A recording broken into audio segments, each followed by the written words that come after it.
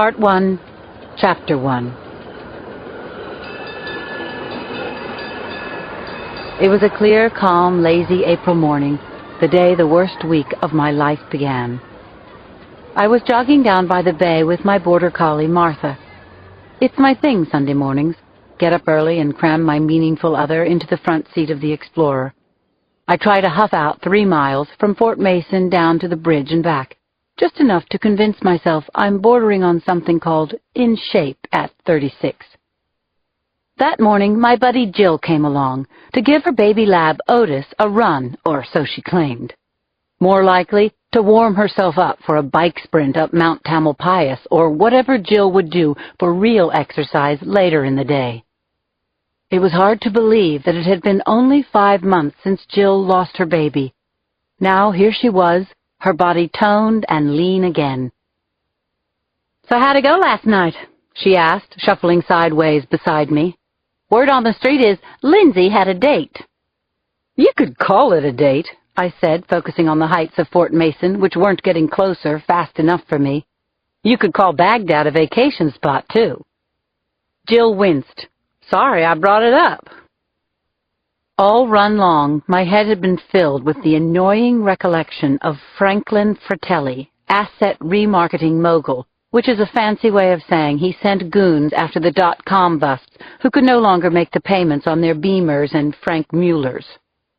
For 2 months, Fratelli had stuck his face in my office every time he was in the hall, until he wore me down enough to ask him up for a meal on Saturday night. The short ribs braised in port wine I had to pack back into the fridge after he bailed on me at the last minute. "I got stood up," I said mid-stride. "Don't ask. I won't tell the details." We pulled up at the end of Marina Green, a lung-clearing bray from me, while Mary Decker over there bobbed on her toes as if she could go another loop. "I don't know how you do it," I said, hands on hips, trying to catch my breath. "My grandmother," she said, shrugging and stretching out a hamstring. "She started walking 5 miles a day when she was 60. She's 90 now. We have no idea where she is." We both started to laugh. It was good to see the old Jill trying to peek through. It was good to hear the laughter back in her voice. "You up for a mochaccino?" I asked. "Martha's buying." "Can't. Steve's flying in from Chicago. He wants to bike up to see the Dean Friedlich exhibit at the Legion of Honor as soon as he can get in and change. You know what the puppy's like when he doesn't get his exercise." I frowned. Somehow it's hard for me to think of Steve as a puppy. Jill nodded and pulled off her sweatshirt, lifting her arms. "Jill!" I gasped. "What the hell is that?" Peeking out through the strap of her exercise bra were a couple of small, dark bruises, like finger marks. She tossed her sweatshirt over her shoulder, seemingly caught off guard. "Mashed myself getting out of the shower," she said. "You should get a load of how it looks." She winked. I nodded, but something about the bruise didn't sit well with me. "You sure you don't want that coffee?" I asked. "Sorry. You know El Exigente. If I'm 5 minutes late, he starts to see it as a pattern." She whistled for Otis and started to jog back to her car. She waved. "See you at work." "So how about you?" I knelt down to Martha. "You look like a mochaccino would do the trick." I snapped on her leash and started to trot off toward the Starbucks on Chestnut. The Marina has always been one of my favorite neighborhoods. Curling streets of colorful, restored townhouses, families, the sound of gulls, the sea air off the bay. I crossed Alhambra, my eye drifting to a beautiful 3-story townhouse I always passed and admired, hand-carved wooden shutters and a terracotta tile roof like on the Grand Canal. I held Martha as a car passed by. That's what I remembered about the moment. The neighborhood just waking up. A kid in a FUBU sweatshirt practicing tricks on his razor. A woman in overalls hurrying around the corner, carrying a bundle of clothes. "Come on, Martha." I tugged on her leash. "I can taste that mochaccino." Then the townhouse with the terracotta roof exploded into flames. I mean, it was as if San Francisco were suddenly Beirut.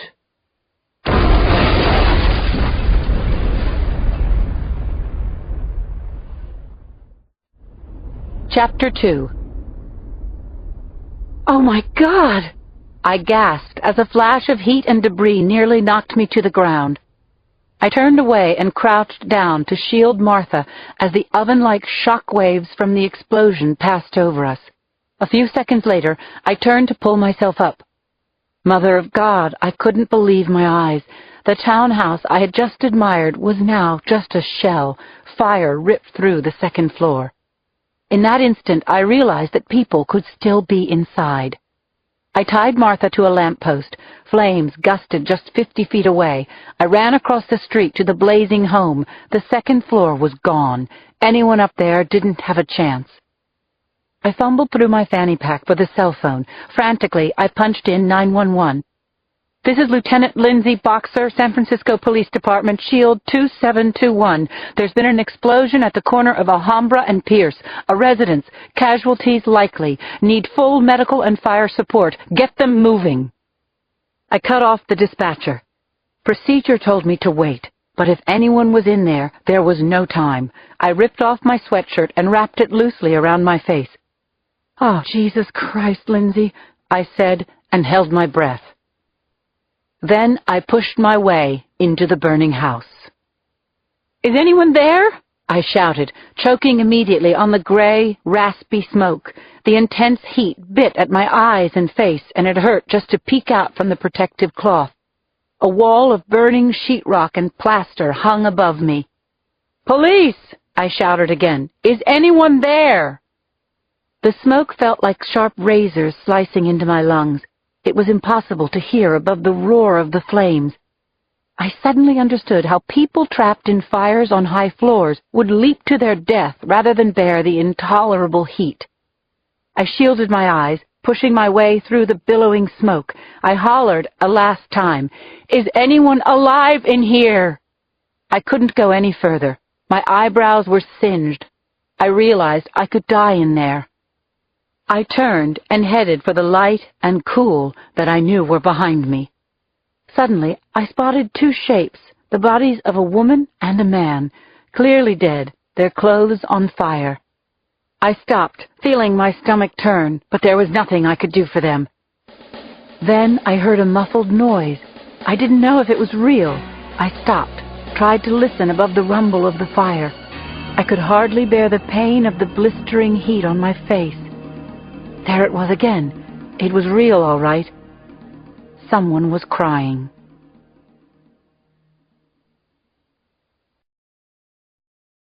Chapter 3. I gulped air and headed deeper into the collapsing house. "Where are you?" I called. I stumbled over flaming rubble. I was scared now, not only for whoever had cried, but for myself. I heard it again, a low whimpering from somewhere in the back of the house. I headed for it. "I'm coming!" I shouted. To my left, a wooden beam crashed. The farther I went, the more trouble I was in. I spotted a hallway where I thought the sounds came from, the ceiling teetering where the second story used to be. "Police!" I yelled. "Where are you?" Nothing. Then I heard the crying again, closer this time. I stumbled down the hallway, blanketing my face. "Come on, Lindsay, just a few more feet." I pushed through the smoking doorway. Jesus, it's a kid's bedroom, what was left of it. A bed was overturned on its side, up against a wall. It was smothered in thick dust. I shouted. Then I heard the noise again, a muffled, coughing sound. The frame of the bed was hot to the touch, but I managed to budge it a little bit from the wall. Oh, my God! I saw the shadowy outline of a child's face. It was a small boy, maybe 10 years old. The child was coughing and crying. He could barely speak. His room was buried under an avalanche of debris. I couldn't wait any more time. The fumes alone would kill him. "I'm going to get you out of here," I promised. Then I wedged myself between the wall and the bed, and with all my strength pried it away from the wall. I took the boy by the shoulders, praying I wasn't doing him harm. I stumbled through the flames, carrying the boy. Smoke was everywhere, searing and noxious. I saw a light where I thought I had come in, but I didn't know for sure. I was coughing, the boy clinging to me with his petrified grip. "Mommy! Mommy!" he was crying. I squeezed him back to let him know I wasn't going to let him die. I screamed ahead, praying that someone would answer. "Please, is anyone there?" "Here," I heard a voice through the blackness. I stumbled over debris, avoiding new hot spots flaming up. Now I saw the entrance, sirens, voices, the shape of a man, a fireman. He gently took the boy out of my arms. Another fireman wrapped his arms around me. We headed outside. Then I was out, dropping to my knees, sucking in mouthfuls of precious air. An EMT carefully wrapped me in a blanket. Everyone was being so good, so professional. I collapsed against a fire truck up on the sidewalk. I almost threw up. Then I did. Someone put an oxygen mask over my mouth, and I took several deep gulps. A fireman bent over me. "Were you inside when it went?" "No," I shook my head. "I went in to help." I could barely talk or think.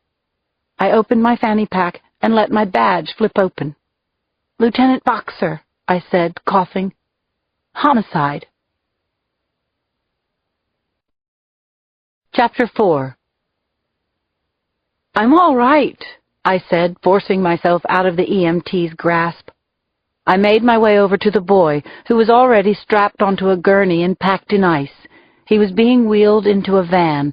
The only motion in his face was a slight flickering in his eyes. But he was alive.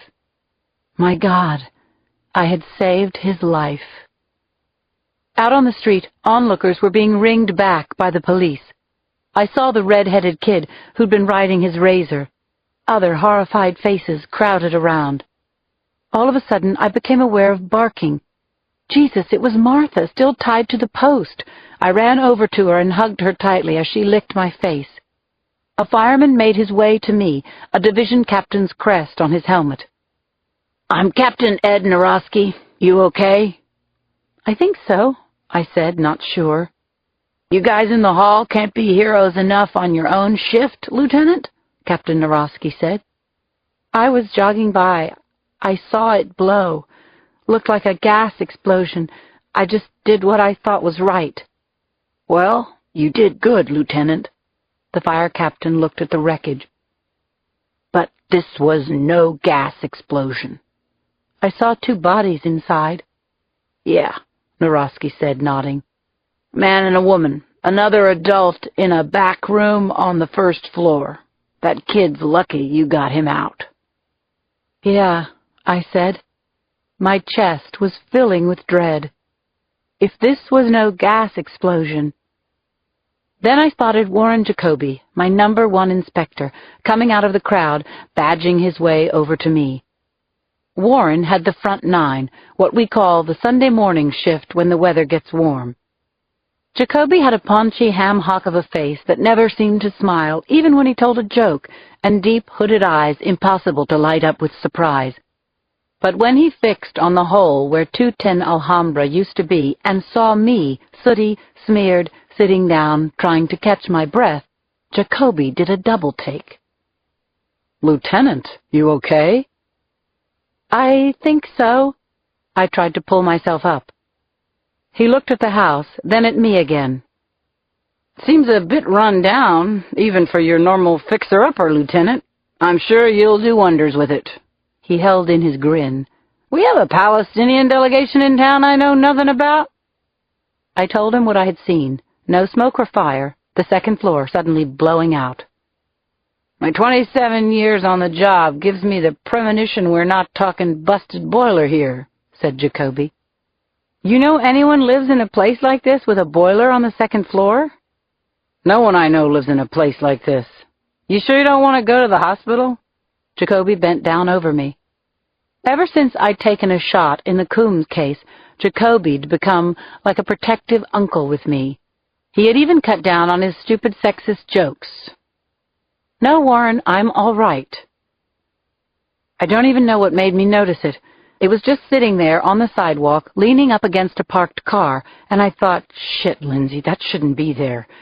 Not with everything that had just gone on.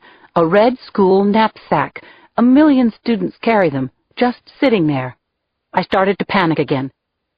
I'd heard of secondary explosions in the Middle East. If it was a bomb that had gone off in the house, who the hell knew? My eyes went wide. My gaze was fixed on the red bag. I grabbed Jacoby. "Warren, I want everyone moved back away from here, now. Move everybody back, now." Chapter 5. From the back of a basement closet, Claire Washburn pulled out an old familiar case she hadn't seen in years. Oh my God. She had woken up early that morning, and after a cup of coffee on the deck, hearing the Jays back for the first time that season, she threw on a denim shirt and jeans and set out on the dreaded task of cleaning out the basement closet. First to go were the stacks of old board games they hadn't played in years. Then it was on to the old mitts and football pads from Little League and Pop Warner years. A quilt folded up that was now just a dust convention. Then, buried under a musty blanket, she came upon the old aluminum case. My God! Her old cello. Claire smiled at the memory. Good Lord, it had been 10 years since she'd held it in her hands. She yanked it from the bottom of the closet. Just seeing it brought back a swell of memories, hours and hours of learning the scales, practicing. A house without music, her mother used to say, is a house without life. Her husband Edgar's 40th birthday, when she had struggled through the first movement of Haydn's Concerto in D, the last time she had played. Claire unsnapped the clips and stared at the wood grain on the cello. It was still beautiful, a scholarship gift from the music department at Hampton. Before she realized she would never be a yo-yo ma and headed to med school, it had been her most cherished possession. A melody popped into her head, that same difficult passage that had always eluded her, the first movement of Haydn's Concerto in D. Claire looked around as if embarrassed. What the hell? Edgar was still sleeping. No one would hear. Claire lifted her cello out of the felt mold. She took out the bow, held it in her hands. Wow! A long minute of tuning, the old strings stretching back into their accustomed notes. A single pass, just running the bow along the strings, brought back a zillion sensations, goosebumps. She played the first bars of the concerto, sounded a little off, but the feel came back to her. "Ah, the old girl's still got it," she said with a laugh. She closed her eyes and played a little more. Then she noticed Edgar, still in his pajamas, watching her, standing at the bottom of the stairs. "I know I'm out of bed," he scratched his head. "I remember putting on my glasses, even brushing my teeth. But it can't be, 'cause I must be dreaming." Edgar hummed the opening bars that Claire had just played. "So you think you can finish off the next passage? That's the tricky part." "Is that a dare, Maestro Washburn?" Edgar smiled mischievously. It was then that the phone rang. Edgar picked up a cordless on the handset. "Saved by the bell," he groaned. "It's the office, on Sunday, Claire. Can't they ever give you a break?" Claire took the phone. It was Freddie Rodriguez, a staffer at the ME's office. Claire listened, then she set down the phone. "My God, Edgar, there's been an explosion downtown. Lindsay's been hurt." Chapter 6. I don't know what took hold of me. Maybe it was the thought of 3 dead people in the house, or all the cops and firemen charging around the accident scene. I stared at that knapsack, and my brain was shouting out that it was wrong, dead wrong. "Everyone get back!" I yelled again. I started toward the knapsack. I didn't know what I was going to do yet, but the area had to be cleared. "No way, LT." Jacoby reached for my arm. "You don't get to do this, Lindsay." I pulled away from him. "Get everyone out of here, Warren." "I may not outrank you, LT," Jacoby said, more impassioned this time, "but I've got 14 more years on the force. I'm telling you, don't go near that bag." The fire captain rushed up, shouting into his handheld. "Possible explosive device. Get everybody back. Get Maggie Tacos from the bomb squad up here." Less than a minute later, Nico Magitakos, head of the city's bomb squad, and two professionals covered in heavy protective gear pushed past me, heading toward the red bag. Nico wheeled out a box-like instrument, an X-ray scanner. A square, armored truck, like a huge refrigerator, backed up ominously toward the spot. The tech with the X-ray scanner took a read on the knapsack from 3 or 4 feet away. I was sure the bag was hot, or at least a leave-behind. I was praying, don't let this blow. Get the truck in here. Nico turned with a frown. It looks hot. In the next minutes, reinforced steel curtains were pulled out of the truck and set up in a protective barrier. A tech wheeled in a claw and crept closer to the bag. If it was a bomb, it could go off any second. I found myself in no man's land, not wanting to move. A bead of sweat trickled down my cheek. The man with the claw lifted the backpack to transport it to the truck. Nothing happened. I don't get any reading, the tech holding the electrosensor said. We're going to go for a hand entry. They pulled the backpack into the protective truck as Nico knelt in front of it. With practiced hands, he opened the zippered back. There's no charge, Nico said. It's a fucking battery radio. Jesus, this was an execution. My stomach turned. Chapter 7. We got the townhouse ID'd pretty quickly. It did belong to the guy in the picture, Morton Lightower, and his family. The name rang a bell with Jacoby. Isn't that the guy who owned that XL Systems? I don't know. I shook my head. You know, the internet honcho. Cut out with like $600 million while the company sank like a cement suit. Stock used to sell for $60, now it's something like 60 cents. Suddenly I remembered seeing it on the news. The Creed of Greed guy. He was trying to buy ball teams, gobbling up lavish homes, installing a $50,000 security gate on his place in Aspen. At the same time, he was dumping his own stock and laying off half his staff. I've heard of investor backlash, Jacoby said, shaking his head, but this is a little much. Behind me, I heard a woman yelling to let her through the crowd.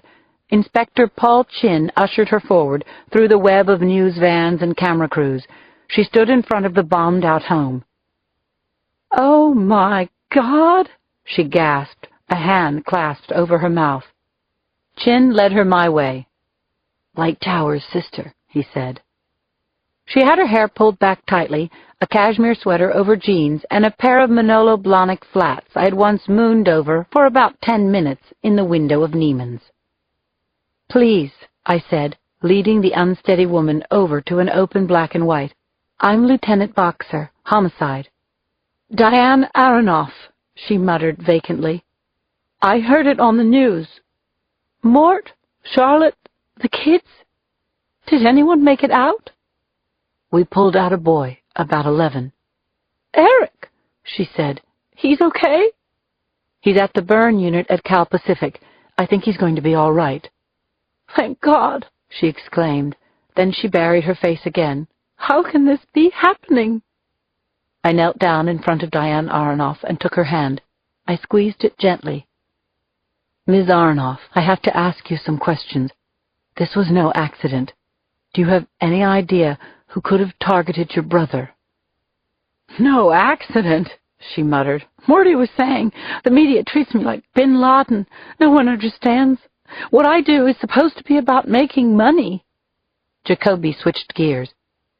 "Miss Aronoff, it looks like the explosion originated from the 2nd floor. You have any idea who might have had access to the home?" "There was a housekeeper," she said, dabbing at her eyes. "Viola." Jacoby exhaled. "Unfortunately, that's probably the 3rd body we found, buried under the rubble." "Oh!" Diane Aronoff choked a sob. I pressed her hand. "Look, Ms. Aronoff, I saw the explosion. That bomb was planted from inside.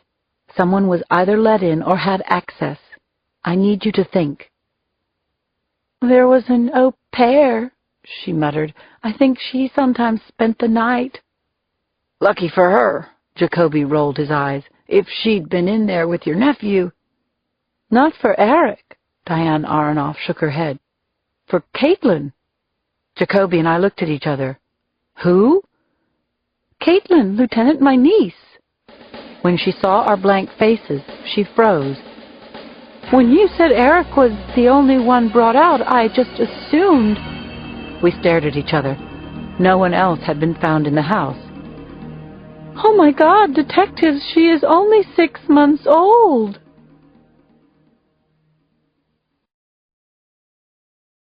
Chapter 8. This wasn't over. I ran up to Captain Norosky, the fire chief, who was barking commands to his men searching through the house. "Light Tower's sister says there was a 6-month-old baby inside." "No one's inside, Lieutenant. My men are just finishing the upper floor, unless you want to go inside and look around again yourself." Suddenly the layout of the burning building came back to me. I could see it now. Down that same hallway where I'd found the boy, my heart jumped. "Not the upper floors, Captain, the first." There could have been a nursery down there, too. Norosky radioed someone still inside the site. He directed him down the front hall.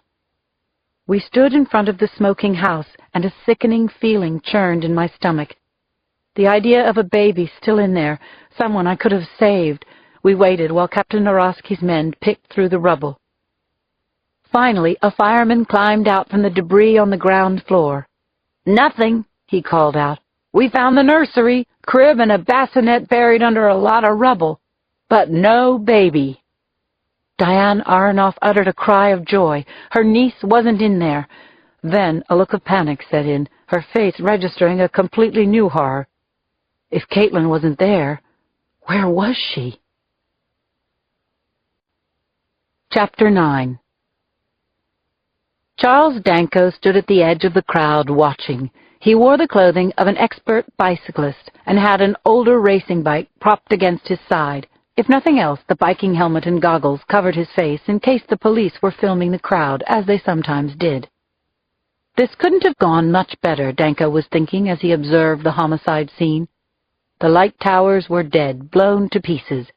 He hoped they had suffered greatly as they burned, even the children. This had been a dream of his, or perhaps a nightmare, but now it was reality, and this particular reality was going to terrify the good people of San Francisco. This fiery action had taken nerve on his part, but finally he'd done something. Look at the firemen, EMS, the local police. They were all here in honor of his work, or rather, its humble beginnings. One of them had caught his eye, a blonde woman, obviously a cop with some clout.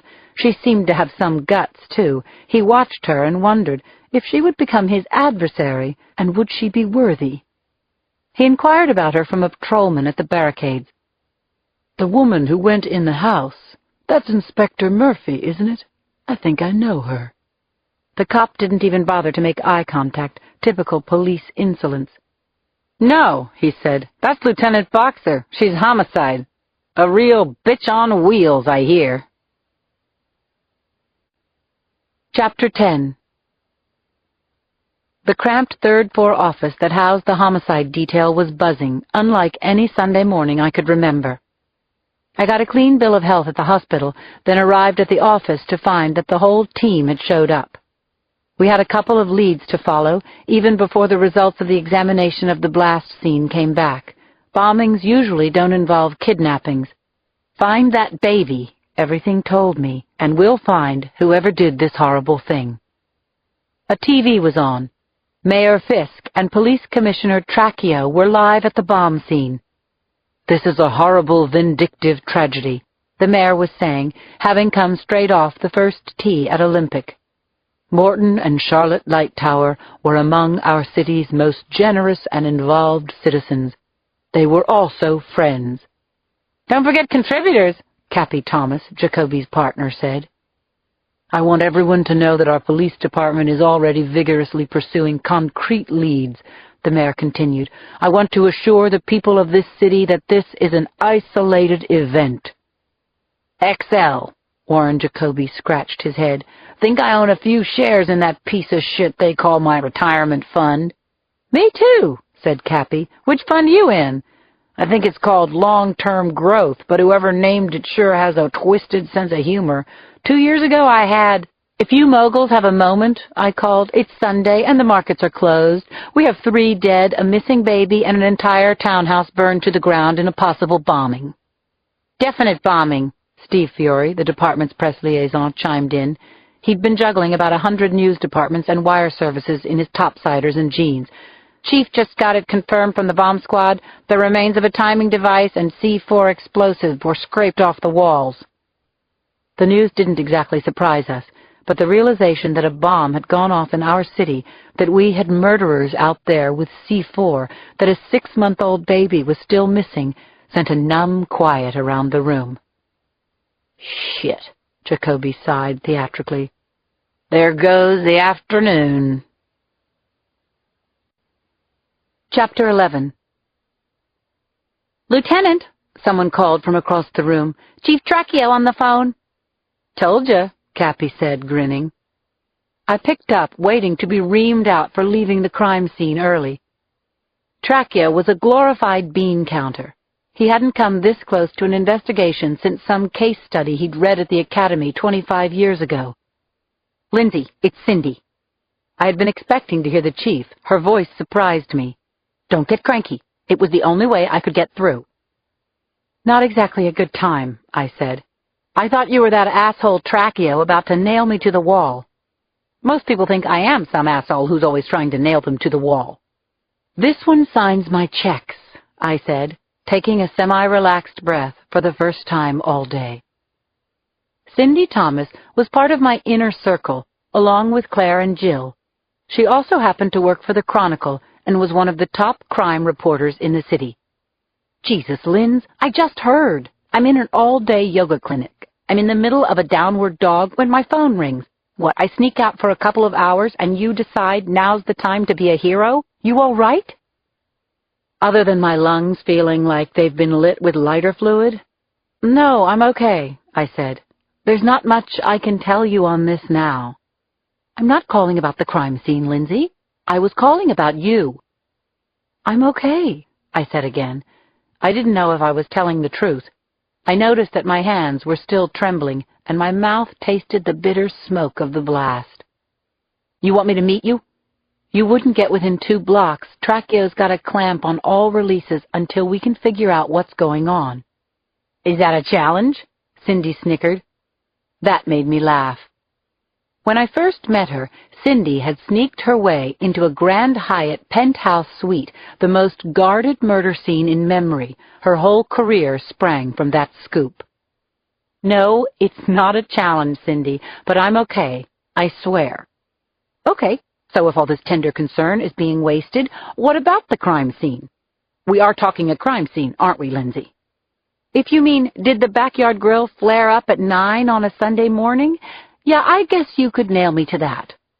I thought you were out of touch on this, Cindy. It always amazed me how quickly she got herself up to speed. I'm on it now, she said. And while I'm at it, word is that you saved a kid today. You should go home. You've done enough for one day.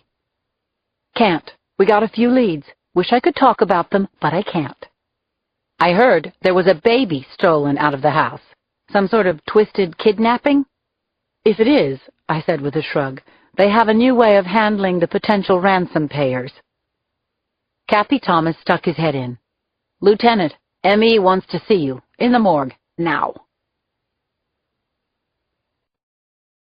Chapter 12.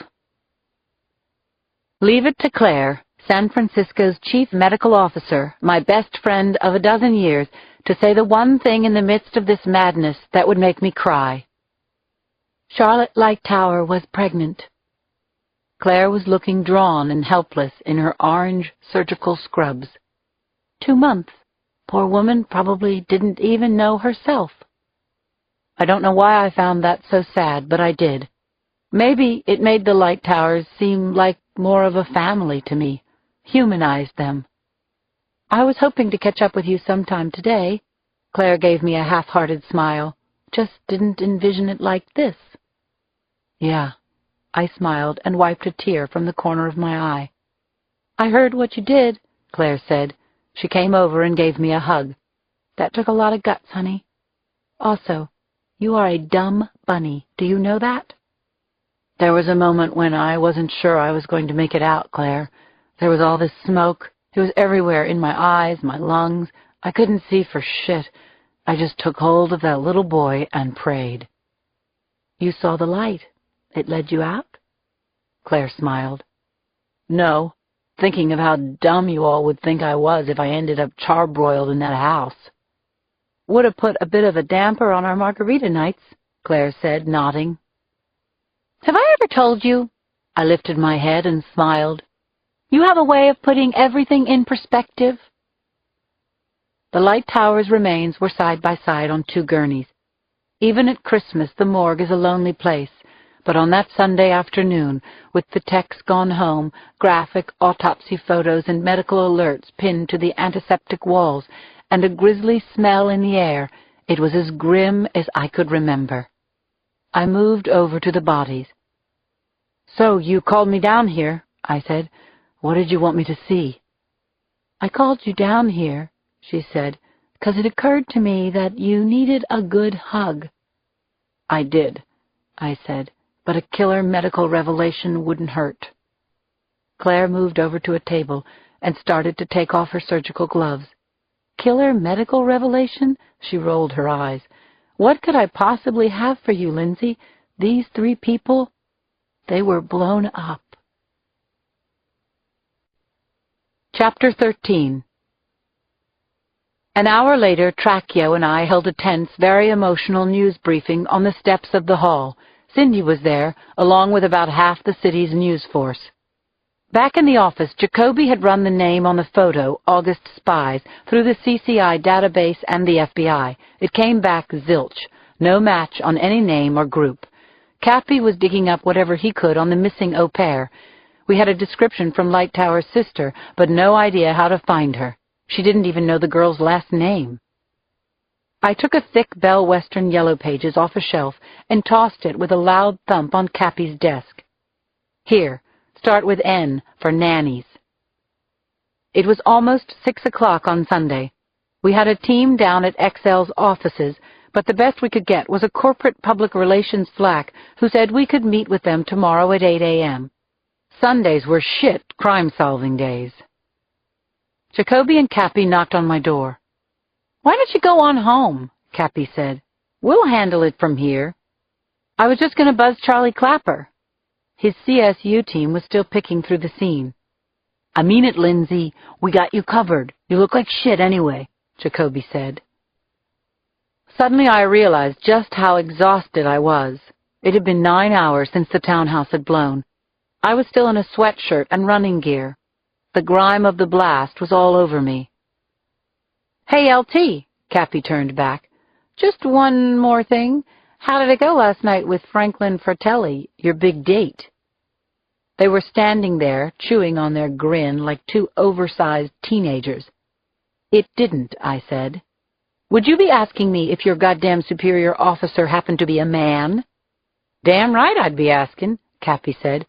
And might I add, for my goddamn superior officer, the big detective threw his bald head back, you're looking mighty fine here in those tights. That Fratelli brother, he must be quite a fool. Noted, I smiled. It had taken me a long time to feel in charge of these guys. Both of them had double my time on the force. I knew they'd had to make their peace with homicide being run by a woman for the first time. Something you want to add to that, Warren? I asked. Nope. He rocked on his heels. Only, we doing suits and ties tomorrow, or can I wear my tennis shorts and Nikes? I brushed past him, shaking my head. Then I heard my name one more time. Lieutenant. I turned, piqued. Warren? You did good today, he nodded. The ones who matter? No.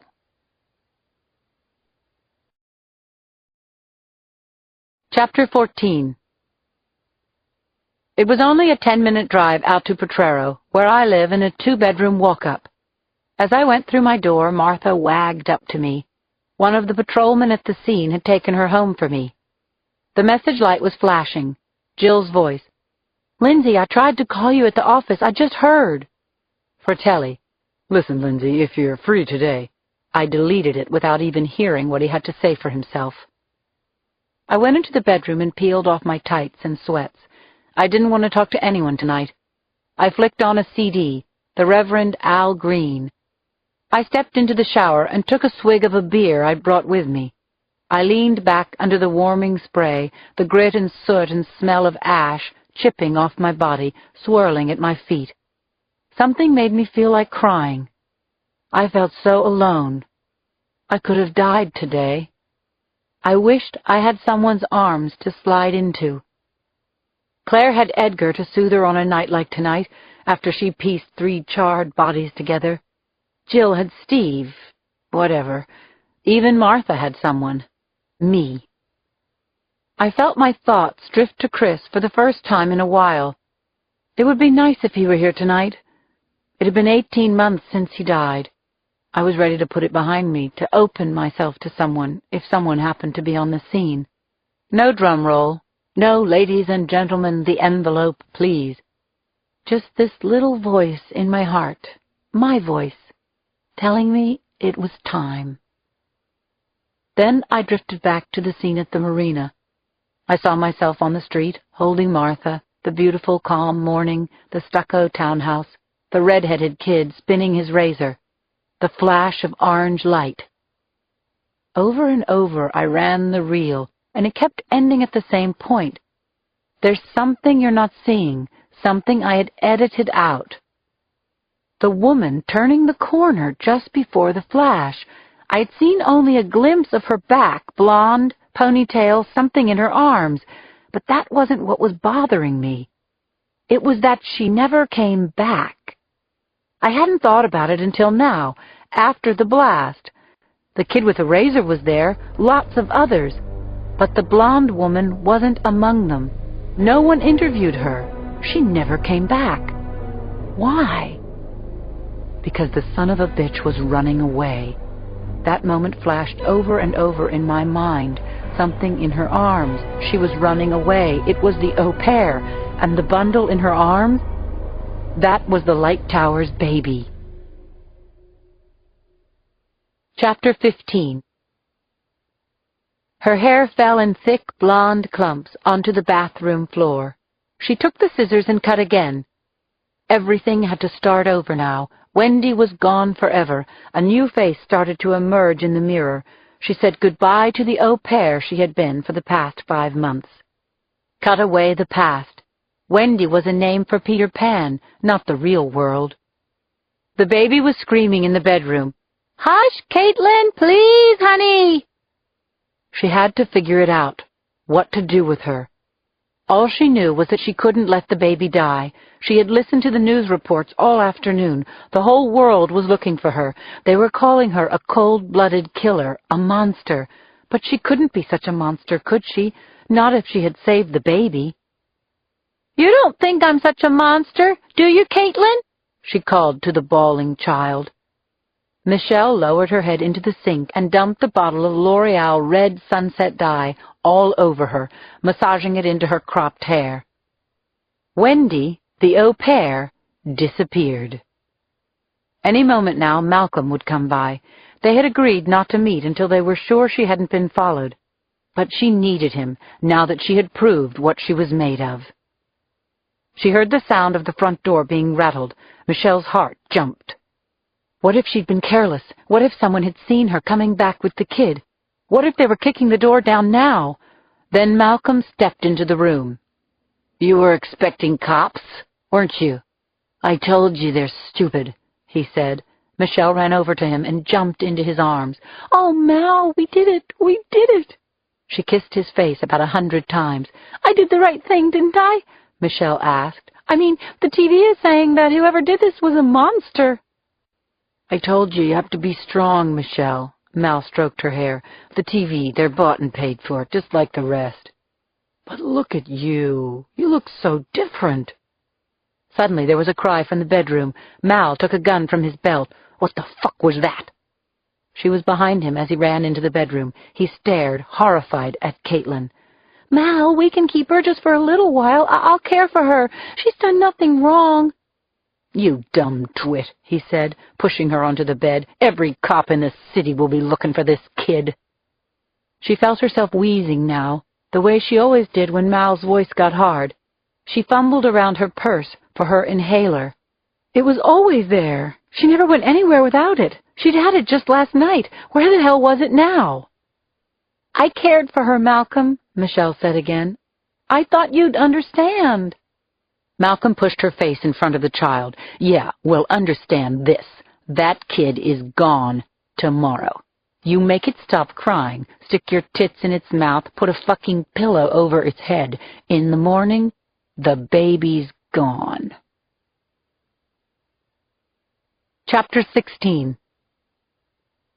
Charles Danko didn't believe in taking unnecessary chances. He also resolutely believed that all soldiers were expendable, even himself.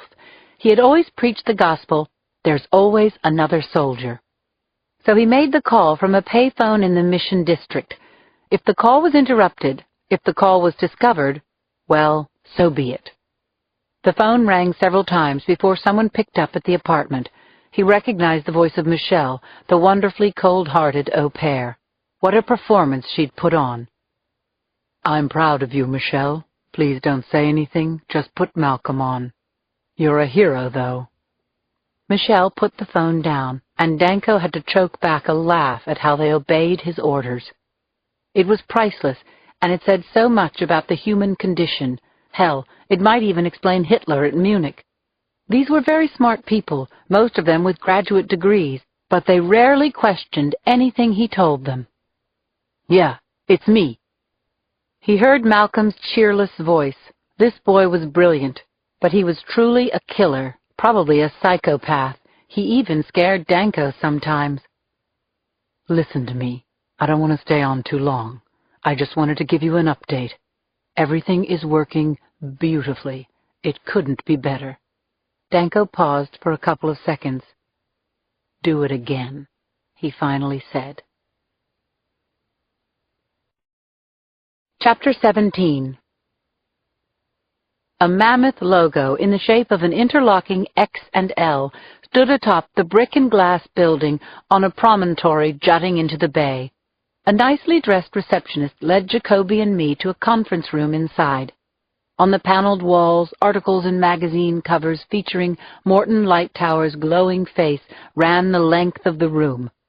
One Forbes cover asked, "Can anyone in Silicon Valley stop this man?" "Just what does this company do?" I asked Jacoby. "High-speed switches or something. They moved data over the Internet. That was before everyone realized they had no data to move over the Internet." The door to the conference room opened and two men stepped in. One had salt and pepper hair and a ruddy complexion, a well-cut suit. Lawyer. The other, heavy and balding, with an open plaid shirt. Tech. "Chuck Zinn." The suit introduced himself, offering a card to Jacoby. "I'm XL's CLO. You're Lieutenant Boxer?" "I'm Lieutenant Boxer." I stared at the card and sniffed. "What's a CLO?" "Chief Legal Officer," he bowed apologetically. "This is Jerry Cates, who helped found the company with Mort. Needless to say, we're horrified around here." The two men took seats, as we did, around the conference table. "Most of us have known Mort since the beginning. Jerry went to Berkeley with him. I want to start by promising the full cooperation of the company." "Are there any leads?" Cates inquired. "We've heard Caitlin is missing." "We're doing everything we can to follow up on the baby. We were told the family had an au pair who's missing. Any help you could give in finding her?" "Maybe Helene could help you out, Mort's secretary." Cates looked at the lawyer.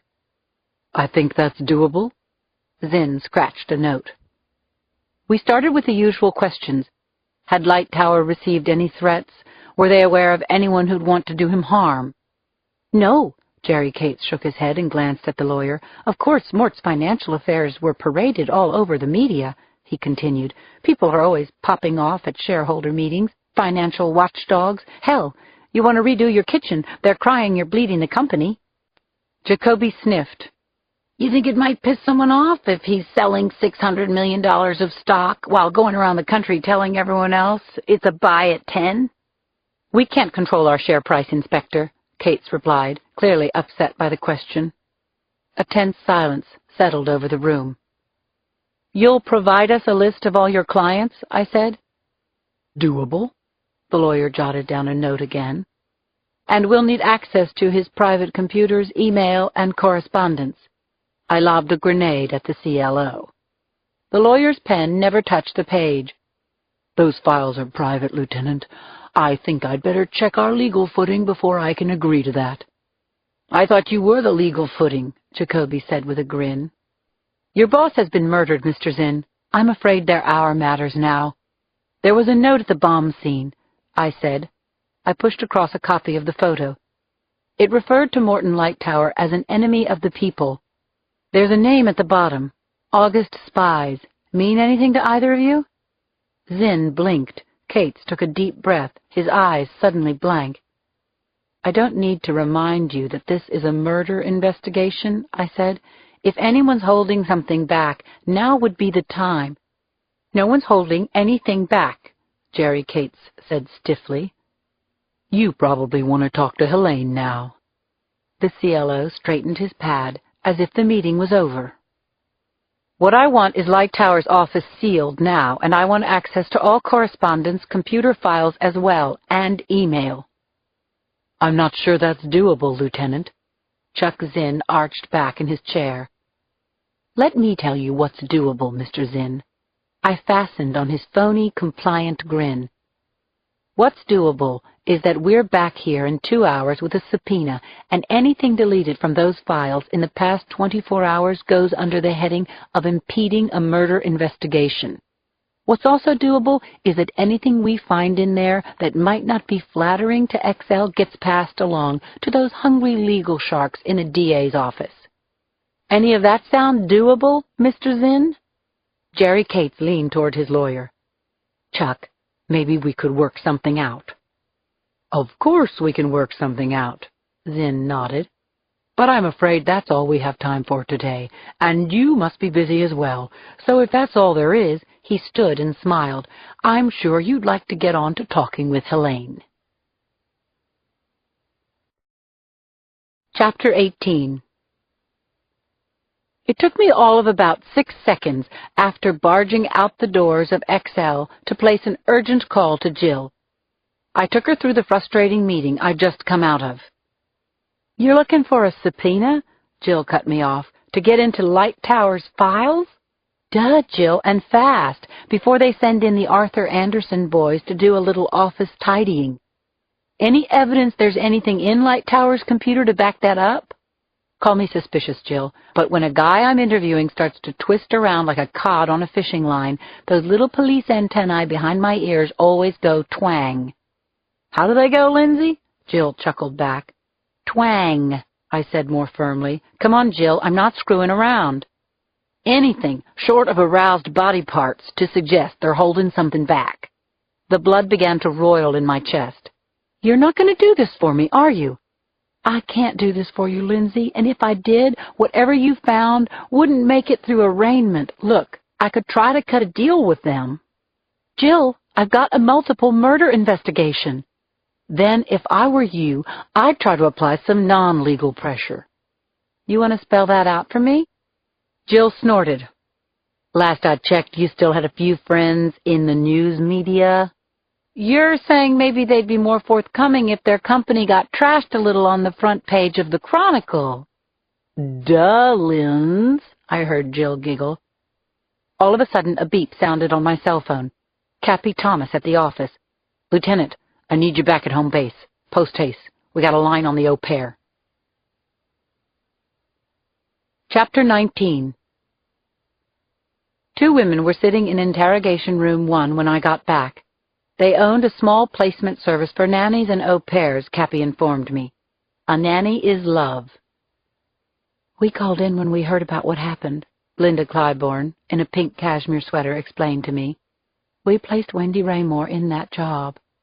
"She seemed perfect for it," her partner, Judith Hertan, jumped in. Judith took out a yellow file and pushed it across the table.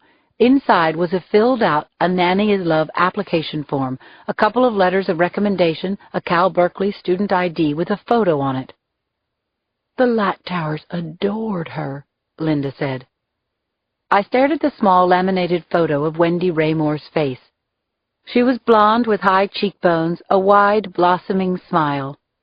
I scrolled back to the mental image I had before the blast. The girl in the overalls leaving the scene. This could be her. "We carefully screen all of our girls. Wendy seemed like a gem. She was cheerful and attractive, a totally likable kid. And the Light Tower said their little baby had taken to her like honey," her partner added. "We always check." "These recommendations, you checked them too?" Judith Hurtan hesitated. "We may not have followed up on all of them. I did check with the school, made sure she was in good standing. We had her college ID, of course." I fixed on the address, 17 Pelican Drive, across the bay in Berkeley. "I think she said she lived off campus," Linda Clybourne said. "We mailed her confirmation to a post office box." I took Cappy and Jacoby outside the room. "I'll alert the Berkeley PD and Tracheo." "How do you want to handle it?" Cappy looked at me. What he meant was, what kind of force should we use to pick her up? I stared at the photo. "Use everything," I said. Chapter 20. 40 minutes later, we were down the block from 17 Pelican Drive in Berkeley. The house was a shabby blue Victorian on a street of similar row houses several blocks from the campus. 2 patrol cars had the street blocked off. A SWAT van pulled up alongside. I didn't know what to expect, but I wasn't taking any chances. We all donned protective vests under our police jackets. It was 11:45. The Berkeley PD had the house under surveillance. They said no one had left, but a black girl carrying a Cal Berkeley bag had gone in 30 minutes before. "Let's go find a missing baby," I said to the guys. Jacoby, Cappy, and I crept behind a line of parked cars close to the front of the house. No sign of activity inside. We knew the place could be booby-trapped. 2 inspectors sidled up to the front porch. A SWAT team guy waited with a ram in case we needed to break in. The scene was eerily quiet. I gave the nod. "Let's go in." "Open up! San Francisco police!" Cappy rapped heavily on the door. My eyes were peeled to the side windows for any sign of activity. They had already used a bomb. I was sure there'd be no hesitation to opening up with guns. But there was nothing. Suddenly, I heard footsteps approaching from inside, the sound of a lock being turned. As the door swung open, we trained our guns on whoever was behind it. The black girl in a Cal Berkeley sweatshirt, whom the Berkeley cops had seen going in.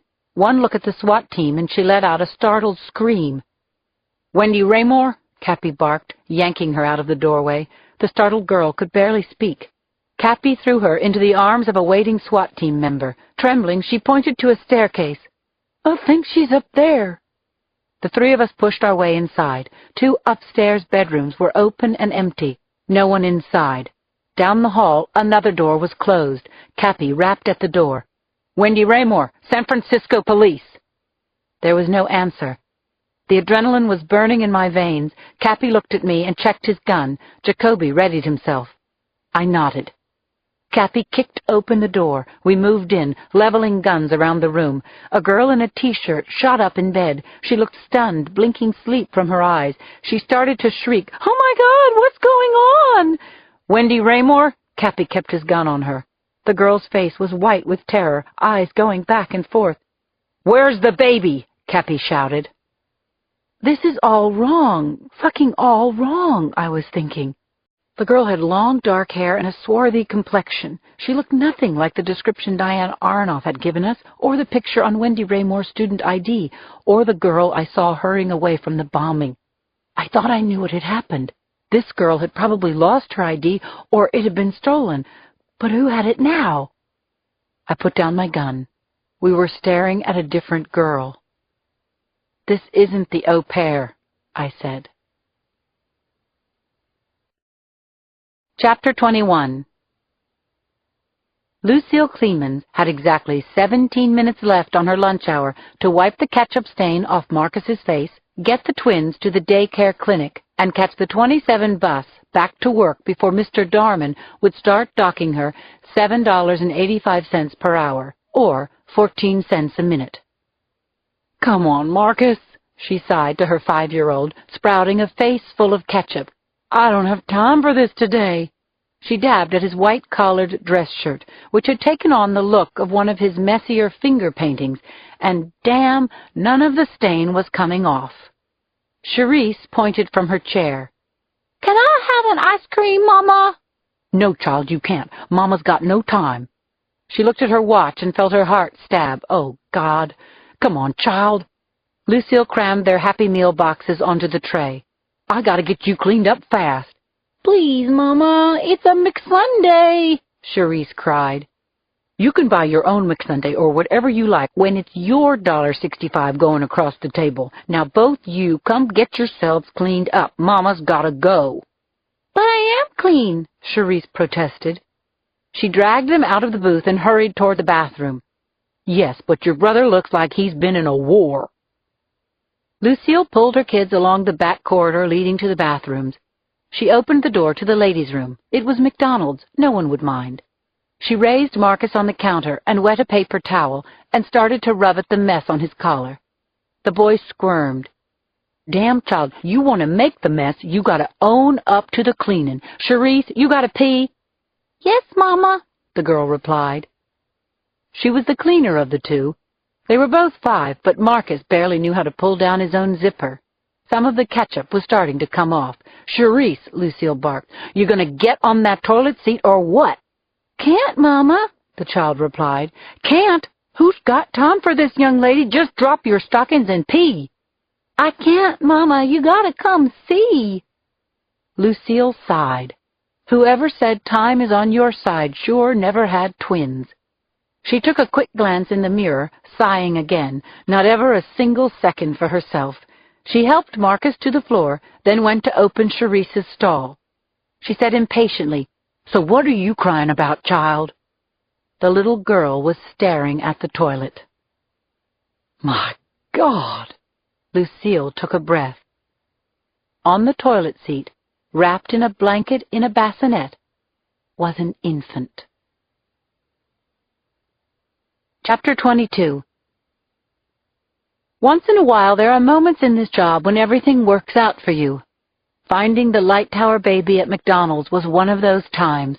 The entire hall seemed to breathe a deep, grateful sigh of relief. I got Cindy on the line and asked a favor. She said she'd be delighted to put a little pressure on XL. I hung up with Cindy, and Charlie Clapper was knocking on my door. "Nice bust, Boxer." "That's a little sexist, even from you," I said with a smile. Clapper laughed. His crime scene team had spent the better part of the past day and a half picking through the bomb site. Charlie looked exhausted. "FYEF, darlin'," he said, motioning with his head for me to follow. "For your eyes first. They're a whole lot cuter than Tracheo's." Knew I earned this gold shield for something. Charlie took me to his office down the hall. Nico was in there, from the bomb squad, leaning back in Charlie's old hardwood recliner and picking something out of a Chinese food container. "Okay, we've pieced together an idea of the explosive device." Charlie threw out a chair for me. On a poster board, someone had drawn a floor plan of the Light Tower's townhouse. "Traces of C4 were all over the place. Half a pound's enough to blow a jet from the sky, so from the size of the blast, I figured this was about 5 times that. Whoever did it put it inside something like this." He took out a black Nike sport bag and placed it in one of the rooms. "How do we know that?" I asked. "Easy," Clapper grinned. He pulled out a fragment of black nylon with a Nike swoosh on it. "We found this plastered against the wall." "Any luck you could scrape a few prints off the bag?" I asked hopefully. "Sorry, honey," Clapper snickered. "This is the bag." "It was triggered by a fairly sophisticated device," Nico explained. "Remote detonation, blasting cap was hooked up to a cell phone." There's a market for C4, Lindsay. We could look into any construction site thefts, missing military inventory, said Charlie Clapper. How are you with babies, Charlie? If they're 18 or over, the CSU man said, grinning. Why, you finally getting the itch? If Clapper was a foot taller, 50 pounds lighter, and hadn't been married for 30 years, I just might take him up on his little flirtations one day. Sorry, this one's a little younger. You mean the light tower baby? Charlie scrunched his face. I nodded. I want her dusted, Charlie. The kid, blanket, bassinet, anything you can find. Been 30 years since I changed a diaper. Clapper let out a breath, looking a little squeamish. Hey, I almost forgot. He pulled out a coded evidence bag from underneath a pile of papers on the desk. There was a room down the hall from the nursery. Someone spent the night there, someone who isn't accounted for now. The au pair, I was thinking. Don't get excited, Charlie said, shrugging. Everything was cinders. But we picked up this by the bed. He tossed me the plastic bag. Inside was a small, twisted canister shot out into the air. Whoever slept in that bed had asthma.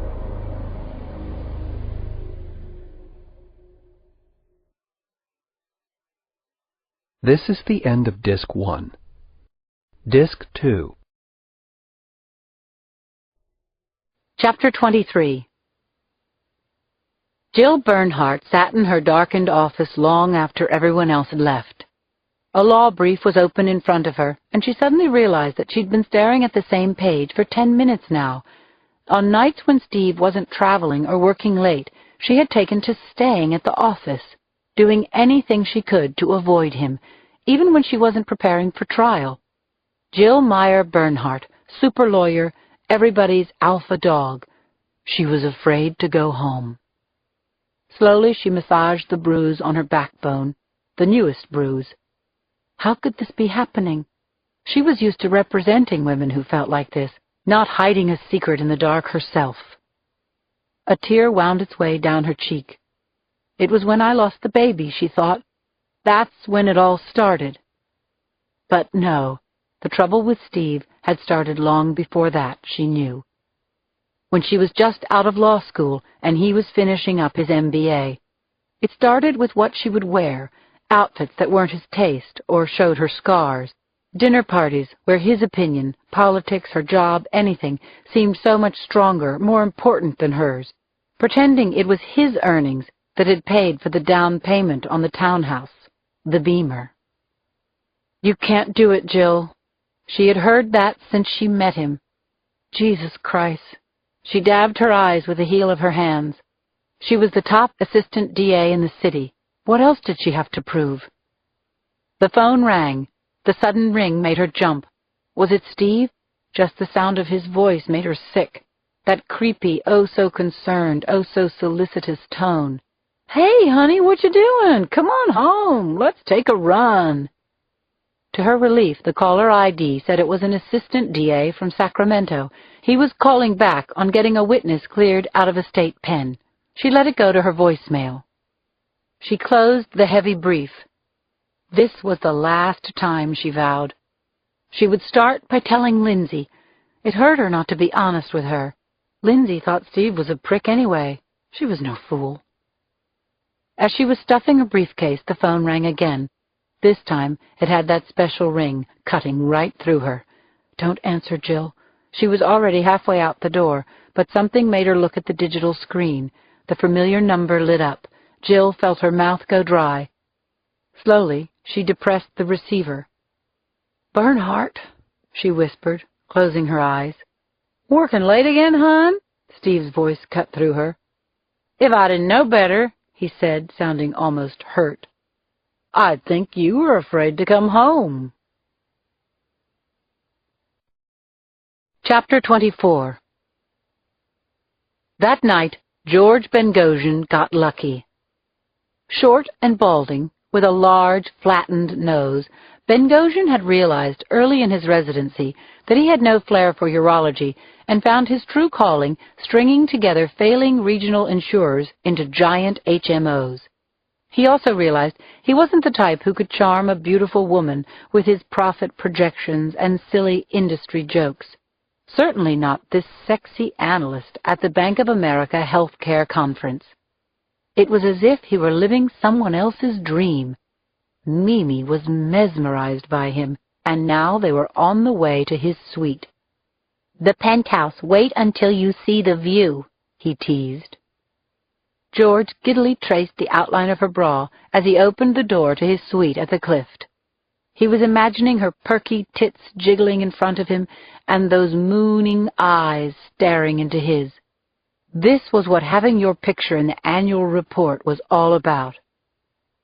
"Give me just a second," Mimi said, pinching his arm and heading into the powder room. "Not too long," George said with a pout. In clumsy haste, he ripped the wrapping off a bottle of Roederer that had come complimentary with the suite and poured out 2 glasses. His 54-year-old cock flopped around in his pants like a cod in a catch basket. In the morning he had to be back in the jet, off to a meeting of the Illinois Senate Health Care Committee, which he already knew had been swayed into looking the other way while he dropped the poorest individual accounts and highest risks from his enrollment. 140,000 families out of the plan, and all of it accretive to the bottom line. Mimi came back from the powder room, and she looked better than ever. George handed her a glass. "To you," he said. "Well, to both of us. To tonight." "To Hopewell." Mimi flashed a smile and clinked glasses. "Hey, you want to try something?" She put her hand on his wrist. "This is guaranteed to make your projections rock solid firm." She produced a vial from her purse. "Just stick out your tongue." George did as he was told, and she dribbled out 2 drops. Bitter. The taste was so sharp it almost made him jump. "Can't they make these things in cherry flavor?" "One more." Her smile was dazzling. "Just to make sure you're ready for me. For us." George stuck out his tongue again. His heart was beating out of control. Mimi dribbled out another drop. Then her smile changed, colder. She squeezed him by the cheeks, turned the entire vial upside down. George's mouth filled with the liquid. He tried to spit it out, but she threw his head back and he swallowed. His eyes popped. "What the hell?" "It's toxic," Mimi said, tossing the empty vial back into her purse. "Very special poison for a very special guy. The first drop would be enough to kill you in a few hours. You just swallowed enough to waste San Francisco." George's champagne glass dropped and shattered on the floor. He tried to spit the ingested liquid back out. This bitch must be insane. She must be screwing with him. But then a violent pain shook his abdomen. "This is from all those people you've spent your life fucking, Mr. Bengosian. No one you've ever met, just families who had no choice in life but to count on you. On Hopewell, Felicia Brown, she died of treatable melanoma. Thomas Ortiz, name ring a bell? It would to your risk management team. He shot himself trying to pay off his son's brain tumor. We call it cleaning the coffers. Isn't that what you say, Mr. B?" Suddenly his stomach began to wrench. A vicious froth built up in his mouth. He spit it out all over his shirt, but it was as if sharp, clawing fingers were tearing at the lining of his gut. He knew what was taking place. Aspirating edema, instant organ failure. Yell for help, he told himself. Get to the door, but his legs gave out, crumbling beneath him. Mimi was standing there, watching him with a mocking grin. He reached out in her direction. He wanted to hit her, squeeze her throat, crush the life out of her, but he couldn't move. "Please." This was no joke. She knelt over him. "How does it feel to have your coffers cleaned, Mr. Bengosian? Now be a dear and open your mouth one more time. Open wide." With all his might, George tried to suck air into his lungs, But there was nothing. His jaw fell open. His tongue had swelled to a monstrous size. Mimi held a blue piece of paper in front of his face. At least he thought it was blue, but his eyes were refractive and glassy and weren't registering colors very well. In the blurry outline, he saw Hopewell's logo. She crumpled the paper into a ball and shoved it in his mouth. "Thanks for thinking of Hopewell, but as the form says, coverage is denied." Chapter 25. My cell phone was beeping. It was the middle of the night. I shut up and blinked at the clock. Shit, 4 a.m. Groggily, I fumbled for the phone, trying to read the number on the screen. It was Paul Chin's. "Hey, Paul, what's going on?" I mumbled. "Sorry, LT. I'm at the Clift Hotel. I'm thinking you better come on down." "You find something?" A 4 a.m. question. 4 a.m. calls meant only one thing. "Yeah, I think the light tower bombing just got a bit more complicated." 8 minutes later, jeans and a tank thrown on, and a few purposeful brushes through my hair, I was in the Explorer, bounding down Vermont on the way to 7th, top hat flashing through the quiet night. 3 black and whites, along with a morgue van, were crowded around the hotel's bright new entrance. The Clift was one of the city's great old hotels and had just undergone a fancy renovation.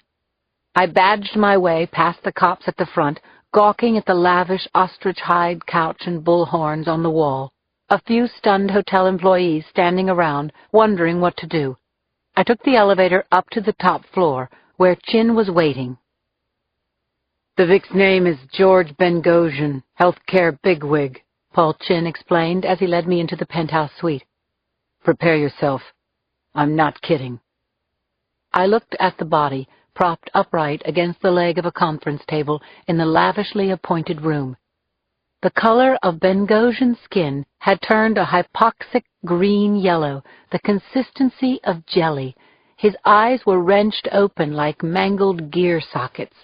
Mucus, or some sort of viscous orange fluid, ran out of his nose and had caked grotesquely on his chin. "What the hell did he do?" I muttered to the med tech leaning over him. "Get into a life-sucking contest with an alien?" The tech looked totally mystified. "I don't have the slightest idea." "You're sure this is a homicide?" I turned to Chin. "Front desk got a call, 2:45 a.m., he said with a shrug, "from outside the hotel. Said there was some garbage that needed to be picked up in the penthouse." "Works for me," I sniffled. "That and this," Chin said, producing a balled-up piece of paper that he had picked up with latex gloves. "Found it in his mouth." It looked like some kind of crumpled business form, a white embossed logo. Bombing did just get a lot more complicated. The note was signed, August Spies. Part 2, Chapter 26. My first call was to Claire. We had about an hour. That was all we had before this grotesque, seemingly random murder became headlines around the world as the second killing in a vicious terror spree. I needed to know how Bengosian had died, and fast. The second call was to Tracchio. It was still before 5 a.m. The night duty officer patched me through. "It's Lindsay Boxer," I said. "You said to make sure you knew the minute something went on." "Yeah?" I heard him grunt, fumbling around with the phone.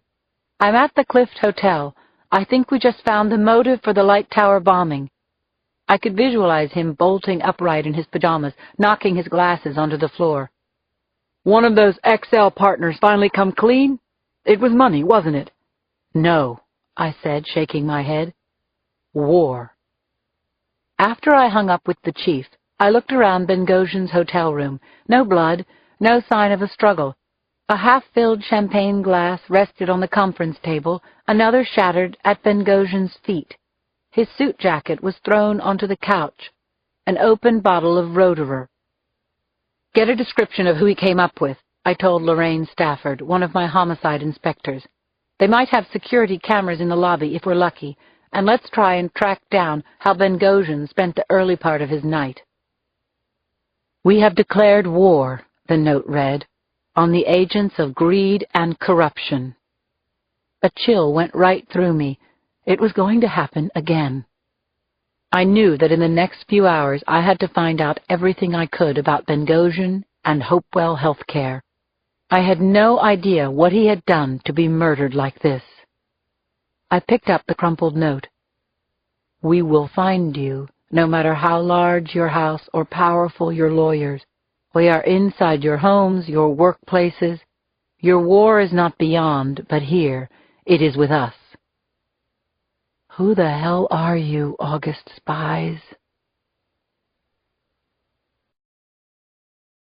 Chapter 27. By the time most people were turning on the morning news, we had descriptions of a cute brunette in a suit, the night doorman, who looked like she was totally into him, their waiter at Massa's, and had accompanied Bengozhan back to his room last night. She was either the killer or an accomplice who had let the killer in, a different girl from the one we were seeking as the au pair. I looked up from the papers on my desk and saw Claire. Got a second, Lindsay? Claire always maintained an upbeat side, even in the grimmest of cases, but it was clear from her expression that she didn't like what she had found. I owe you a couple of hours' sleep, I said. Her worried eyes said, no, you don't. I've been doing this work 10 years. Claire sank into the chair across my desk and shook her head. I've never seen the inside of a body that looked like that. I'm listening, I said, leaning forward. I don't even know what to call it, she said. It was like jelly in there. Total vascular and pulmonary collapse. Hemorrhaging all through the gastrointestinal tract, massive splenetic and renal necrosis. Degradation, Lindsay, she said, seeing my eyes glaze. I shrugged. We're talking some kind of poison, Claire? Yeah, but with a toxicity that's way beyond anything I've seen before. I skimmed through a few journals. I once worked on this child who had a similar vascular collapse and edema. We tied it to a rare adverse reaction to, of all things, castor oil. So I'm thinking castor beans. Not the case. It's ricin, Lindsay. Relatively easy to make in large quantities, protein derived from the castor plant. Obviously it's poisonous, right? Highly toxic. A couple of 1,000 times more powerful than cyanide, Claire said, nodding. Easily secreted, a pinprick would stop your heart. It can also be released into the air, Lindsay. But I was thinking ricin alone wouldn't leave someone looking like that unless it was delivered. Unless it was delivered how? Unless it was delivered in such massive amounts that it accelerated the deconstructive cycle by a factor of 10, 50, Lindsay. This Bengozhan, he was dead before the champagne glass fell. Ricin kills over a period of hours, even a day. You get severe flu-like warnings, gastrointestinal pains, your lungs fill up with fluid. This guy came back at 11:30, and they were calling it in by 3 o'clock. 3 o'clock! We found a champagne glass shattered on the floor, I said. We sent it to the lab. They can test for this stuff, right? Testing for the stuff isn't what concerns me, Lindsay. Why kill him like this when 1/10 of this dosage would have done the trick? I saw where Claire was going. Whoever killed them had studied both victims. Both murders had been planned, set up, and the killer possessed weapons of widespread terror. We are inside your homes, your workplaces. They were telling us, we have this stuff. We can deliver ricin in massive quantities if we want to. Jesus, they're warning us, Claire. They're declaring war. Chapter 28. We called in everyone now. The Metropolitan Medical Task Force, the Bureau of Public Safety, the local office of the FBI. We weren't talking murder any longer. This was terrorism. The trail for the missing au pair had gone cold. Jacoby and Cappy had come back empty after passing her photo around the campus bars across the bay. One thing did pan out, though. The article Cindy put in the Chronicle on XL, with news crews plastered all over their offices and the threat of a subpoena. I got a message from Chuck Zinn that he wanted to deal. An hour later, he was in my office. "You can have your access, Lieutenant. In fact, I'll save you the trouble. Mort did receive a series of emails in the past few weeks. The entire board did. None of us took them very seriously, but we put our internal security team on it." Zinn unbuckled his fancy leather case and placed an orange file on the table and pushed it across. "This is all of them, Lieutenant, by date received." I opened the file, and a shock resonated through my system. To the Board of Directors, XL Systems. On February 15, Morton Lightower, your CEO, sold 762,000 shares of his company's stock totaling $3,175,000. On that same day, some 256,000 of your own shareholders lost money, making their net return minus 87% in the past year. 35,341 children of the world died from starvation. 11,174 people in this country died from diseases that were deemed preventable with proper medical care. That same Wednesday, 4,233,768 mothers brought babies into conditions of poverty and hopelessness across the world. In the past 24 months, you have sold off almost $600 million of your own company stock and purchased homes in Aspen and France, returning nothing to the world. We are demanding contributions to hunger and World Health Organizations equal to any further sell-offs. We are demanding that the Board of XL and the boards of all companies see beyond the narrow scope of its expansionist strategies to the world beyond, which is being crushed by economic apartheid. This is not a plea, this is a demand. Enjoy your wealth, Mr. Lightower.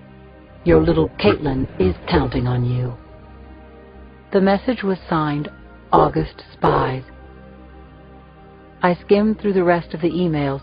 Each was more belligerent, the menu of the world's ills more grievous. You're ignoring us, Mr. Lightower. The board has not complied. We intend to act. Your little Caitlin is counting on you. How could you not turn these over to us? I stared at Zinn. This whole thing might have been prevented. In retrospect, I understand how this must appear. The lawyer hung his head. But companies receive threats all the time. This isn't just a threat. I tossed the emails back on my desk. It's extortion, coercion. You're a lawyer, Zinn. The reference to his daughter is a blatant threat. You came in here to deal, Mr. Zinn. Here it is. This doesn't get out. The name on these emails stays between us. But we send in our own team to ascertain where they originated from. I understand. The lawyer nodded sheepishly, handing over the file. I skimmed over the email addresses. footsie123@hotmail.com, chip@freeworld.com, both signed the same, August Spies. I turned to Jacoby. What do you think, Warren? Can we trace these? We already put them through our own investigation, Zinn volunteered. You traced them? I looked up, shocked. We're an e-traffic security company. All of them are free internet providers, no user billing address. Nothing needed to open an account. You could go to the library, the airport, anywhere there's an open access online terminal and open one yourself. This one was sent from a kiosk at the Oakland airport. This one from a Kinko's near Berkeley on University Avenue. These two from the public library. They're untraceable. I figured Zinn knew his stuff and was right, but one thing did jump out at me.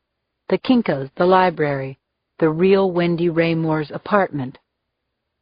We may not know who they are, but we know where they are. The People's Republic of Berkeley, Jacoby said and sniffed. Well, I'll be.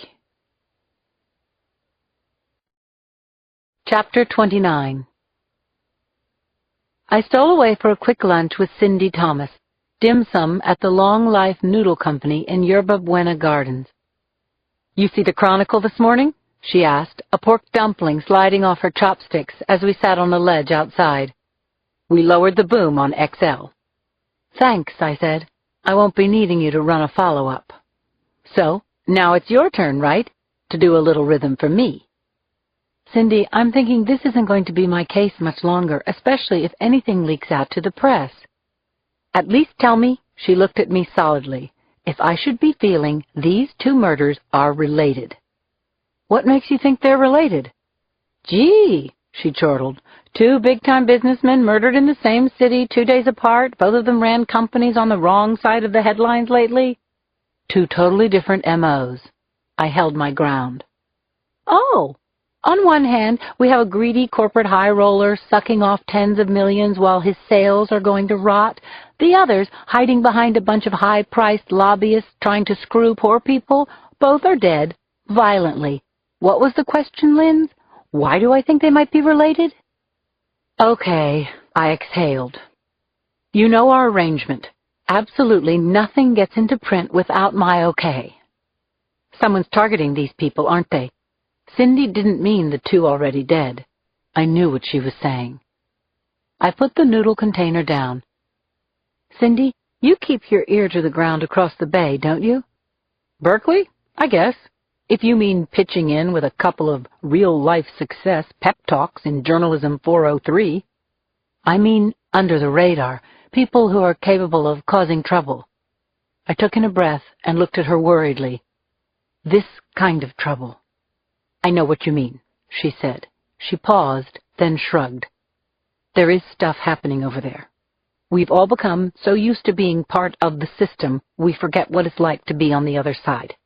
There are people who are growing, how should I put it, fed up.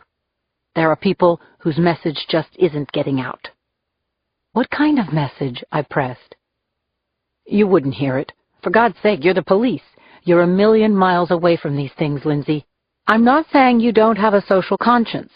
But what do you do when you read that 20% of the people don't have health insurance, or that 10-year-old girls in Indonesia are pressed into stitching Nikes for $1 a day?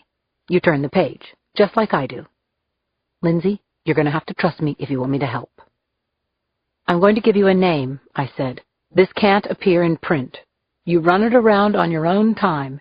Anything you find. No copy editors. No, I have to protect my sources. You come to me first. Me only. Are we right on this?" "We're right," Cindy said. "So, give me the name already." Chapter 30.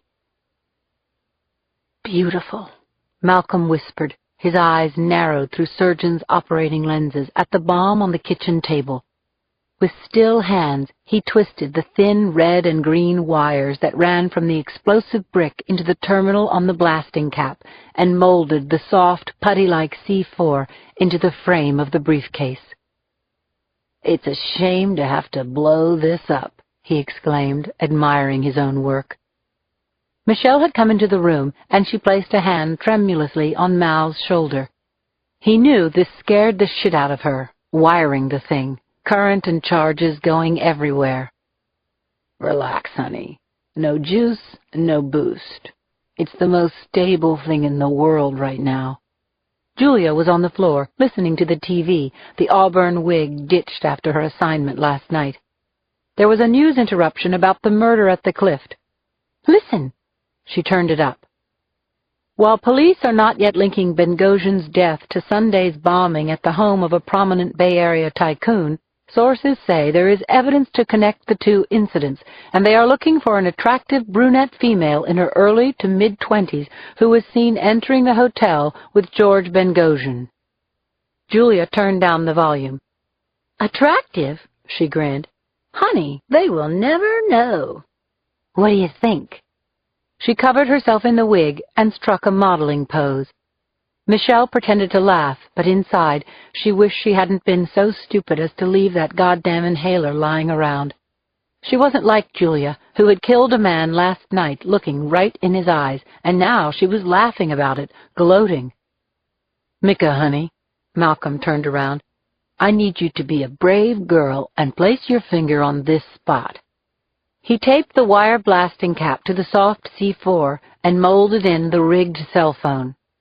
"This is the delicate part. I just need you to hold the green and red wires, baby, so they don't cross. That would be very bad." Mal always made fun of her. "Just a Wisconsin cheesehead," he would say with a laugh, but she had proved herself. She put her fingers on the wire, trying to show that she was brave. She wasn't a farm girl any more. "Nothing to get worried about," Malcolm winked, seeing her unease. "All that drama about crossing the wires, that's for the movies. Now what is certifiably hairy is that I set these little wires to the ringer, not the phone battery. Otherwise, they'll be picking up our parts as far away as St. Clair." Her hometown. Michelle's finger was trembling. She didn't know if he was toying with her or not. "Done." Malcolm finally exhaled, pushing the lenses up onto his brow. He wheeled back in the chair. "Juiced, as they say, and revved up to roar. Blow the dome right off City Hall. Come to think of it, that's not a bad idea. Think we should take her out for a little test drive? What do you say?" Michelle hesitated. "Come on," he said, grinning. "You look like you've seen a ghost." He handed her a second cell phone. "Number's already punched in. Just remember, it's just a toy until the fourth ring. That's a no-no. You don't want to hear the fourth ring. Take the wheel, honey. Let her rip." Michelle shook her head and handed it back to him. Mal merely grinned. "Come on, nothing to worry about. No juice, no boost. It's all set up." Michelle took a deep breath and pressed the send button just to show she could.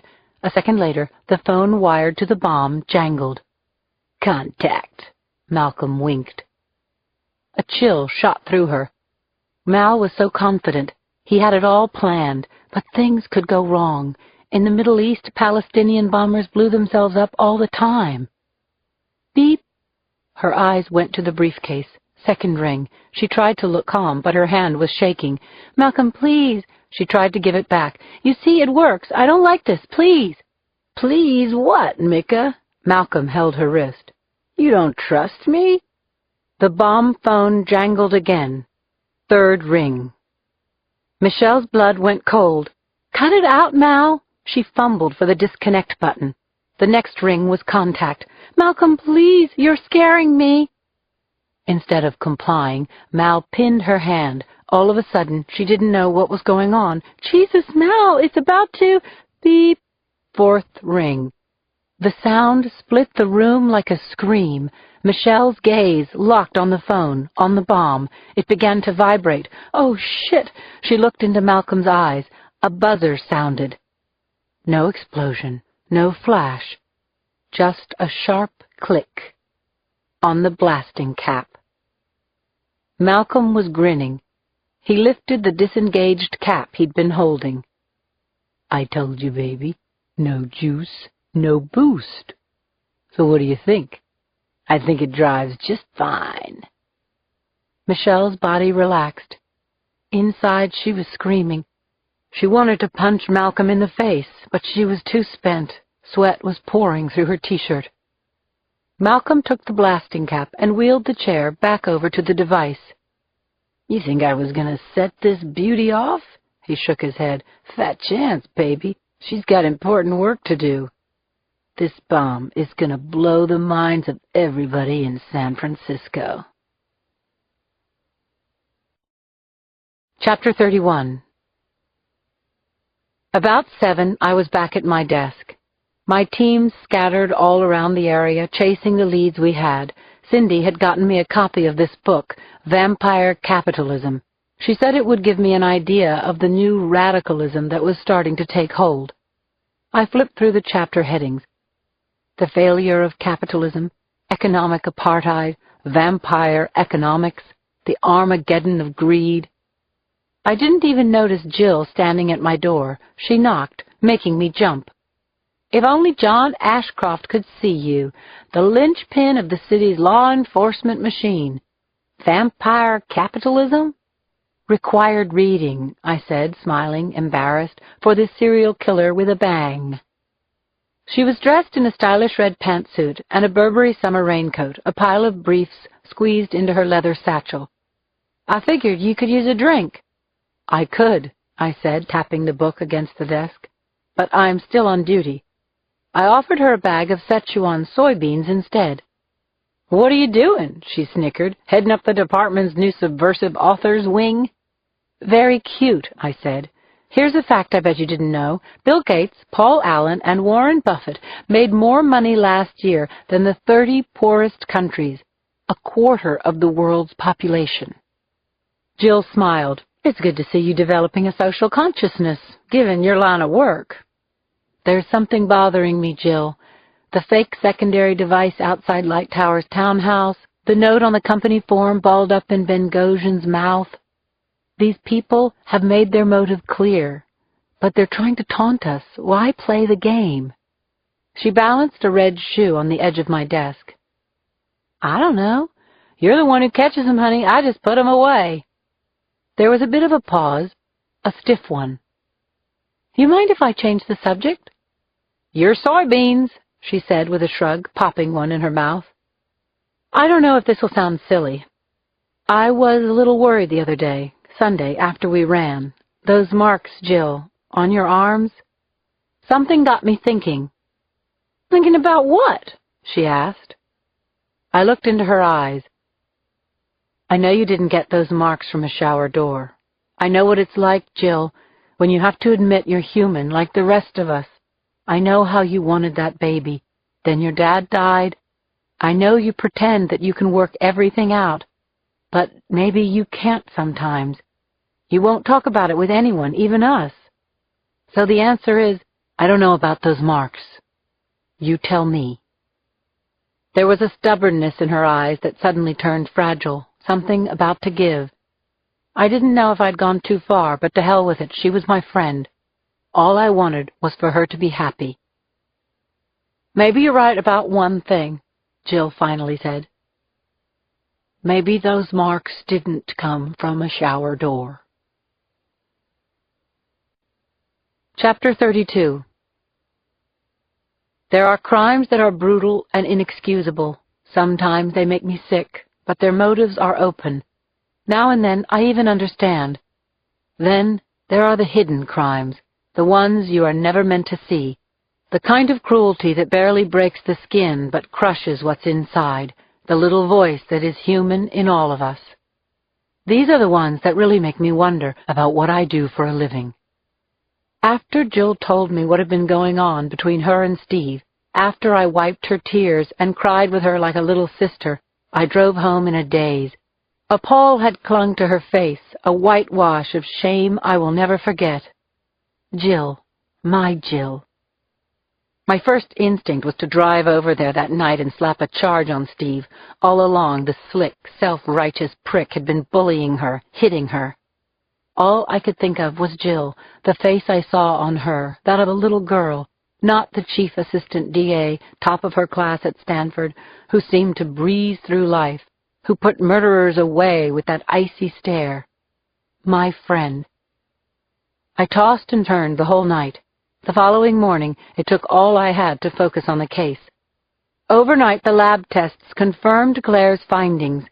It was ricin that had been ingested by George Bengozhan. I had never seen the hall as tense as it was that morning, bustling with dark-suited feds and media managers. I felt as if I was sneaking past security just to call Cindy and Claire. I need to see you guys, I told them. It's important. I'll meet you at Susie's at noon. By the time I arrived at the quiet counter cafe down Bryant, Cindy and Claire were squeezed into a corner booth. Both wore anxious looks. Where's Jill? Asked Cindy. We figured she was coming with you. I didn't ask her, I said. I sat in the seat across from them. This is about Jill. Okay, Claire nodded, confused. Piece by piece, I took them through my first suspicions about the marks I had seen on Jill while we were jogging. how I didn't like the looks of them, and how maybe, in the aftermath of losing the baby, she had done them to herself. "That's ancient history," Cindy shot in, "isn't it?" "You asked her?" asked Claire. Her gaze was deadly serious. I nodded, my gaze fixed on hers. "And?" She said, "What if I didn't make those marks myself?" I watched Claire studying me, trying to read my face, Cindy blinking, beginning to understand. "Oh, Jesus," muttered Claire. "For God's sake, you don't mean Steve." I nodded, swallowed. A deep, sickening silence fell over the table. The waitress came. We ordered numbly. When the waitress left, I met their eyes. "That son of a bitch!" Cindy shook her head. "I'd like to cut off his balls." "Join the club," I shot back. "That's all I thought about last night." "How long?" asked Claire. "How long has this been going on?" "I don't really know. She keeps saying it was the baby. When she lost it, Mr. Sensitivity there laid the blame on her. You couldn't do it, could you? The big hot shot. You couldn't even do what every other woman can, have a child." "We have to help her," Cindy said. I sighed. "Any ideas how?" "Get her the hell out," Claire said. "She can stay with one of us. Does she want out?" I didn't know. "I'm not sure she's gotten there yet. I think what she's dealing with now is just shame, like she's letting people down, us, maybe him. Strange as it sounds, I think there's a side of her that wants to prove she can be the wife and mother he wants her to be." Claire nodded. "So we talk to her, right? When?" "Tonight," I answered. I looked at Claire. "Tonight," she agreed. Our food came, and we picked at it without much appetite. No one had even asked about the case. Suddenly Claire shook her head. "Like you didn't have enough going on." "Speaking of which," Cindy pulled up her bag, "I have something for you." She brought out a spiral notebook and ripped off a page. "Roger Lemuse, Dwinell Hall, 555-0124. This guy's at Berkeley, in the linguistics department, globalization expert.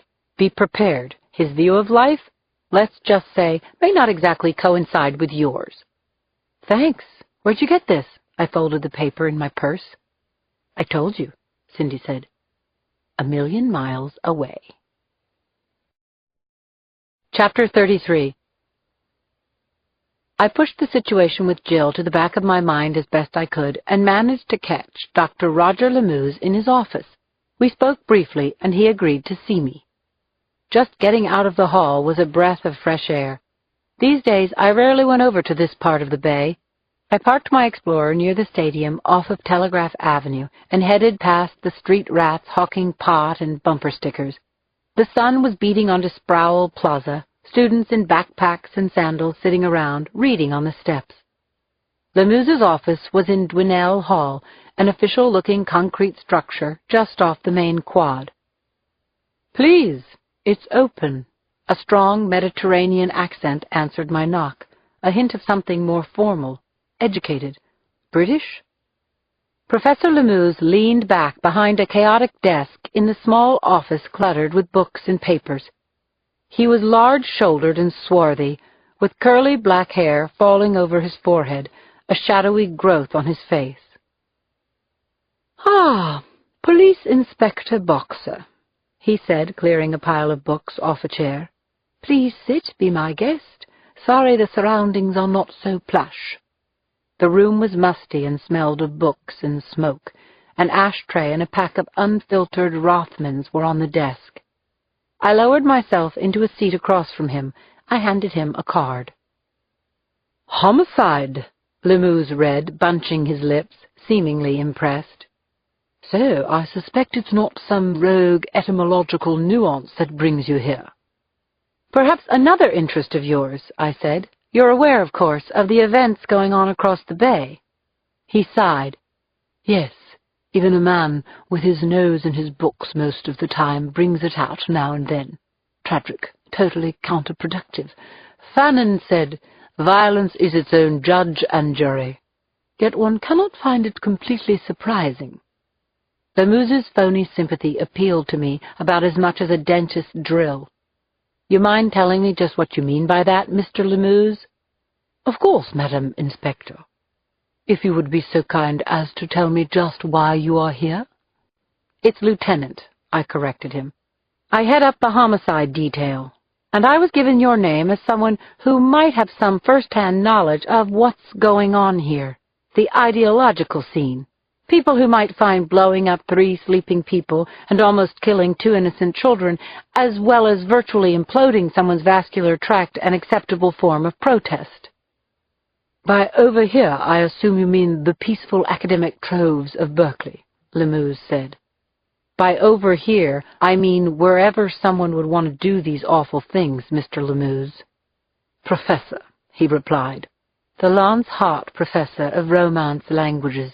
I saw the glimmer of a smile, as long as we're spouting credentials. You said you didn't find these murders surprising. Why should they be? Lemooze shrugged. Should the patient be surprised he is ill when his body is covered in lesions? Our society is infected, Lieutenant, and the very people who transmit the disease look around and go, Who, me? Do you know, he said, raising his eyes, that the powerful multinational corporations now have an output larger than the GNP of 90% of the countries around the globe? They have supplanted governments as the system of social responsibility in our world. Why is it, he laughed cynically, we are so quick to rail against the moral outrage of apartheid when it threatens our racial sensibilities, but are so asleep to recognize it when it is economic? It is because we do not see it through the eyes of the subjugated. We see it through the culture of the powerful, the corporation, on TV. Excuse me, I interrupted, but I'm here about 4 gruesome murders. People are dying. Yes, they are, Lieutenant. That's exactly my point. There was a part of me that would like to have grabbed Lemooze by the lapels and shaken him. Instead, I pulled out the photo of the au pair on Wendy Raymore's ID and a police artist's sketch of the woman videotaped walking into the Clift Hotel with George Bengosian. Do you know either of these women, Professor? Lemooze almost started to laugh. Why would I want to help you? It's the state who is the architect of this injustice, not these 2 women. Please, tell me, who has committed the larger injustice? The 2 women suspects? He threw the front page of the Chronicle across the desk at me. Or these sparkling examples of our system? I was staring at photos of Light Tower and Bengosian. If these people are signaling the start of a war, Lemooze laughed, I say let it unfold. What is the new phrase, Lieutenant? He smiled. The one Americans have embraced with all their moral imperative. Let's roll. I picked up the photos, closed my pad, and placed it back in my bag. I stood up, feeling tired and soiled. I walked out on the Lance Hart Professor of Romance Languages before I blew him up. Chapter 34. I was steaming all the way back to the hall. Lemoose's sanctimonious rantings, plus my frustration that we weren't getting anywhere on these murders. I was still hot when I got to the office after 6. I called Cindy and made a date to meet at Susie's. Maybe we could get something accomplished over lobster quesadillas. I needed the girls on this. As I hung up with Cindy, Warren Jacoby stepped into my office. Yank Sing, he said. Yank Sing? It's a better bet than quesadillas. Dim sum. Women always open up with Chinese. You should know that, LT. While you're there, they say the chicken in salt and ginger caused the downfall of the Qing dynasty. Where you been? He sat down. He had something for me. I knew that sly grin of his. Out wasting my time in the People's Republic. You got something other than the restaurant review? We got a hit on the Wendy Raymore APB, he said, grinning. That got my juices flowing. A Safeway across the bay called in. Night clerk thought he recognized the face. There's a video on the way. He said she has red hair now and was wearing sunglasses, but she took them off for a second to count the cash, and he swears it's her. Where across the bay, Warren? Harmon Avenue in Oakland. I drew a little mental map, and we both came to the same realization. Near the McDonald's, where little Caitlin was found. Geographically, it was starting to fit into place. Get that photo to every storefront in the neighborhood. Already done, LT. Jacoby's eyes had that little sparkle they got when he was holding something back.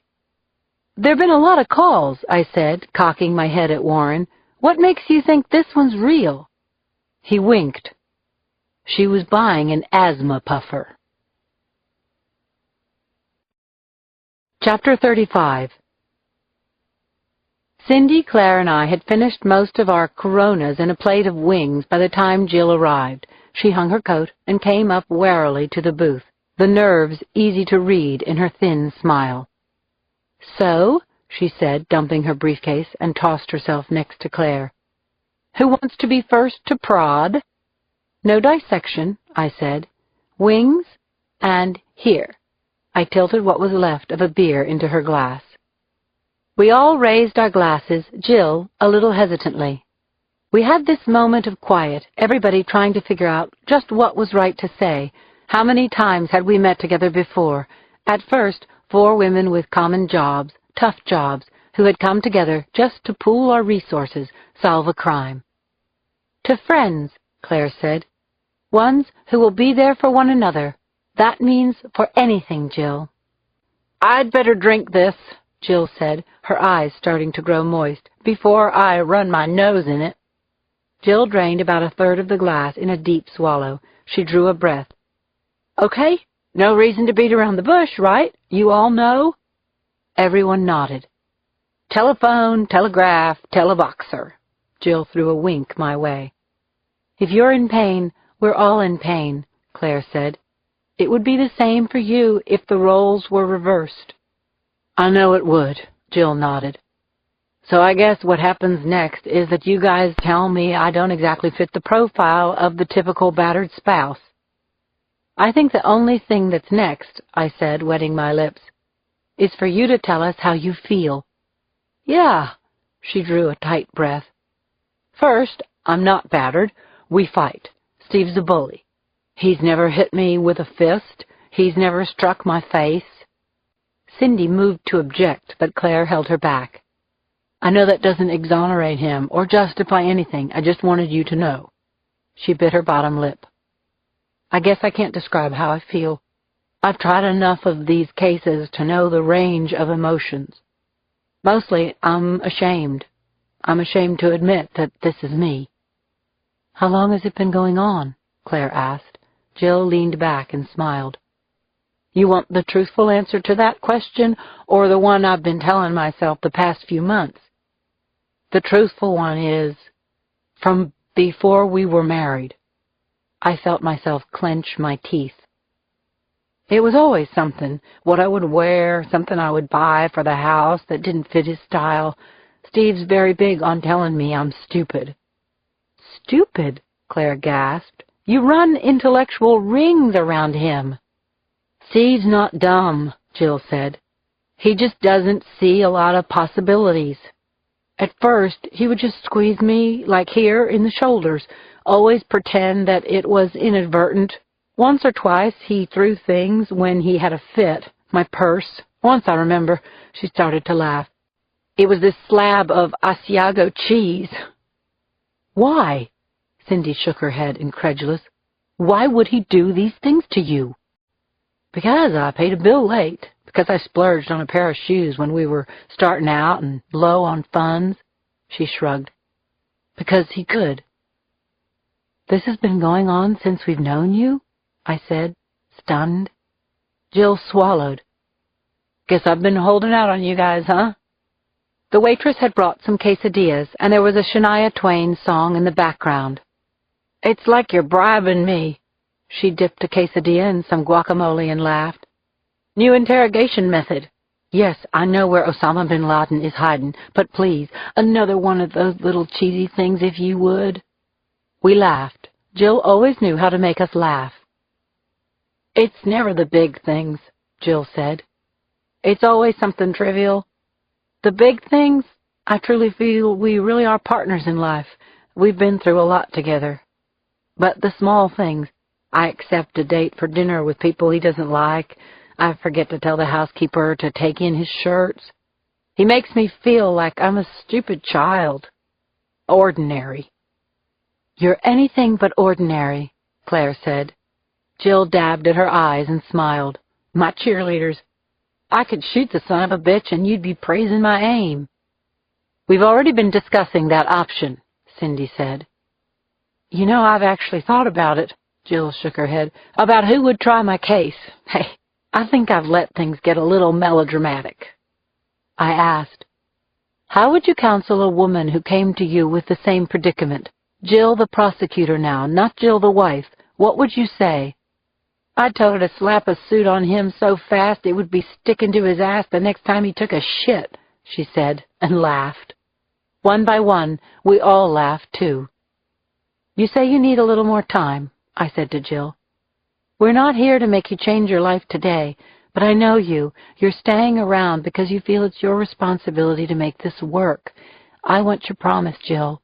He doesn't even have to close his fist. If there's one more incident, I'll come and pack your things myself. My place, Claire's place, Cindy's. Well, forget Cindy's. It's a dump.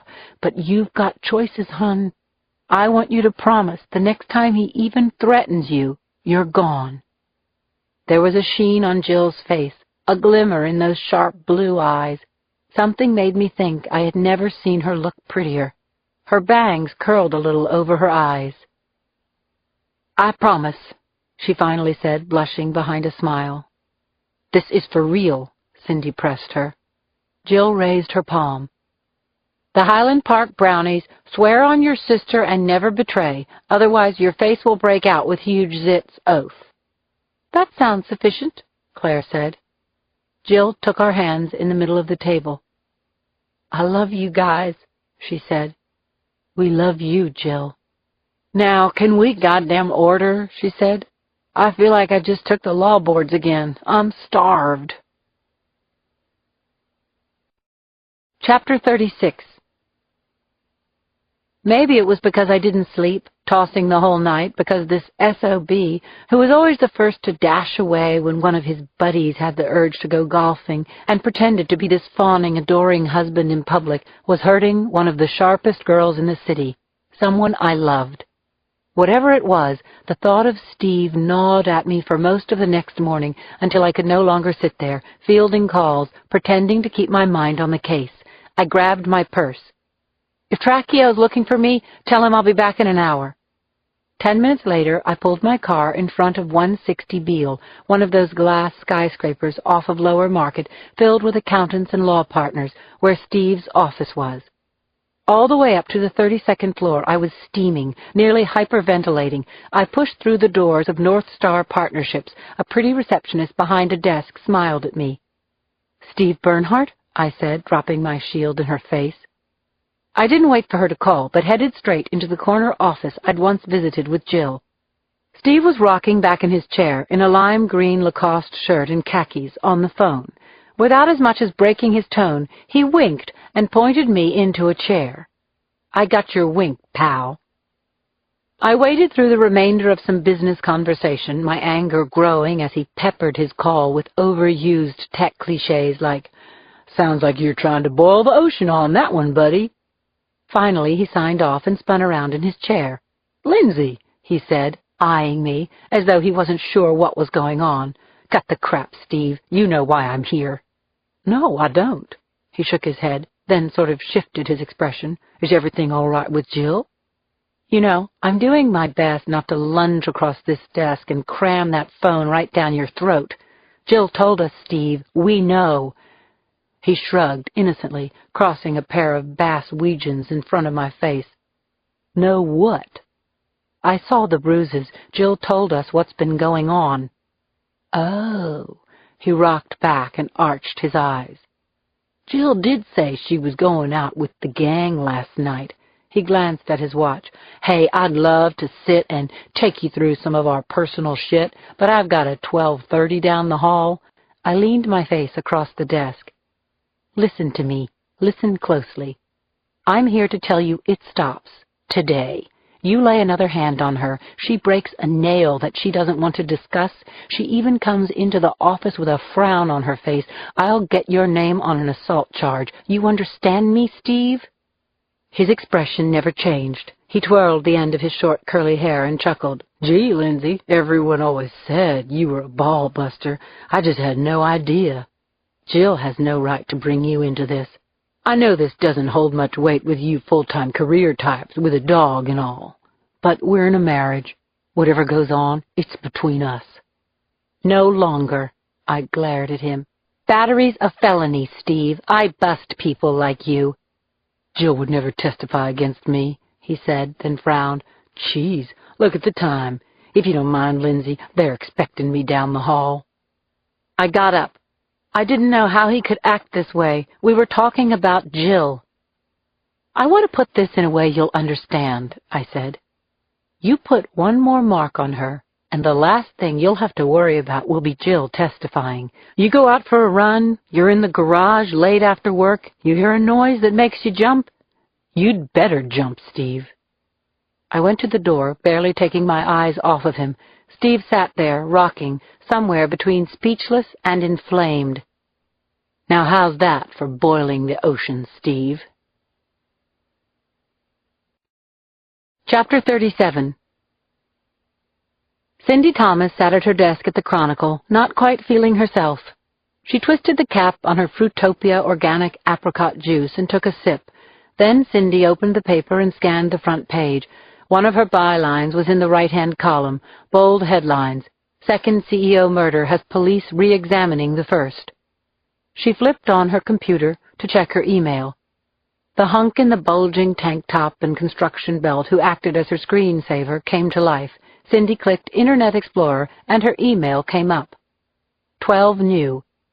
She noticed one from Aaron, whom she had split with 4 months ago. Having Pumpkin Seed Smith at a recital at the church 8 p.m. May 22nd. Can you make it?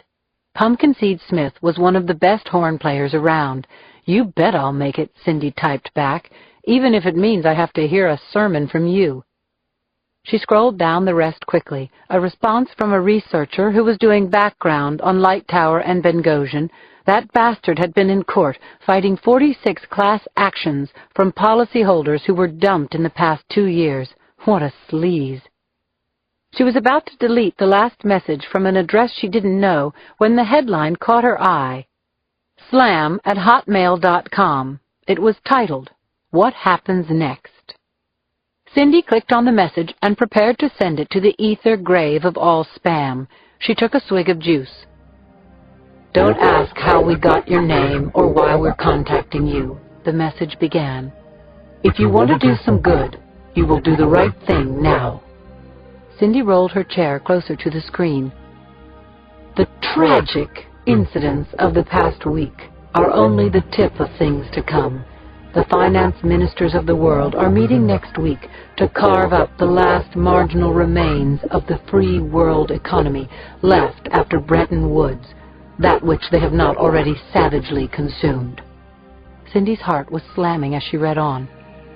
We are prepared to kill one prominent blood-sucking pig every 3 days unless they come to their senses and denounce the global virus that is the system of free enterprise that has imprisoned helpless nations in the great lie that trade will make them free, that has enslaved our fellow sisters into the sweatshop bondage of the multinationals, that has stolen the savings of the American worker in a stock market that is no more than a corrupt insider scheme.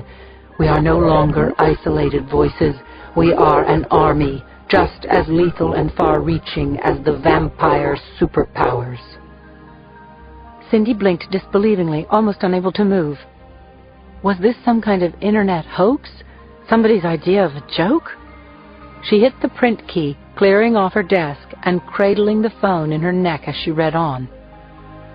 The reason we have chosen you is that the normal channels of the media are as corrupt and self-serving as the global multinationals that own them. Are you part of the corruption? We'll soon see. We ask the important people who will meet in San Francisco next week, the G8, to do something historic. Unlock the chains, forgive the debt, Stand up for freedom, not profit. Set back the machines of colonization. Open the economies of the world. Until we hear that voice, you will hear ours. Every 3 days, another deserving pig will die. You know what to do with this, Miss Thomas. Do not waste your time trying to trace it, unless you don't want to hear from us again. Cindy's mouth was dry as dust. Slam@hotmail.com. Was this real? Was someone messing with her? She scrolled a little farther to the bottom of the page. For the next few seconds, she was unable to move. The email was signed, August Spies. Chapter 38. Back at my desk, there was a message from Chief Tracheo waiting for me, and one from Jill. "And the Chronicle's waiting for you," Brenda called.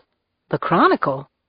I looked up and saw Cindy sitting knock-kneed on a stack of files outside my office. She pulled herself up as I approached, but I just didn't have the time for her. "Cindy, I can't meet you right now. I'm sorry. There's a briefing scheduled." "No," she cut in, stopping me. "I have something to show you, Lindsay. This takes precedence." "Is everything all right?" She shook her head. "I don't think so." We shut the door to my office behind us, and Cindy removed a piece of paper from her knapsack. It looked like email. "Sit down," she said. She put the page in front of me and sat next to me. "Read." One look at Cindy's eyes, and I knew this wasn't good. "It came in my morning email," she explained. "I'm listed on the Chronicle website. I don't know who it's from, or why they sent it to me. It's just that I'm a little freaked right now." I started to read. "Don't ask how we got your name or why we're contacting you." The more I read, the worse it got. "We are prepared to kill one prominent blood-sucking pig every 3 days. I looked up. "Keep reading," Cindy said. I looked back down and read the rest of the page. I was trying to decide if it was real. I reached the bottom and knew that it was. August Spies. My chest was building up pressure. Suddenly, it was clear where all this was headed. They were holding the city hostage. This was a statement of terror. The G8, their target. It was scheduled for the 10th, in 9 days. The finance ministers of the top industrial states around the world would be in San Francisco. "Who knows about this?" I asked. "You and me," Cindy said. "And them." "They want you to publish their demands," I said. "They want to use the Chronicle as a soapbox." I was thinking of all the possible scenarios. This is going to make Tracheo shit. The countdown had already started. Every 3 days. Today was Thursday. I knew this email had to be turned over, and once I did, I knew it would no longer be my case. But there was something I needed to do first. "We can try and trace the address," Cindy said. "I know a hacker." "It won't lead anywhere," I said. "Think." I pressed her.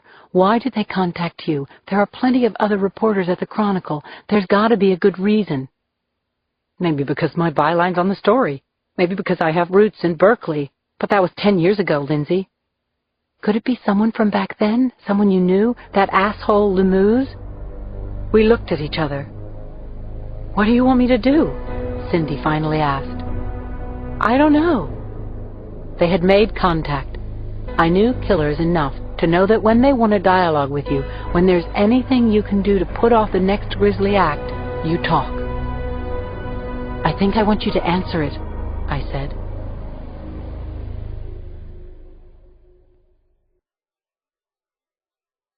This is the end of Disc 2. Disc 3. Chapter 39. Everything seemed to be pointing to across the bay. The sources of the Internet messages, where the Light Tower baby was found, Lemuse, Wendy Raymore's pilfered ID, the clock was ticking, a new victim every 3 days. I was tired of waiting for things to come to me. A swarm of FBI agents had descended on the hall, tracing, dissecting, analyzing Cindy's message.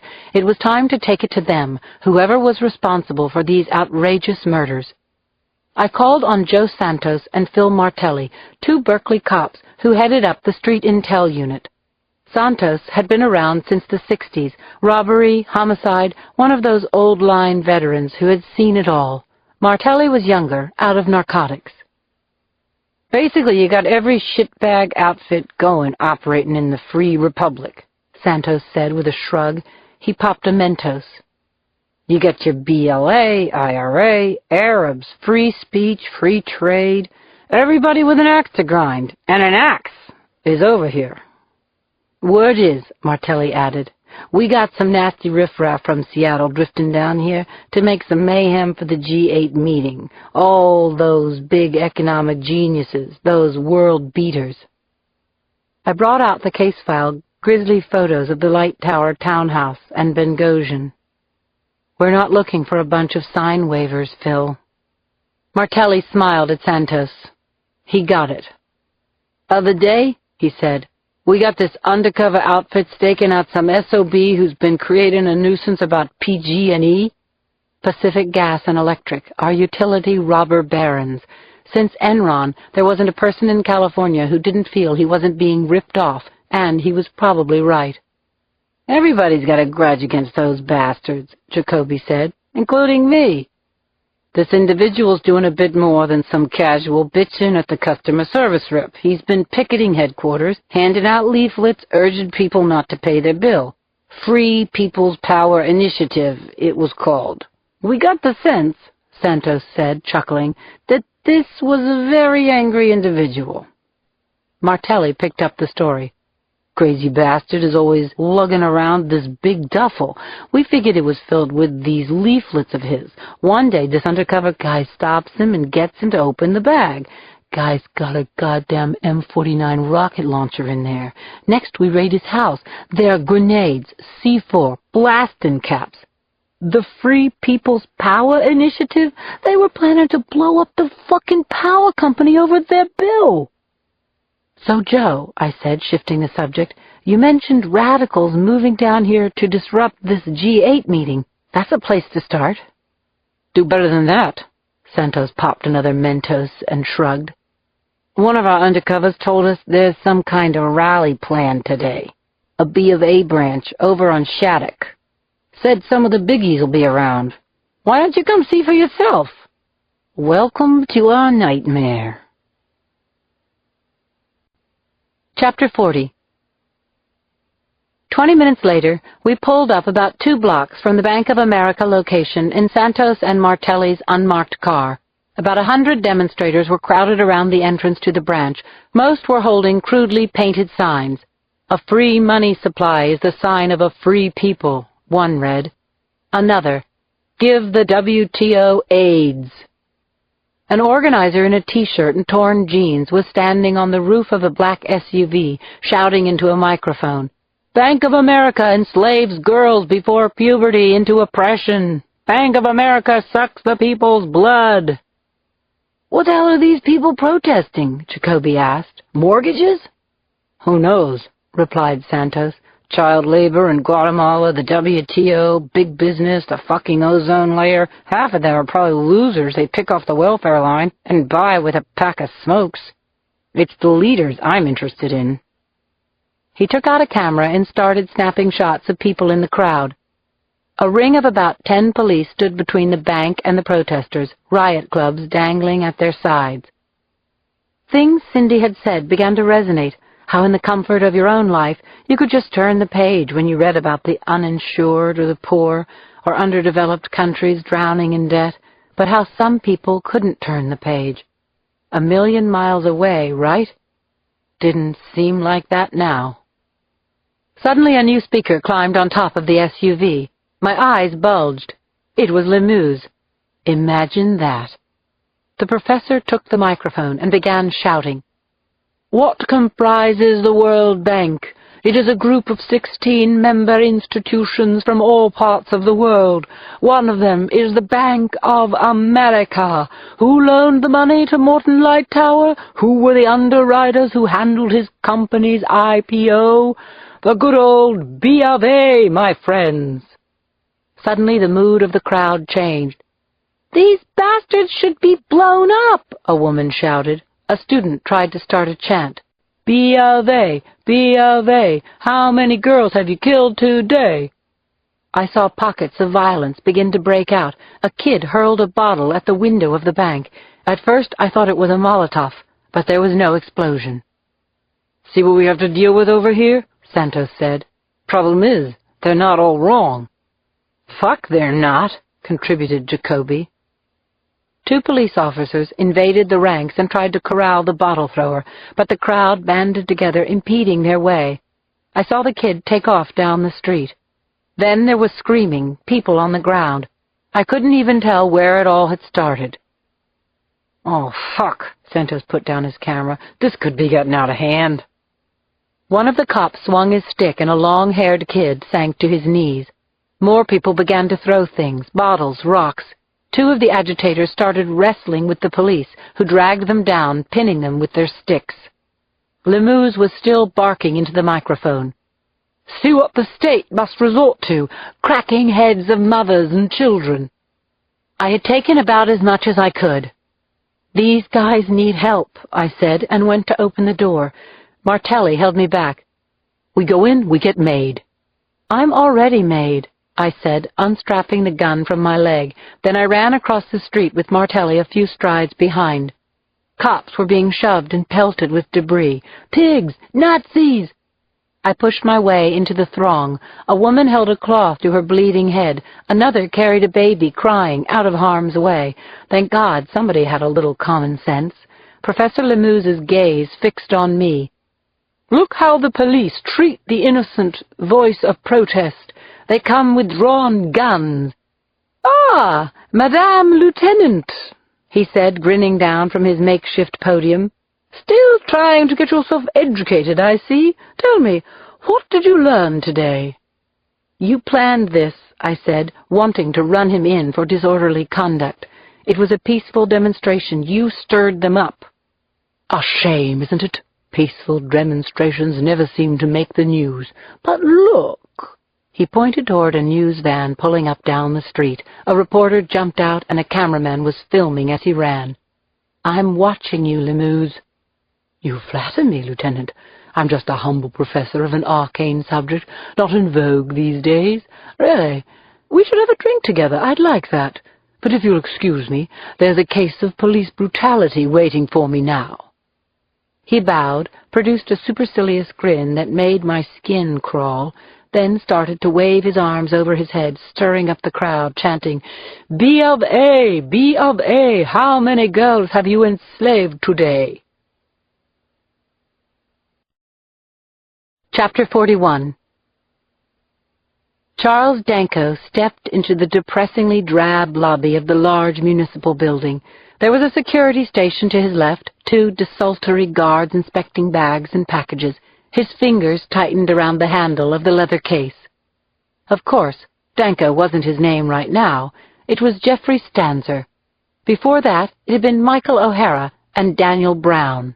He had gone through so many names over the years, changing them, moving on whenever he felt people getting too close. Names were fungible anyway, as easy to change as making a new driver's license. What had remained constant was a belief that burned deeply inside his soul, that he was doing something here that was very important, that he owed it to people close to his heart, people who had died for a cause. But the scary thing, none of that was true, because Charles Danko believed in nothing but the hate burning inside of him. He made a check of the security officers going about their work, but it was nothing new. He had seen it many times before. He stepped up to the platform and started to empty his pockets. He'd done this so many times over the past few weeks that he might as well actually work in this building. "Case over there," he mimed the words before they were spoken. "Case over there," the security guard said, clearing a spot on the screening table. He flipped open the top. "Raining yet?" he asked Danko as he passed it through the X-ray scan.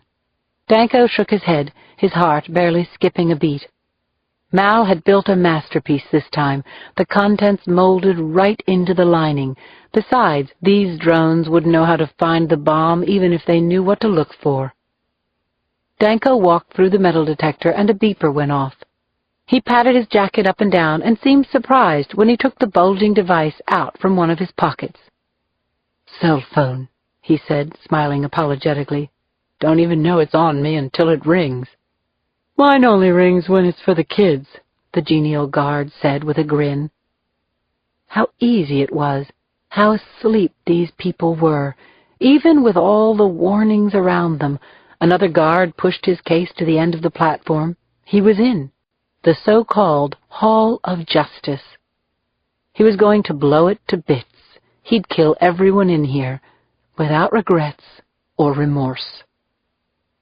For a moment, Danko just stood there, gazing at the oh-so-busy people rushing back and forth, reminded of his years of staying low, the quiet, trivial life that he was leaving behind.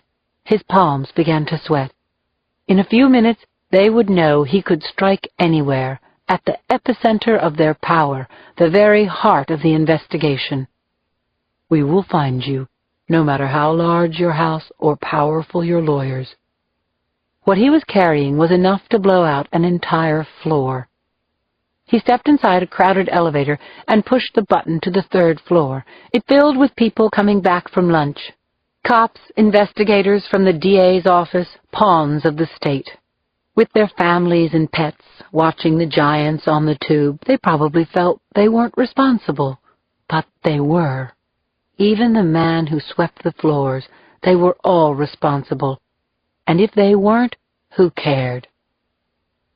Excuse me, Danko said on 3, squeezing himself out with 2 or 3 other people. 2 uniformed cops passed him in the hallway. He didn't flinch. He even smiled at them. How easy it was. The home of the DA, the chief of police, the investigation. They had let him walk right in. Morons.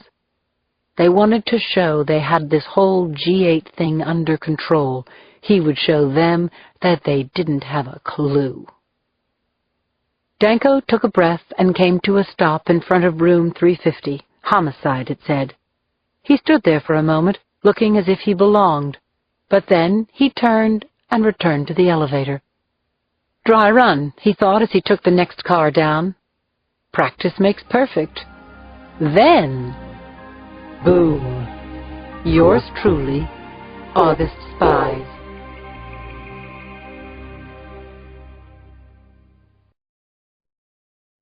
Part 3, Chapter 42. It was 4 by the time I left Berkeley and made it back to the office. My secretary, Brenda, happened to catch me in the hallway. You've got 2 messages from ADA Bernhardt, but don't get comfortable. The boss is asking for you upstairs. As I knocked on Trachio's door, a meeting of the emergency task force was already underway. I wasn't surprised to see Tom Roach from the local FBI.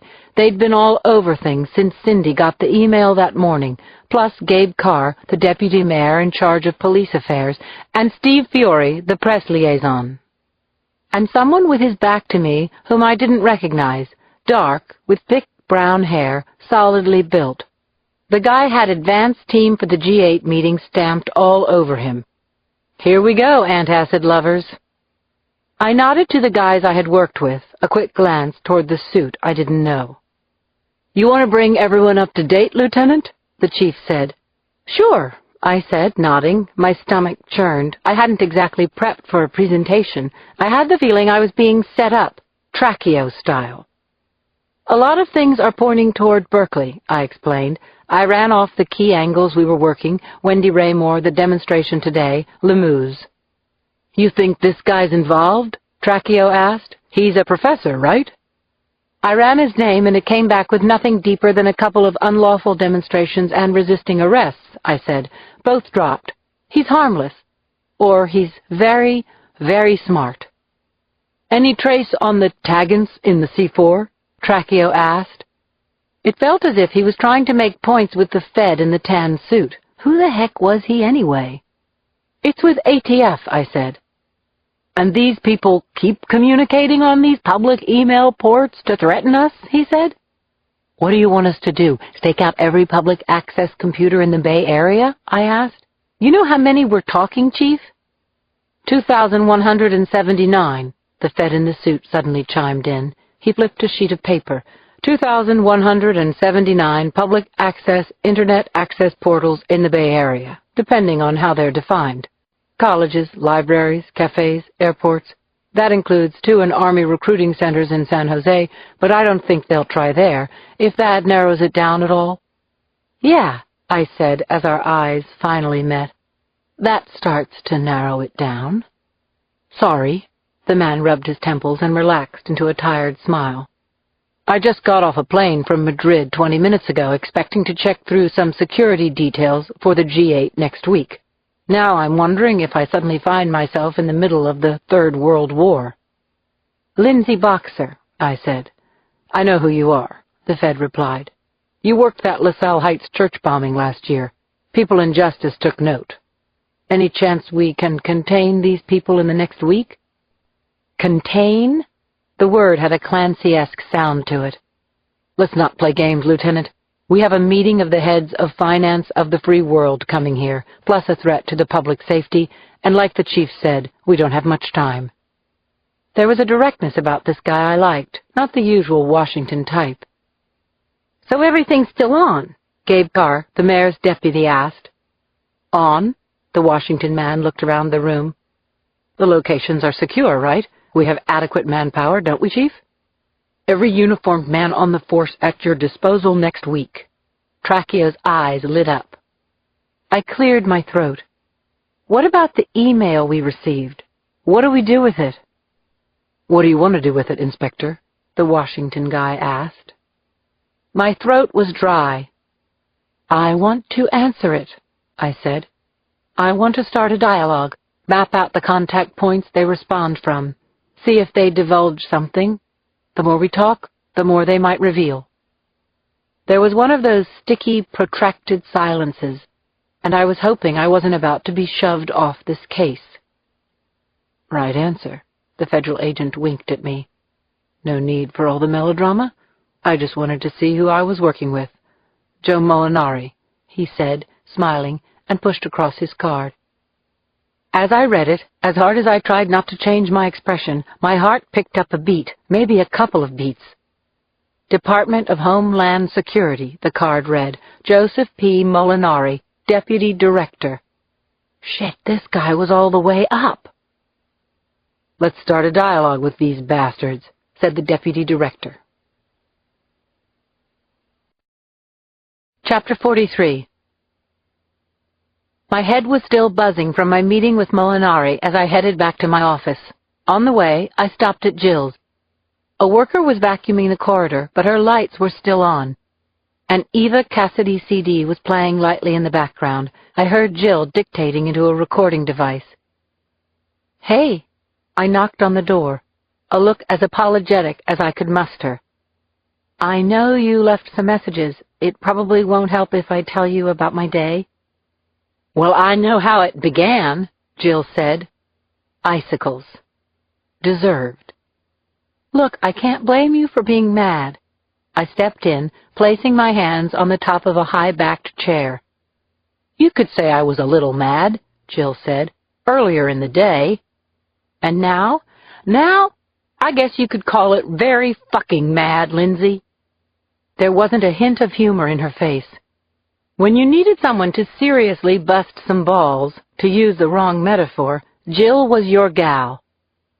You're torturing me, I said and sat in the chair. I realized what I did was way out of bounds. Jill laughed derisively. I would say the part about sending a hitman after my husband seemed a bit wide of the lines, even for you, Lindsay. It wasn't a hitman, I corrected her. It was a knee-cracker. But who's being technical? What can I say? You're married to a total SOB. I pulled the chair up to the side of her desk. Look, Jill, I know it was wrong. I didn't go there to threaten him. I went for you. But the guy was such a tight-assed creep. Maybe what the guy didn't appreciate was our business being laid out like a laundry list in his face. What I told you was in confidence, Lindsay. You're right, I swallowed. I'm sorry. Gradually, the little lines of anger in her brow began to soften. She pushed back her chair from the desk and rolled it to face me, almost knee to knee. Look, Lindsay, I'm a big girl. Let me fight my own battles. You're my friend in this case, not the police. So everybody's telling me, Then hear it, honey, because I need you to be my friend, not the 101st Airborne. She took my hands and squeezed them. Usually a friend hears another out, invites her to lunch, maybe sets her up with a cute co-worker, barging into her husband's office and threatening to have his knees capped, that sort of stuff. We call them enemies, Lindsay. I laughed. For the first time, I saw a glimmer of a smile crack through Jill's ice. A glimmer. Okay, so as a friend, how are you and the SOB since he punched you? I sniffed back a false smile. Jill laughed, shrugged. I guess we're okay.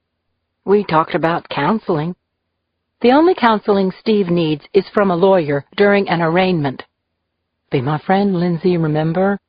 Anyway, there are more important matters to discuss. What's going on in this city? I told her about the message Cindy had received that morning and how it ratcheted up the case. You ever hear of an anti-terrorism guy named Joe Molinari? Jill thought. I remember a Joe Molinari who was a prosecutor back in New York, top-notch investigator, worked on the World Trade Center bombing. Not hard to look at either. I think he went down to Washington in some capacity. Some capacity means the Department of Homeland Security and my new point man on the case. You could do worse, Jill said. Did I mention he wasn't hard to look at? Cut it out.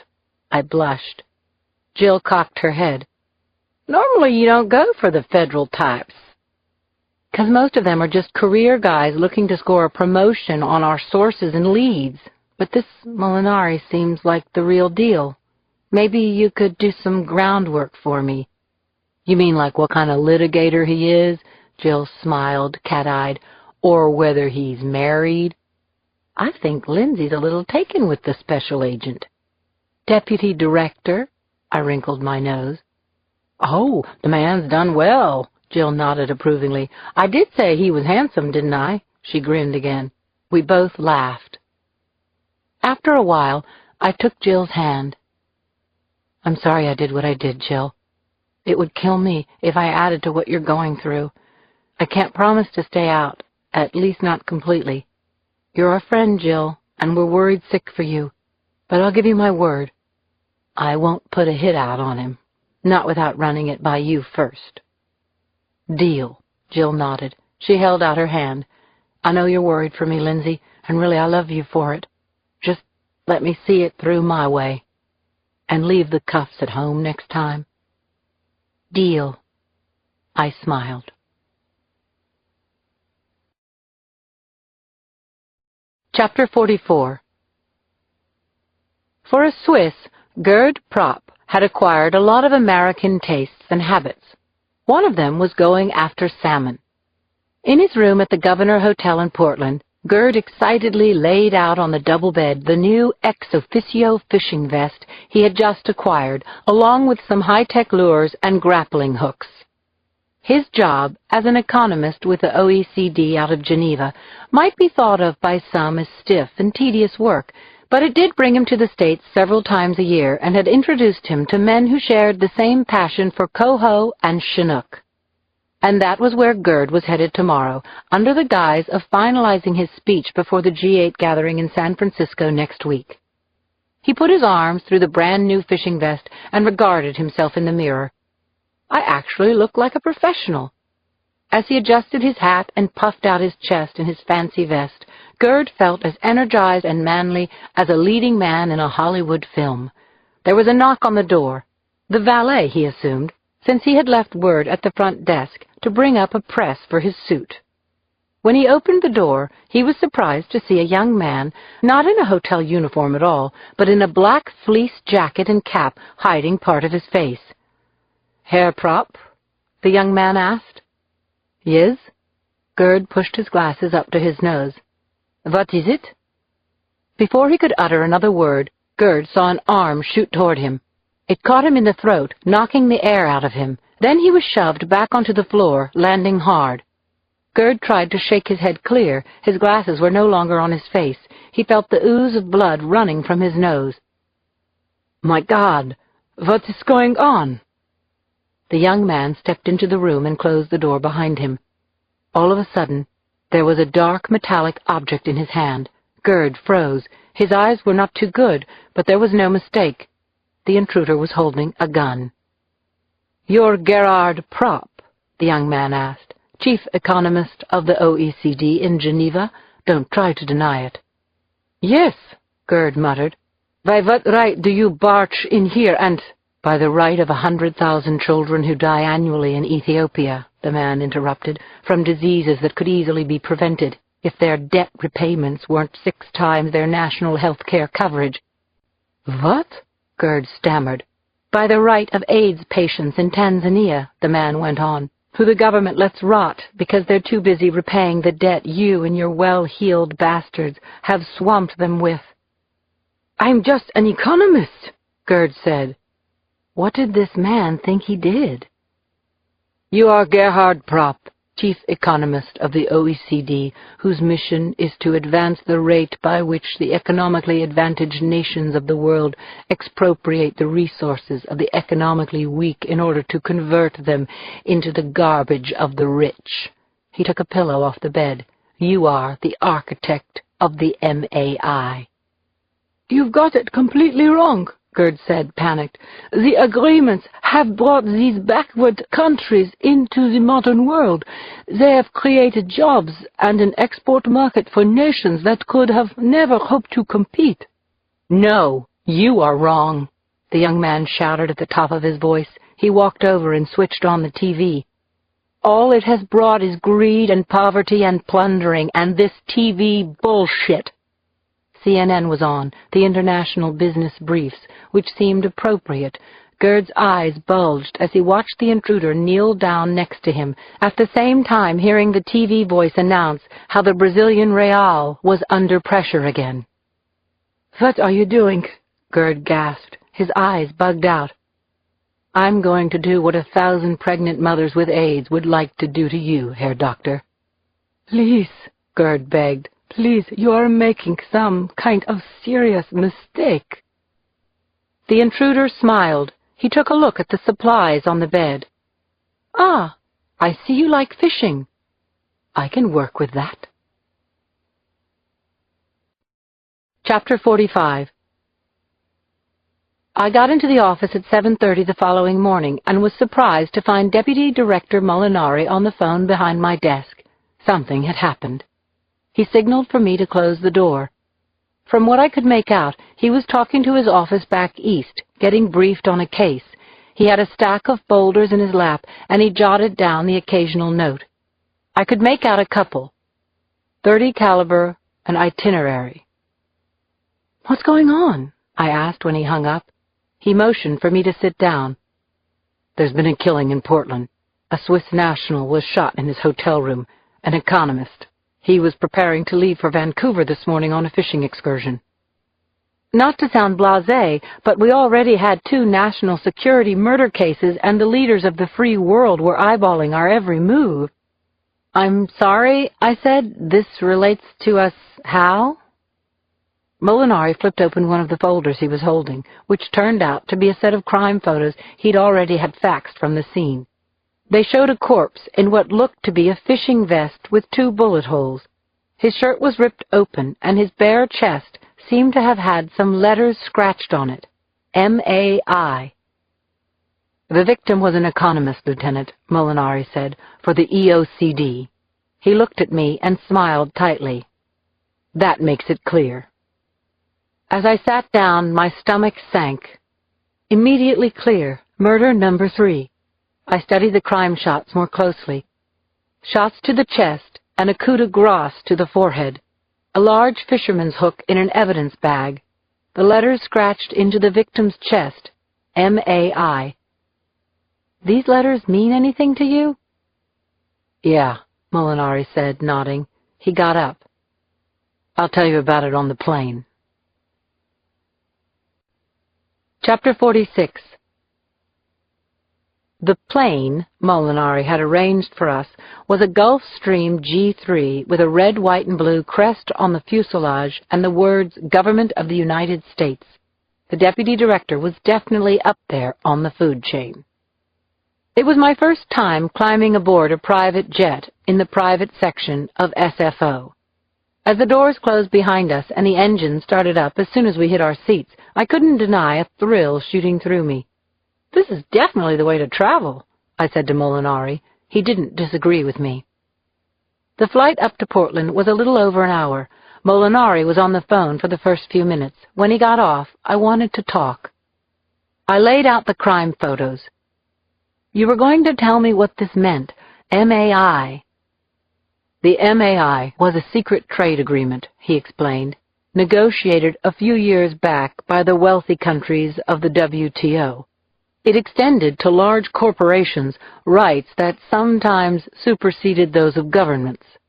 Some people think it created an open hunting season on smaller economies. It was defeated in 1998 by a worldwide grassroots campaign, but I'm told the OECD, which Prop worked for, was redrafting it and testing the waters again. Any ideas where?" "The G8 meeting next week." "Yeah.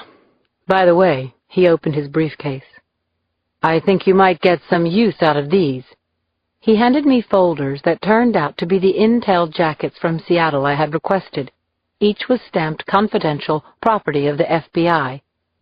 "Keep them close," the deputy director said with a wink. "Might prove a little embarrassing to me if they got out." I skimmed through the records from Seattle. A few had prior records, everything from inciting a riot to resisting arrest and unlawful possession of a firearm. Others appeared to be students caught up in the cause. Robert Allen Rich had an Interpol file for inciting violence at the World Economic Forum meeting at Gstaad. Terry Ann Gates had been bagged for arson. A gaunt-faced Reed College dropout with tied-back hair named Stephen Hardaway had committed a bank robbery in Spokane.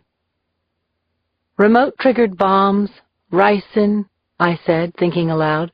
"The technology is pretty advanced. Any of these connected enough to pull off the strikes?" Molinari shrugged. "Somebody could have teamed up with an established terror cell. The technology's for sale, or we could be dealing with a white rabbit." "White rabbit? Like the Jefferson airplane?" "It's the name we give someone who's been hiding for a long time. Like the weathermen from the 60s. Most of them have fit into society again. They have families, straight jobs, but there are a few still out there who haven't given up the cause." A cabin door opened and the co-pilot said that we were starting our descent. I stuffed the files in my briefcase, impressed with how quickly Molinari had followed up on my request. "Any last questions?" he asked, tightening his seatbelt. "There's usually a squadron of FBI officials who latch on to me when we land." "Just one," I smiled. "How do you like to be addressed?" "Deputy Director sounds like someone who runs a hydroelectric factory in the Ukraine." He laughed. "In the field, generally, sir, comes with the territory. But out of the field, what usually works for me is Joe." He tossed me a smile. "That make it any easier for you, Lieutenant?" "We'll see, sir." Chapter 47. We were whisked by police escort from the private airfield outside Portland to the Governor Hotel in the center of town. The Governor was an old, restored Western, and this was the worst thing that had ever happened there. While Molinari conferred with the head of the regional FBI office, I got up to date with Hannah Wood, a local homicide inspector, and her partner, Rob Stone. Molinari gave me time to go over the crime scene, which was definitely grisly. Clearly Prop had let his assailant in. The economist had been shot 3 times, twice in the chest and a clean through to the head, the bullet lodging in the floor. But Prop had also been slashed several times, probably with a serrated knife that still lay on the floor. Crime team dug this out. Hannah showed me a bag containing a flattened .30 caliber shell. A large grappling hook in a baggie was also being held for us. "Prints?" I asked. "Partials off the inside doorknob, probably Prop's. The Swiss consulate's contacted Prop's family back home," Hannah said. "He had dinner with a friend scheduled last night, then a 7 a.m. flight to Vancouver. Other than that, no calls or visitors." I put on a pair of gloves, flipped open the briefcase on Prop's bed, and shuffled through his notes. A few books were scattered about, mostly academic stuff. I went into the bathroom. Prop's toilet case was laid out on the counter, not much else to go on.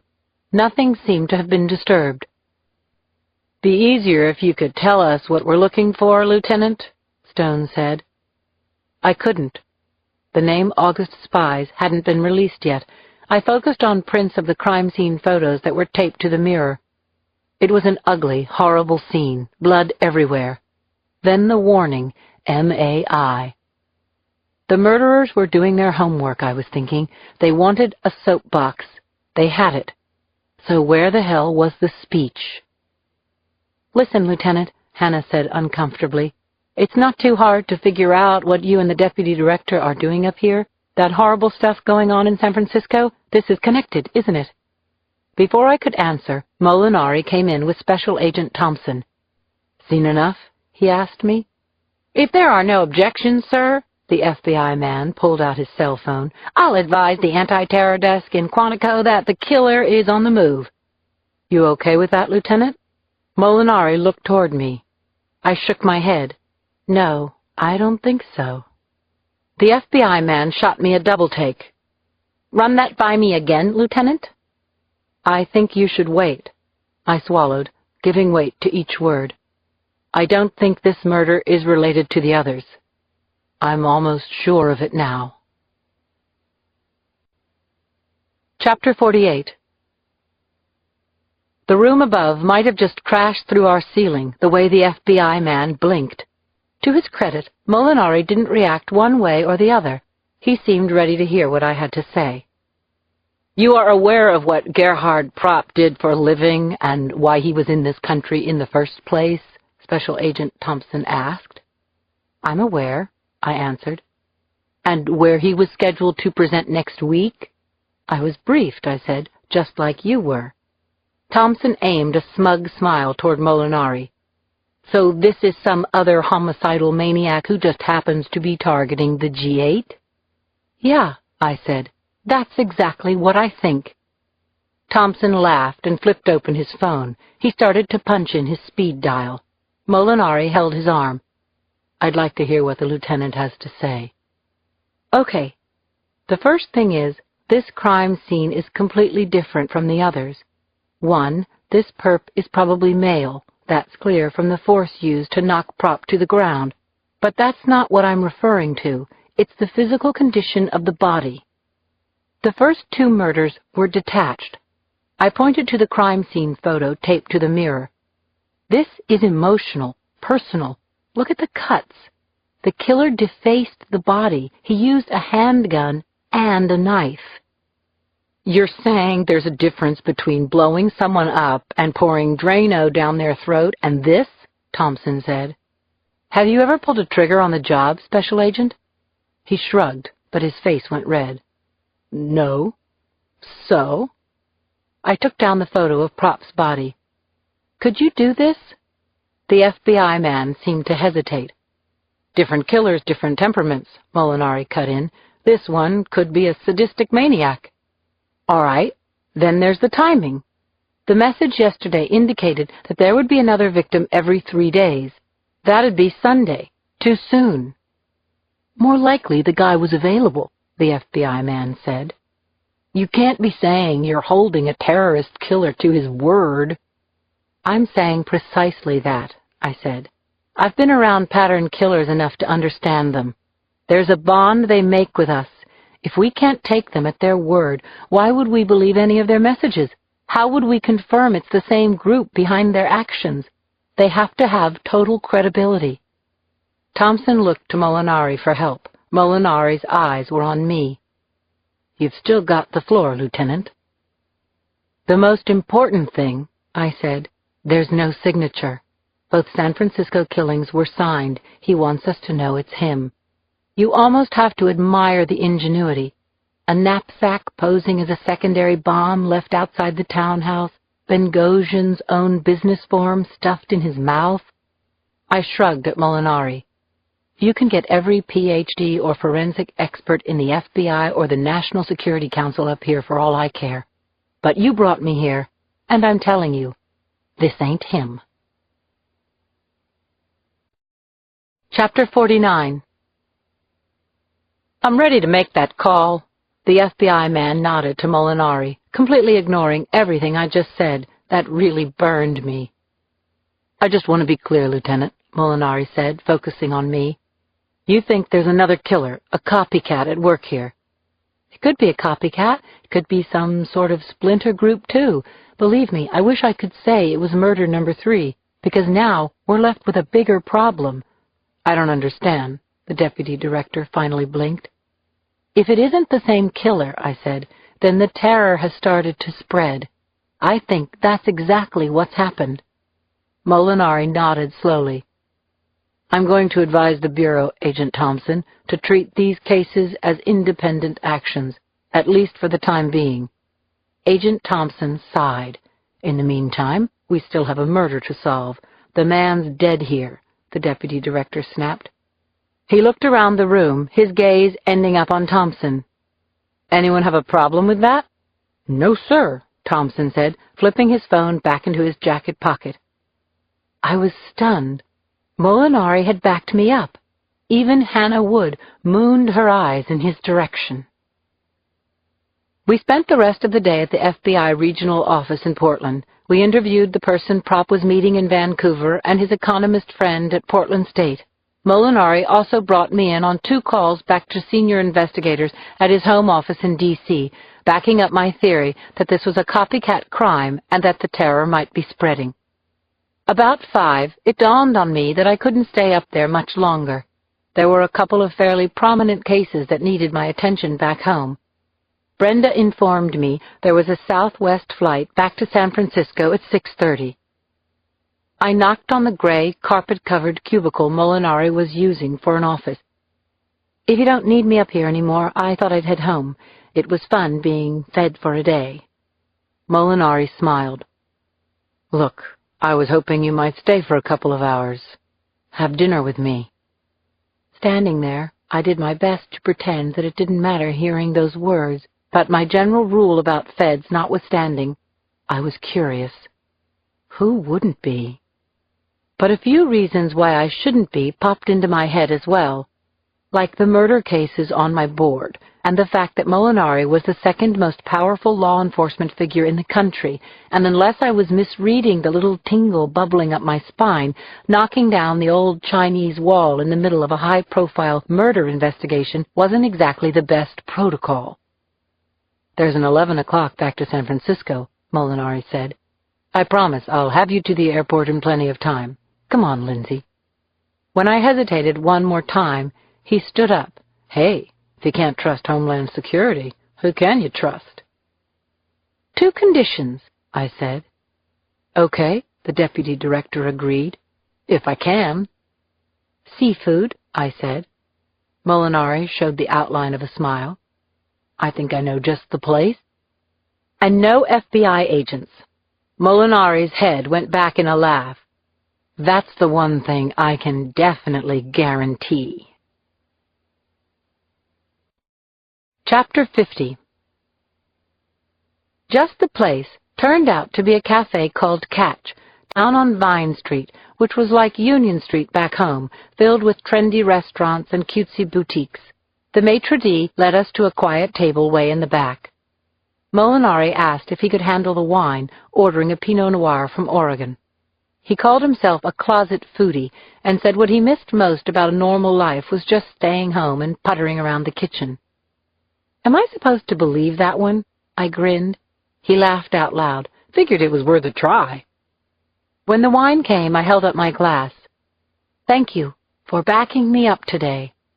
Nothing to thank, Molinari said. I felt you were right. We ordered, then talked about everything but work.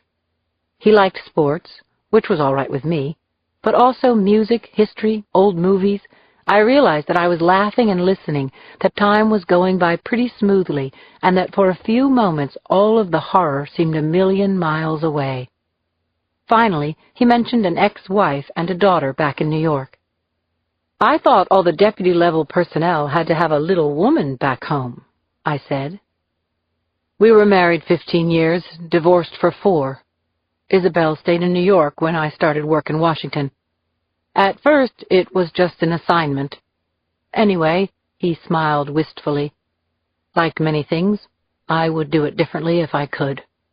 How about you, Lindsay? I was married once, I said. Then I found myself telling Molinari my story. How I was married right out of school, divorced 3 years later. His fault, my fault, what difference did it make? I was close again a couple of years ago, but it didn't work out. Things happen, he said, sighing, maybe for the best. No, I said. He died. On the job. Oh, Molinari said. I knew he was feeling a little awkward. Then he did a lovely thing. He simply put his hand on top of my forearm, nothing forward, nothing inappropriate, and squeezed gently. He took his hand away again. Truth is, I haven't been out much lately, I said, and lifted my eyes. Then, trying to salvage the mood, I chuckled. This is the best invitation I've had in a while. It is for me, too, Molinari smiled. Suddenly his cell phone beeped. He reached in his pocket. Sorry. Whoever it was seemed to be doing most of the talking. Of course, sir, Molinari kept repeating. Even the deputy director had a boss. Then he said, I understand. I'll report back as soon as I have anything. Yes, sir, thank you very much. He flipped the phone back into his pocket. Washington, he apologized. Washington, as in the Director of Homeland Security? It gave me a bit of a kick to see Molinari as part of the pecking order. No, he shook his head and took another bite of his fish. Washington, as in the White House. That was the Vice President of the United States. He's coming out here for the G8. Chapter 51. I can be wowed. If I wasn't a homicide inspector, I said with a smile, I might believe that line. The Vice President just called you? I might press star 69 and show you, Molinari said, except that it's important we begin to establish more trust. Is that what we're doing tonight? I asked, smiling in spite of myself. Whatever was starting to happen, those little pinballs pattering inside were now crashing around my ribs like the drums in Sunshine of Your Love. I was aware of the tiniest film of sweat at my hairline. My sweater was starting to feel prickly. Molinari reminded me of Chris. I hope we're starting to trust each other, he finally said. Let's leave it at that for now, Lindsay. Aye, aye, sir, I said. He paid the check, then helped me on with my jacket. I brushed against his arm and, well, electricity flared. I glanced at my watch, 9:30, 40 minutes to the airport to catch that flight I needed to be on. Outside, we walked a block or two along Vine Street. I wasn't really paying attention to the shops. The night was cool but very pleasant. What was I doing here? What were the two of us doing? Listen, he finally stopped to face me. I don't want to say the wrong thing. I wasn't sure what I wanted him to say next. My driver's down the block if you want, but there's always the 6 a.m. flight. Listen, I wanted to touch his arm, but I didn't. I'm not even sure why not. Joe, he said. Joe, I smiled. Was this what you meant by being out of the field? He took my bag and said, I was just thinking it'd be a shame to waste a perfectly good change of clothes. I do trust him, I was thinking. Everything about Joe Molinari inspired trust, and I definitely liked him. But I still wasn't sure if this was a good idea, and that told me all I needed to know for right now.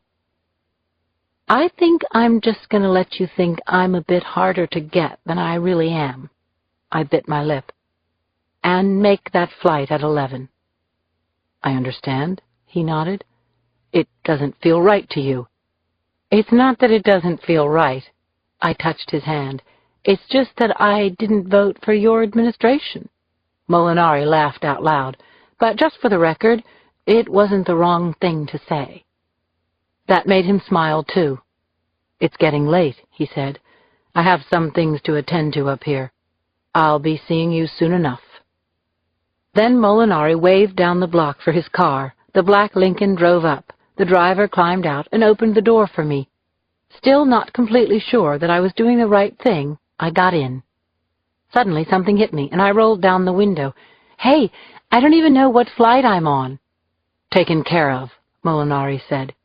He waved and slapped the side. The car started to pull away.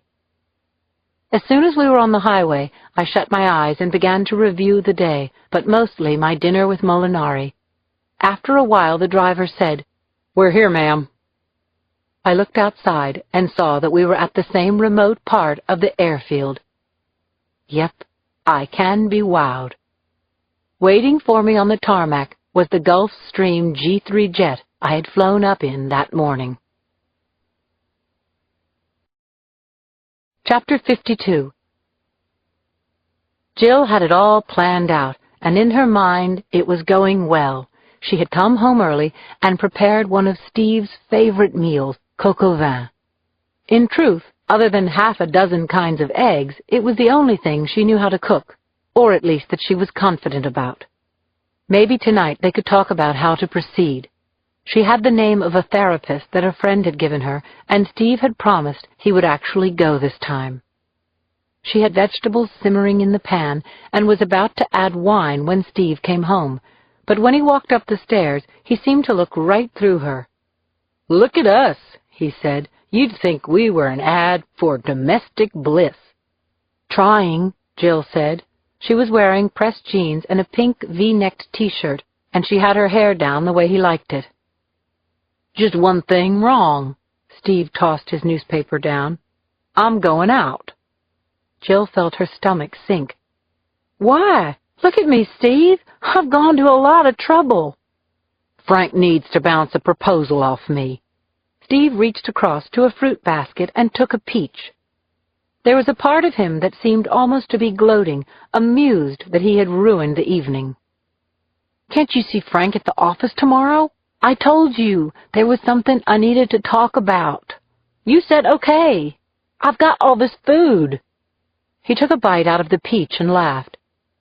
"You break one night before 8 and get it in your head to play Alice on the Brady Bunch, and I'm the one blowing the script? It's not a script, Steve." "You want to talk?" He sucked out another bite of the peach. "Go ahead. In case you've forgotten, it's still my check that pays for those Manolo Blahniks. The market the way it is these days, the only thing scarcer than the ice queen with an urge to have sex is a promising deal. Given the odds, I'll throw in with the deal." That was really cruel. Jill glared at him. She was trying to hold herself together. "I was trying to do something nice." "It is nice." Steve shrugged, took another bite, "and if you hurry, you might still catch one of your girlfriends to share this special moment with you." She saw herself reflected in the window, suddenly feeling ridiculous. "You're an incredible bastard." "Aw," Steve whined. Jill flung the spatula down, grease splattering over the counter. "That's a $5,000 slab of limestone you're redecorating there," Steve said. "God damn you," Jill cried, her eyes starting to well up with tears. "Look what I am trying to do for you." Everything had fallen apart. What was she trying to hold on to anyway? "You belittle me, you criticize, you make me feel like crap.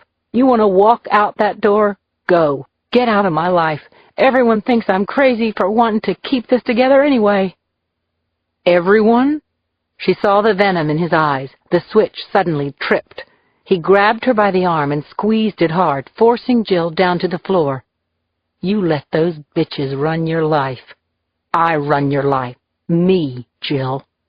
Jill held back more tears. "You're gone, Steve. It's over." "It's over when I say it's over," he said, hovering close to her face. "When I make your life so miserable, you beg me to leave, and I will, Jill. Until then, this is the way it is. It's not over, honey buns. Things are just starting to warm up." "Get out," she said, and pulled away from him. He cocked his fist, but she didn't even flinch, not this time, not even a blink. Steve moved fast, as though he was going to strike, and Jill just held her ground. Get out, Steve, she seethed again. The blood seemed to drain from Steve's face. My pleasure, he said, backing away. He picked up another peach from the basket and rubbed it against his shirt. He tossed a last smirk toward the messy stove. Be sure and save the leftovers. As soon as she heard the door close downstairs, Jill broke into tears. That was it. She didn't know if she should call Claire or Lindsay. There was something she had to do first. She pulled the yellow pages out of a kitchen cabinet and paged through them, frantically dialing the first number she found. Her hand was trembling, but this time there was no turning back. Answer, someone, please. Thank God, she said when a voice finally did. Safe more locksmiths. You do emergencies? Jill asked, resolve mixed with her tears. I need someone over here now. Chapter 53. My message light was flashing. It was after 1 in the morning when I finally got back to my apartment. I threw my suit jacket over a chair and pulled off my sweater, hitting the playback button of the answering machine. 5:28. Jamie, Martha's vet. She's ready to be picked up in the morning. 7:05. Jacoby, just checking in. 7:16. Jill. A quiver of nerves in her voice. I need to talk to you, Lindsay. I tried your cell phone, but it didn't answer. Call me whenever you get home. 11:15. Jill again. Lindsay, call me as soon as you get home. I'm up. Something had happened. I punched in her number and she answered on the second ring. It's me. I was in Portland. Is everything okay? I don't know, she said. A pause. I threw Steve out tonight. I almost dropped the phone on the floor. You really did it? This time's for keeps. We're done, Lindsay. Oh, Jill. I thought of her carrying this all night, waiting for me to come home. What did he do? I don't want to go into it right now, she said. Other than it won't be happening anymore. I threw him out, Lindsay. I changed the locks. You locked him out? Wow! So where is he now? Jill coughed out a laugh. I don't have any idea. He went out about 7, and when he came back, about 11:30, I heard him pounding on the door outside. It would have been worth the past 10 years of bullshit just to see the expression on his face when his key didn't fit. He'll swing by tomorrow to get his stuff. Are you alone? Have you called anyone? No, she answered. I was waiting for you, my buddy.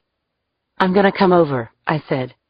No, I just took something. I want to go to sleep. I have to be in court tomorrow.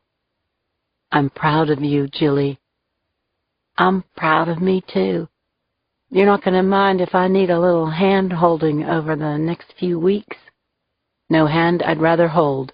I'm giving you a big hug, honey. Get some sleep. And here's some advice from a cop. Keep that door locked. I hung up the phone. It was going on 2 in the morning, but I didn't care. I wanted to call Claire or Cindy and tell them the news. Jill finally booted the asshole out. Chapter 54. Hey, Lieutenant, Kathy Thomas shouted as I walked in the following morning. Lisa Gibbons on the line. Entertainment tonight. Wants to know if you can do lunch. I had made the mistake of calling Jacoby from the plane last night and maybe gave a few too many details about the day. Some snickers rippled around the squad room. I took some hot water and a tea bag to my desk.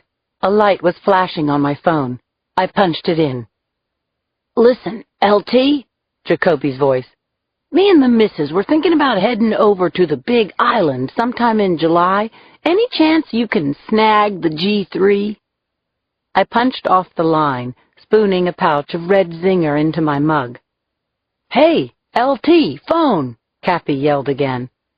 This time I picked it up and snapped. Look, I didn't sleep with him. I didn't ask for the jet. And while you bozos were scratching your balls back here, I actually moved the homicide case along. I guess that'll have to do as an update, Cindy laughed. Oh, God. I lowered my head, letting the blood drain from my face. Believe it or not, I didn't call to bust your chops. I've got news. I've got news, too, I said, thinking of Jill. Yours first. Cindy's tone was urgent, so I didn't think she was talking about Jill. Your fax should be ringing any second. Just then, Brenda knocked on my window and handed me Cindy's transmittal. Another email. This was on my computer when I got to work this morning, Cindy said. I was jolted back to reality. This time the sending address was mariandelgado@hotmail.com. The message was only one line. That wasn't us in Portland. It was signed, August Spies. Chapter 55. I've got to take this upstairs, I said, shooting out of my chair, almost pulling the phone out of the wall. I was halfway up to Tracchio's office before I realized I forgot to tell Cindy about Jill. Things were going too fast now. He's behind closed doors, his secretary warned. You'd better wait. This can't wait, I said, and pushed the door open. Tracchio was used to my barging in. He was facing me, seated at his conference table. He was flanked by two others with their backs to me. One was Tom Roach, the local FBI liaison. I almost fell when I saw that the other was Molinari. I felt as if I had hit a wall, bouncing off and vibrating like in the Roadrunner cartoons.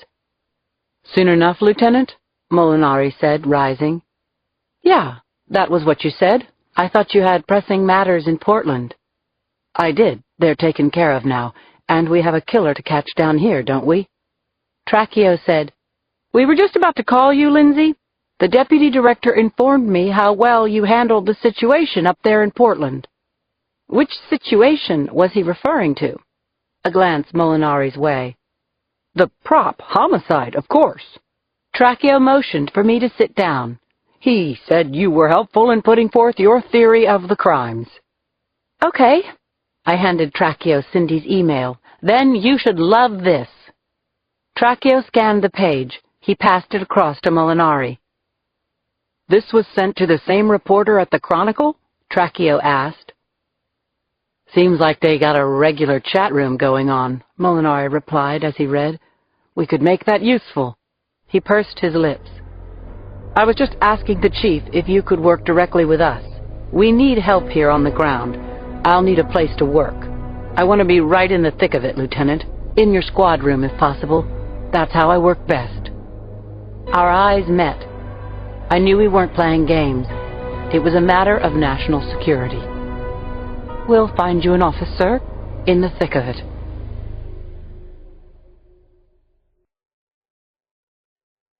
This is the end of Disc 3. Disc 4. Chapter 56. Molinari was waiting for me out in the hall, and as soon as Roach had ducked into the elevator, I looked at him reprovingly. Soon enough, huh? He followed me down the stairwell to my office. Look, I had the local FBI office to placate up there. There's always a lot of politics, you know that. Anyway, I'm glad you're here, I said, holding the stairwell door for him. I let it close. I never had a chance to thank you for the ride, so thanks. I put Molinari in our squad room, cleared out a small office for him to work in. He told me he had declined something more fitting and private on the 5th floor next to the chief.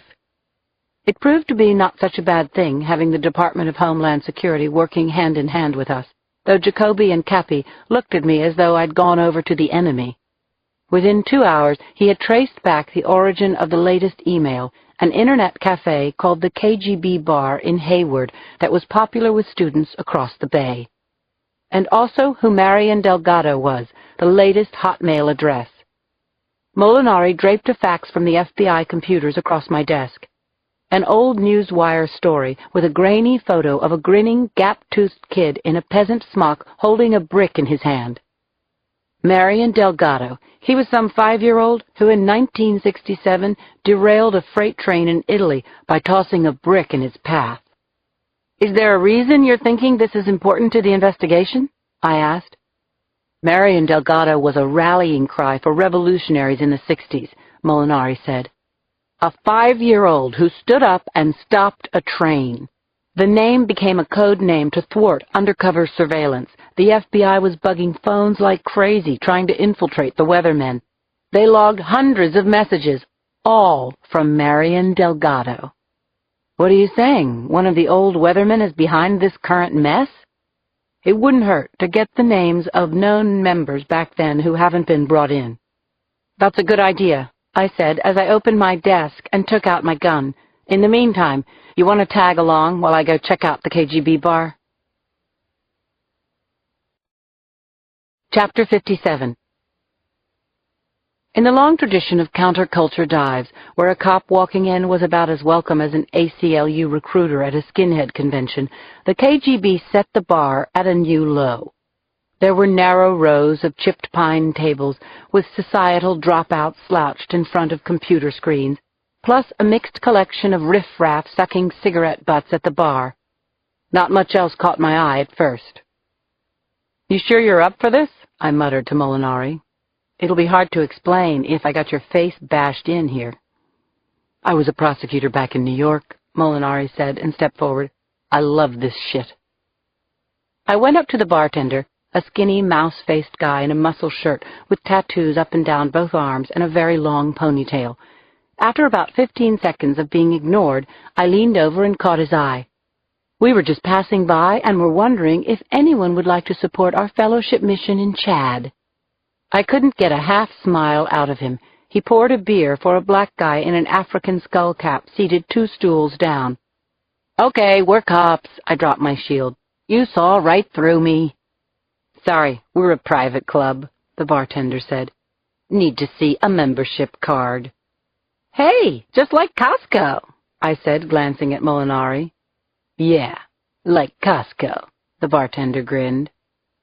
Molinari leaned forward, wrapping his hand over ponytails as he went to draw a beer. He put a silver shield with the words Department of Homeland Security in the guy's face. "I want you to follow this closely. I take my phone, and in about 10 seconds a team of federal agents will barge in here and rip this place down to the 2x4s. Now, as I look around, there's probably about $15,000–20,000 in computers in here, and you know how clumsy these police goons can be when they're lugging heavy evidence. So like the lieutenant said, we need to ask you a few questions." Ponytail glared at him. "What do you say, six-pack?" The black man in the African skullcap spoke up. "Under the circumstances, I think we can waive the membership requirement this once." He turned and faced us, a cheerful grin beneath the skullcap, saying in a deep British accent, "Amir Kamour, Six-Pack was just expressing his desire to keep the clientele here on its usual high level. No need to make harsh threats. Please, can I invite you into my office?" "Six-Pack?" I glanced at the bartender and rolled my eyes. "That's creative." In the rear there was a cramped private cubicle, barely larger than a desk. The walls were papered with posters and event notices, activist stuff, rallies for the poor, free East Timor, AIDS in Africa. I passed Amir Kamour my homicide card, and he nodded, as if impressed. "You said you have a few questions." "Were you here last night, Mr. Kamour?" I started in. "Around 10 p.m.? "I'm here every night, Lieutenant. You know the food and liquor business. It's all about whose hands are in the register." An email was sent from here last night at 10:03 p.m. "Messages are sent from here every night. People use us as a source to air ideas. That's what we do here, air ideas." "You have a way of determining who was here? Anybody out of the ordinary?" "Anyone who comes in this place is out of the ordinary." Kamour grinned. No one smiled at his joke. 10 o'clock, you say? The place was filled. It may help if you could tell me just whom you're looking for and what they've done." I took out the photo of Wendy Raymore and the sketches of the woman who had accompanied George Bengosian. Kamour studied them, ridges digging into his wide brow. He sighed deeply. "I may have seen them over the years, or I may have not. Our customers tend to come and go." "Okay, then, what about these?" I switched gears, taking out the FBI photos from Seattle. One by one, he leafed through them, merely shaking his head. Then I noticed that he stared twice and blinked. You recognize someone." "Merely a thought," he said, shaking his head. "I don't think so, honestly." "No, you recognized a face. Who was it?" I relayed the photos in a pattern on his desk. "Remind me, Madame Lieutenant," Kamour said, looking up. "Why do I want to assist the police on this? Your state is one that is built on corruption and greed.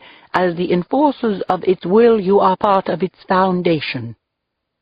"I guess there's always this," Molinari said. He put his face close to the startled Kamour's.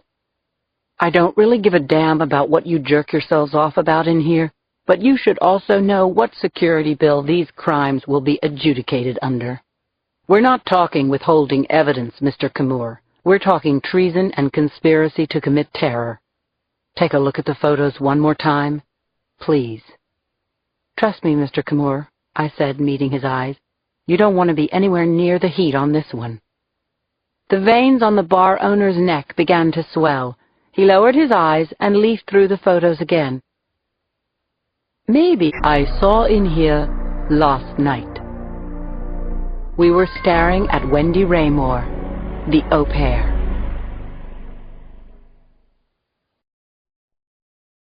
Chapter 58. We weren't back in the car for 5 seconds before I was pressing my palms against Molinari's in an exhilarated, drawn-out high-five. Deputy director or not, he had handled himself pretty well. "That was good, Molinari." I could hardly contain my smile. "And you know how clumsy these police goons can be when they're lugging heavy evidence?" Our eyes locked, and suddenly I was feeling that nervousness and attraction again. I put the car in gear. "I don't know what's supposed to happen with your contacts," I said, "but I think we'd better start by calling this in." Molinari speed-dialed his office with Hardaway's name and aliases. We got a quick response. His Seattle file detailed a criminal past. Weapons possession, arms theft, bank robbery. By tomorrow morning we would know everything about him. Suddenly I realized I hadn't heard from Jill. "I gotta make a call," I said to Molinari, punching in her cell phone number. Jill's voicemail came on. "Hi, it's District Attorney Jill Bernhardt." Damn, Jill usually had her cell phone on, but I remembered about how she said she had a long day ahead in court. "It's me, Lindsay. It's 2 o'clock. Where you been?" I thought about saying more, but I wasn't in private. "Call me. I want to know how you are." "Something wrong?" Molinari said when I hung up. I shook my head. "A friend. She threw her husband out last night. We were supposed to talk. It's just that the guy's turned into a real creep." "She's lucky then," Molinari said, "to have a cop for a friend." The thought amused me. Jill lucky to have a cop for a friend. I thought of calling her at the office, but she'd get back to me as soon as she turned on her phone. Trust me, she can handle herself. We turned on the ramp to the Bay Bridge. I didn't even have to use the top hat, as there was almost no traffic into the city. "Smooth sailing," I said. "We caught a break, finally." "Listen, Lindsay." Molinari turned to me, his tone changed. "What do you think about having dinner with me tonight?" "Dinner?" I thought for a second. I turned to him. "I think we know that might not be the best idea." Molinari nodded in a resigned way, as if the thought got the better of him. "Still, we both gotta eat." He curled a smile. Holding the wheel, I felt my palm starting to sweat. Geez, there were 100 reasons why this could be wrong, but hell, we had lives too. I looked at Molinari and smiled. "We gotta eat." Chapter 59. The latest email had Cindy rocking back on her heels. For once, she was in the story, not merely writing it. And she felt a little scared. Who could blame her with what was going on? But for the first time in her career, she also felt that she was really doing some good, and that's what thrilled her. She sucked in a deep breath and faced the screen of her computer. "That wasn't us in Portland," the message had said. But why disclaim the killing? Why the 5-word denial, nothing more? To separate themselves, to distinguish their crusade from a copycat killer. That seemed obvious. But the knot growing in her stomach told her that maybe there was something more. Maybe she was pressing too hard. But what if, completely outside the box, what if what was coming through wasn't a denial, but something else? A conscience. No, that's crazy, she thought. These people had blown up Morton Lightower's townhouse with his wife and a child inside. They had shoved horrible poison down Bengozhan's throat. But they had spared little Caitlin. There was something else. She suspected that the person corresponding might be a woman. She had referred to her sisters in bondage, and she'd chosen to write to her. There were plenty of other reporters in the city. Why her? Cindy was thinking that if there was any humanity in this person, maybe she could reach it. Maybe she could tap into it, reveal something, a name, a place. Maybe it was the au pair writing, and maybe she did have a heart. Cindy cracked her knuckles and leaned over the keyboard. Here goes. She typed. Tell me, why are you doing these things? I think you are a woman. Are you? There are better ways to achieve your goals than killing people who the world views as innocent. You can use me. I can get the message out. Please, I told you I was listening. I am. Use me. Please. Don't kill any more. She read it over. It was a long shot. Longer than a long shot. And she felt, pausing over the message, that if she sent it, she really would enter the story, that her whole life would change. Sayonara, she whispered to her old life, the one of passively watching and writing. She pressed send. Chapter 60. It was hard working the rest of the day. I met with Tracchio for an hour and had Jacoby and Cappy retrace the bars around Berkeley with Hardaway's photo. Every once in a while I felt my mind drifting and my heart beating a little faster when I thought about tonight. But as Joe Molinari had said, we gotta eat. Later, in the shower at home, inhaling a fresh lavender smell as I rinsed myself clean from the day, a guilty smile spread over my face. Here I am, a glass of Sancerre on the ledge, my skin tingling like a girl on her first date. I hurried around, straightening up a bit, arranged the bookshelf, checked the bird roasting in the oven, fed Martha, set the table overlooking the bay. Then I realized I still hadn't heard from Jill. This was crazy. Still in my towel and wet hair, I placed another call to her. This is getting ridiculous. Come on, get back to me. I need to know how you are. I was about to call Claire to see if she had heard from Jill when I heard the buzzer ring. The front door buzzer. Shit, it's only 7:45. Molinari was early. I threw another towel around my hair and frantically hopped around, dimming lights, taking out another wine glass. I finally went to the front door. Who's there? Advanced Team for Homeland Security, Molinari called. Yeah, well, you're early, Homeland Security. Anyone ever tell you about buzzing up from the outside door? We generally bypass those things. Look, I'm going to let you in, but you can't look. I couldn't believe I was standing there in my towel. I'm opening the door. My eyes are closed. They'd better be. Martha came up beside me. I've got a dog who's very protective of me. I unlocked the door, opened it slowly. Molinari stood there, his suit jacket thrown over his shoulder, a bouquet of daffodils, eyes wide open. You promised. I took a step back, blushing. Don't blush. Molinari stood there smiling. You're gorgeous. This is Martha, I said. You behave, Martha, or Joe will have you tossed into a doghouse in Guantanamo. I've seen him work. Hey, Martha. Molinari squatted down. He massaged her head behind the ears until she purred. You're gorgeous too, Martha. Molinari stood up, and I grabbed my towel tighter. He grinned a little. You think Martha would get upset if I said I was dying to see what's under that towel? I shook my head, and the towel covering my hair fell away to the floor. How's that?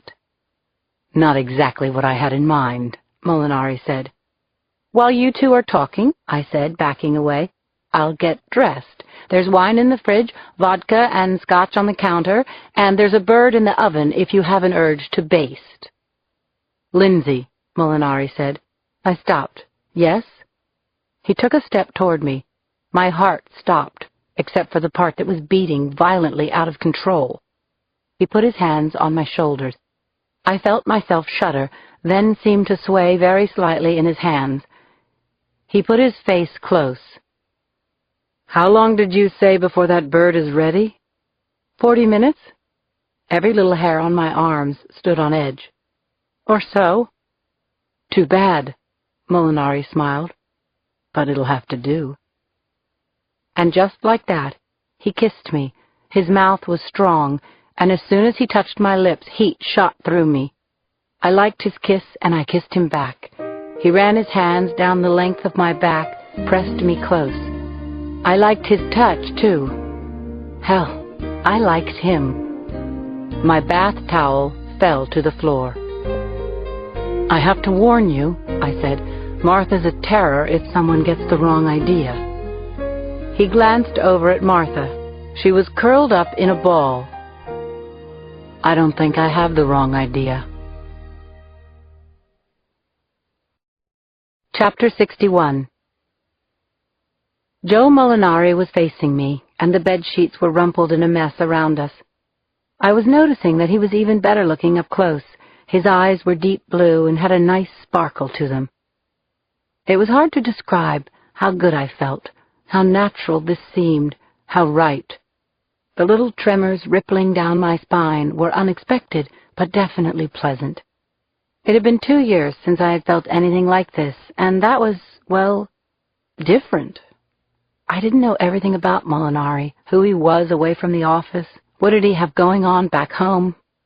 Truth was, I didn't care right now. I just felt good. It was enough.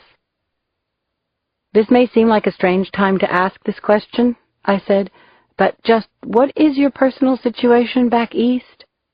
Molinari took a breath. "Not complicated. Usually I just mess around with interns and subordinates I meet on the case." He smiled. "Come on," I sat up. "It's a legitimate after-sex question." "I'm divorced, Lindsay. I date now and then, time permitting." He stroked my hair. "If you're thinking, does this happen very often?" "What do you mean, this?" "You know, this, where we are, on assignment." Molinari turned and faced me. "Just so there's no doubts, I'm here because the moment you walked into that meeting, bells started going off. And since then, the only thing I've been impressed with more than how good you are on the job is how good you looked once I pulled that towel off you." I took a breath and stared into those very blue eyes. "You just make sure you're not an asshole, Joe Molinari." All of a sudden, I shot up in bed. "Oh my God, dinner!" "Forget the chicken." Molinari smiled and pulled me closer. "We don't gotta eat." The phone rang. What next? My first urge was to let it go. I waited for the answering machine to pick up. When the voice came on, it was Claire's, sounding urgent. "Lindsay, I'm worried. Pick up if you're there." "Linz?" I blinked, then rolled over to the night table and fumbled for my phone. "Claire, what's wrong?" "Thank God you're home." Her voice was tense, unusual for Claire. "It's Jill. I'm at her house, Lindsay. She's not here." "She had a trial. Did you try the office? She's probably working late." "Of course I tried the office," Claire shot back. "Jill never showed up today." Chapter 62. I bolted up, confused but also afraid. It didn't make sense. "She said she had a trial, Claire. I'm sure of it." "She did have a trial, Lindsay. She just didn't show. They've been looking for her all day." I pressed my back against the headboard. When I thought about the possibility of Jill bagging work, not calling in, it didn't fly. "That's not Jill," I said. "No," Claire answered. "That's not Jill at all." Suddenly I was worried. "Claire, do you know what's going on? What happened with Steve?" Claire answered. "No, what are you saying?" "Stay where you are," I said. I hung up the phone and sat there for a second. "I'm sorry, Joe. I gotta go." A few minutes later, I was driving at full speed down 23rd over to Castro. I ran through the possibilities. Jill was depressed. She needed some space. She'd gone to her parents. Any of them could be true. But Jill would never not show up for court. I finally pulled up in front of her townhouse on Buena Vista Park. The first thing I noticed was Jill's sapphire blue 535 still in the driveway. Claire was waiting on the landing, and we hugged. "She doesn't answer," she said. "I rang the bell, banged on the door." I looked around, didn't see anyone. I hate to do this. Then I broke a pane in the front door and reached inside. I was thinking that Steve could have gotten inside too, easily. Immediately, the alarm sounded. I knew the code, 63442, Jill's state employee number. I punched it in, trying to make up my mind if the alarm being on was a good sign. I flicked on a light. I called. "Jill?" Then I heard Otis barking. The brown lab ran from inside the kitchen. "Hey, boy." I patted his back. He seemed happy to see a familiar face. "Where's Mommy?" I asked. I knew one thing. Jill would never leave him. Steve maybe, but not Otis. "Jill? Steve?" I called around the house. "It's Lindsay and Claire." Jill had just redone the place in the past year. Patterned couches, melon-colored walls, a tufted leather ottoman for a coffee table. The house was dark and silent. We checked around the familiar rooms. No reply. No Jill. Claire exhaled and said, "This is really starting to give me the creeps." I nodded and squeezed her shoulder. "Me too." "Come on," I said to Claire. "I'm going to check upstairs. We're going to check."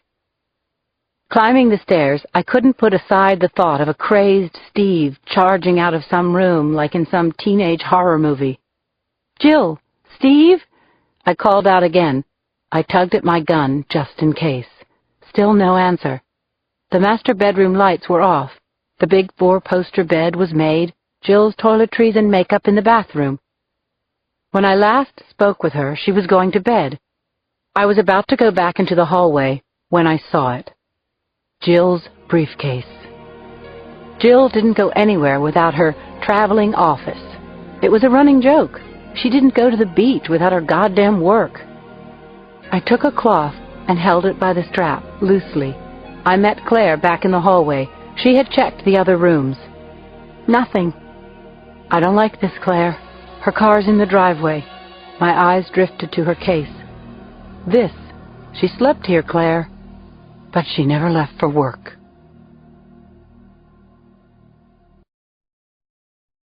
Chapter 63. I had no idea how to get in touch with Steve.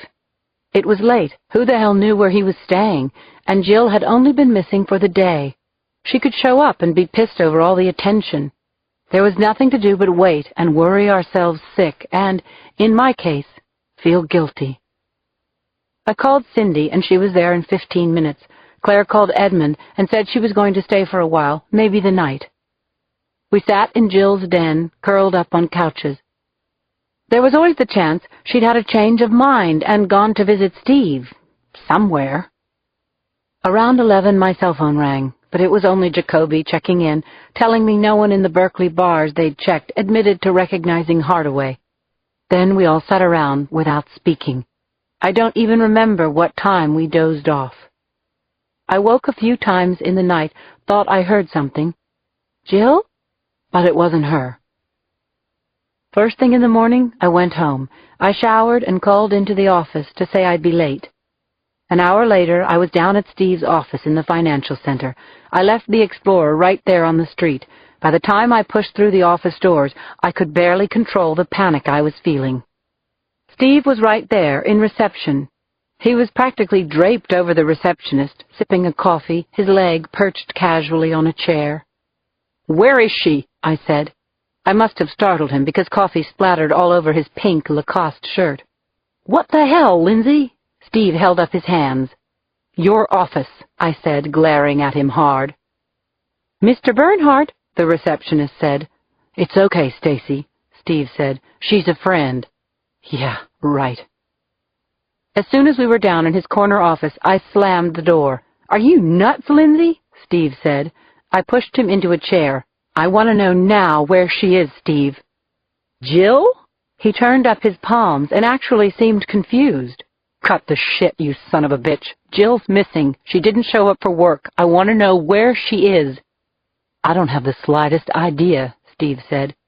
"What do you mean, missing?" "She had a trial yesterday, Steve," I said, losing control, "and she didn't show up for it. Does that sound like Jill? She didn't come home last night either. Her car's there and her briefcase. Someone got inside the house." "I think you've got your facts a little twisted, Lieutenant," Steve said with a derisive laugh. "Jill tossed me out the other night. She changed the locks on Fortress Bernhardt." "Don't mess with me, Steve. I want to know what you've done. When was the last time you saw her?" "How about 11 o'clock the other night, through my own living room window as I was banging on the fucking door trying to get back into my own house?" "She told me you were coming by yesterday morning to pick up your things." Anger flashed in his eyes. "What the hell is this, an interrogation?" "I want to know where you spent Friday night." I stared at him hard. "And everything you did Saturday morning before you came to work." "What's going on? Do I need a lawyer, Lindsay?" I didn't answer his question, just turned away and walked out of there. I hope to God Steve didn't need a lawyer. Chapter 64. Anger was no longer the word for what was tearing at me as I headed back to the hall. It was deeper than anger. Every time I glanced in the rearview mirror and caught a glimpse of my own eyes, I kept thinking, I've seen those eyes before. On the job, on the faces of parents and wives when someone close to them is missing, the wordless panic when something horrible has taken place but just hasn't played out yet. Stay calm, we tell them. Anything can happen. It's still early. And that's what I was telling myself as I drove back to the office. Stay calm, Lindsay. Jill could turn up any time. But looking at myself in the rearview mirror, I couldn't stop thinking. Same eyes. Back at the hall, I put in a call to Ingrid Barros, who was Jill's housekeeper, but she was at a meeting at her kids' school. I sent Lorraine and Chin up and down Jill's street on Buena Vista Park to see if anyone had noticed anything suspicious. I even ordered a trace on Jill's cell phone calls. Someone must have called her. Someone must have seen her. It didn't make sense that she had completely disappeared. Jill wasn't the disappearing type. I did my best to focus on the picture we were getting of Stephen Hardaway as it started to drift in throughout the day. The FBI had been looking for Hardaway for a couple of years, and though he wasn't on the most wanted, he was close enough to raise suspicions now. He'd been raised in Lansing, Michigan. After high school, he came west and went to Reed College in Portland. That's when he began turning up in the system. Oregon records showed an arrest for aggravated assault at an anti-WTO demonstration at the University of Oregon. He was a suspect in bank robberies in Eugene and Seattle. Then in '99, he was caught in Arizona trying to buy blasting caps from a gang member who turned out to be local ATF. And that was when Stephen Hardaway disappeared. He'd jumped bail. He was rumored to be involved in a string of armed robberies in Washington and Oregon, so we knew he was armed, dangerous, and had a desire to blow things up. Not a word on him for the past 2 years. About 5, Claire knocked at my office. I'm going crazy, Lindsay. Come on, get a cup of coffee with me. I'm going crazy too, I said, and grabbed my purse. Maybe we should call Cindy over, I said. Don't bother, she said, and pointed down the hall. She's already here. The 3 of us went down to a cafeteria on the 2nd floor. At first we just sat around stirring our drinks, the silence as thick as June fog. Finally, I just sucked in a breath. I think we all agree Jill's not out there, pining away on some rock. Something's happened. The sooner we admit that, the sooner we can find out what it is. I keep thinking there has to be some explanation, Claire said. I mean, I know Steve, we all do. He wouldn't be my ideal partner, but I can't believe he's capable of anything like this. Well, keep believing, Cindy said, frowning. It's been 2 days. Claire looked at me. You remember that time Jill had to go through Salt Lake City on her way back from Atlanta, and while they were just waiting there at the gate, she took one look at all the snow in the mountains and said, "Screw it, I'm out of here." She hopped off the plane, rented a car, and skied snowbird for the day. "Yeah, I remember," I said, the thought bringing a smile to my face. Steve had some client thing he wanted to drag her to. The office was trying to locate her, and where was Jill? Up at 11,000 feet, in a rented suit and skis in powder heaven, having the best day of her life. The image brought a smile to all our faces, a tearful one.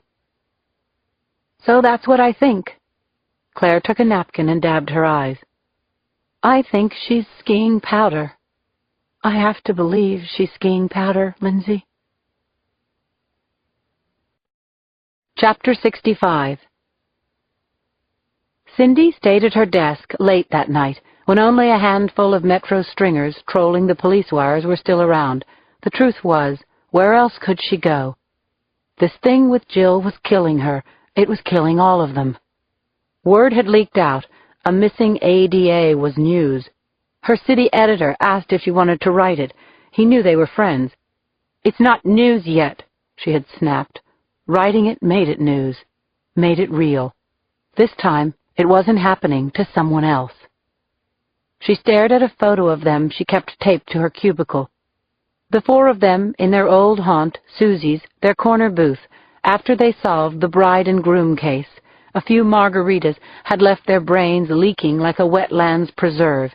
Jill had seemed so invincible, the power job, the power husband. Never once had she let on. "Come on, Jill," Cindy whispered, feeling her eyes glistening over. "Come through this, walk through that door, show your pretty face, smiling. I'm praying, Jill, walk through that fucking door." It was after 11. Nothing was happening here. It was just her way of keeping the vigil, keeping up hope. "Go home, Cindy, call it a night. Nothing you can do now." A maintenance man, vacuuming the stall, winked at her. "Working late, Ms. Thomas?" "Yeah," she sighed, "burning the midnight oil." She finally threw a few things in her purse and checked her computer one last time before she logged off. Maybe she'd call Lindsay, check in one last time, just to talk. A new email flashed on her screen. Sydney knew without even opening it who it was from. toobad@hotmail.com. She knew the timing. She knew they warned her of a new victim every 3 days. It was Sunday. August spies were due. "You were warned," the message began. "But you were arrogant and didn't listen." "Oh, God!" A tiny cry escaped from Cindy's throat.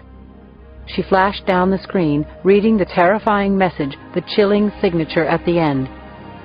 August spies had struck again. Chapter 66. I got home that night at 11, exhausted and empty-handed. For a few moments, I stood thinking at the bottom of the stairs. In the morning, Jill would be officially listed as missing. I'd have to head up an investigation into the disappearance of one of my closest friends. "I thought you'd want to know," I heard a voice above me, catching me by surprise. I heard back from Portland. I looked up and saw Molinari. He was sitting on the top step. "They found a secretary at Portland State who leaked Prop's whereabouts, not being one of the assholes." I closed my eyes. For a moment, everything bad was outside, far away from my living room. The telephone rang. I didn't want to answer it. For a moment, I was feeling 1,000,000 miles away, and, selfish as it was, I liked it. Then I was thinking, what if it's Jill? I grabbed the phone, and Cindy's voice came on. "Lindsay, thank God. Something bad's happened." My body clenched. I held on to Molinari. "Jill?" "No," she answered. "August spies." Chapter 67. I listened with a sick, sinking feeling as Cindy read me the latest message. "You were warned," it says, "but you were arrogant and didn't listen. We're not surprised. You've never listened before, so we struck again." "Lindsay, it's signed August Spies." "There's been another killing. I said, turning to Molinari. Then I finished up with Cindy. The full message said we'd find what we were looking for at 333 Harrison Street, down by the piers in Oakland. It had been exactly 3 days since Cindy received the first email. August's spies were true to their threats. I hung up with Cindy and called the emergency task force. I wanted our cops on the scene and all traffic down to the Oakland port blocked off. I had no idea what type of incident we had or how many lives were involved, so I called Claire and told her to go there too. Molinari already had his jacket on and was on the phone. It took me about a minute to get ready. "Come on," I said at the door. "You might as well drive with me." We were barreling down 3rd Street toward the bridge with our siren wailing. That time of night there was almost no traffic. It was clear sailing over the Bay Bridge. Transmissions began to crackle on the radio. Oakland cops had picked up the 911. Molinari and I listened to hear what kind of scene we were dealing with. Fire, explosion, multiple injuries. I shot off the bridge onto 880, getting off at the exit for the port. A police checkpoint had already been set up. 2 patrol cars with flashing lights. We pulled up. I saw Cindy's purple VW being held there. She was arguing with one of the officers. "Climb in," I yelled to her. Molinari flashed his badge to a young patrolman whose eyes bulged. "She's with us."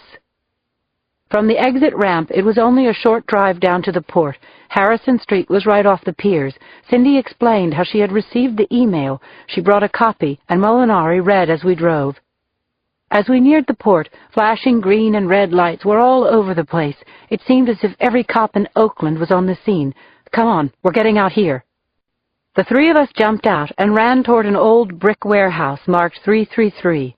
Trestles rose into the night. Huge container loads were stacked everywhere. The Port of Oakland actually handled the majority of the freight traffic in the Bay Area. I heard my name being called. Claire, jumping out of her Pathfinder, ran up to us. "What do we have?" "I don't know yet," I said. Finally, I saw an Oakland precinct captain I'd worked with coming out of the building. "Gene!" I ran up to him. With what was going on, I didn't have to ask.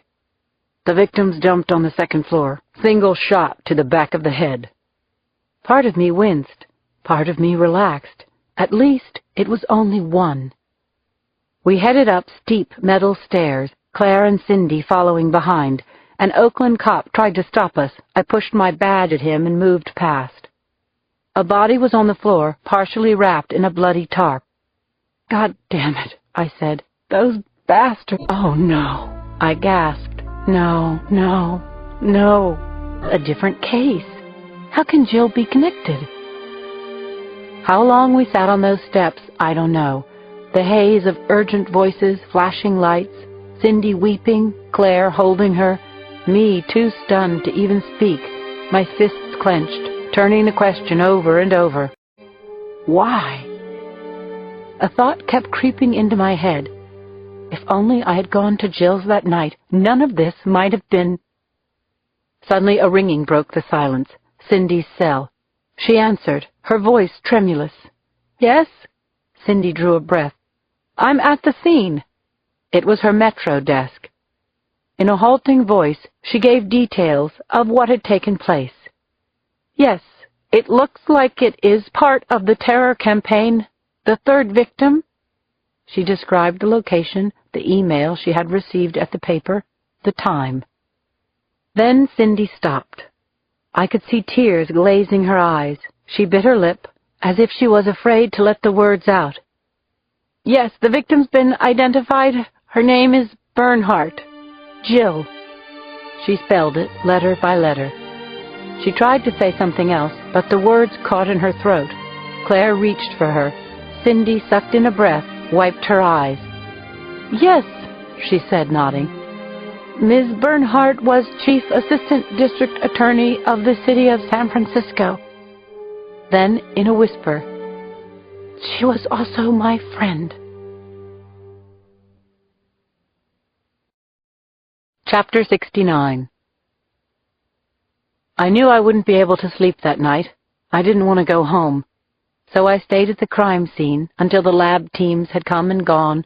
Then, for about an hour, I crisscrossed the deserted streets of the port, searching for anyone, a night worker, a vagrant, who might have seen who dumped Jill off. I drove around, afraid to go to the office, afraid to go home, reliving the awful sight over and over again, tears streaming down my face, turning over that tarp, seeing Jill. I drove until my car seemed to know the place I was headed. Where else did I have to go? 3 o'clock in the morning, I found myself at the morgue. I knew Claire would be there, no matter what time it was, doing her job, because it was the one thing that could hold her together, in her blue scrubs, in the operating room. Jill was laid out on the gurney, under those same harsh lights where I'd seen so many victims before. Jill, my sweet, darling girl. I stared through the glass, tears wending down my cheeks. I was thinking I'd failed her in some way. Finally, I pushed through the glass doors. Claire was in the middle of the autopsy. She was doing what I was doing, her job. "You don't want to be in here, Lindsay," she said when she saw me. She drew a sheet over Jill's exposed wound. "Yeah, I do, Claire." I just stood there. I wasn't going to leave. I needed to see this. Claire stared at my swollen, tear-stained face. She nodded, the tiny outline of a smile. "At least make yourself useful and hand me that probe on the tray over there." I handed Claire her instrument and traced the back of my hand against Jill's cold, hard cheek. How could this not be some dream?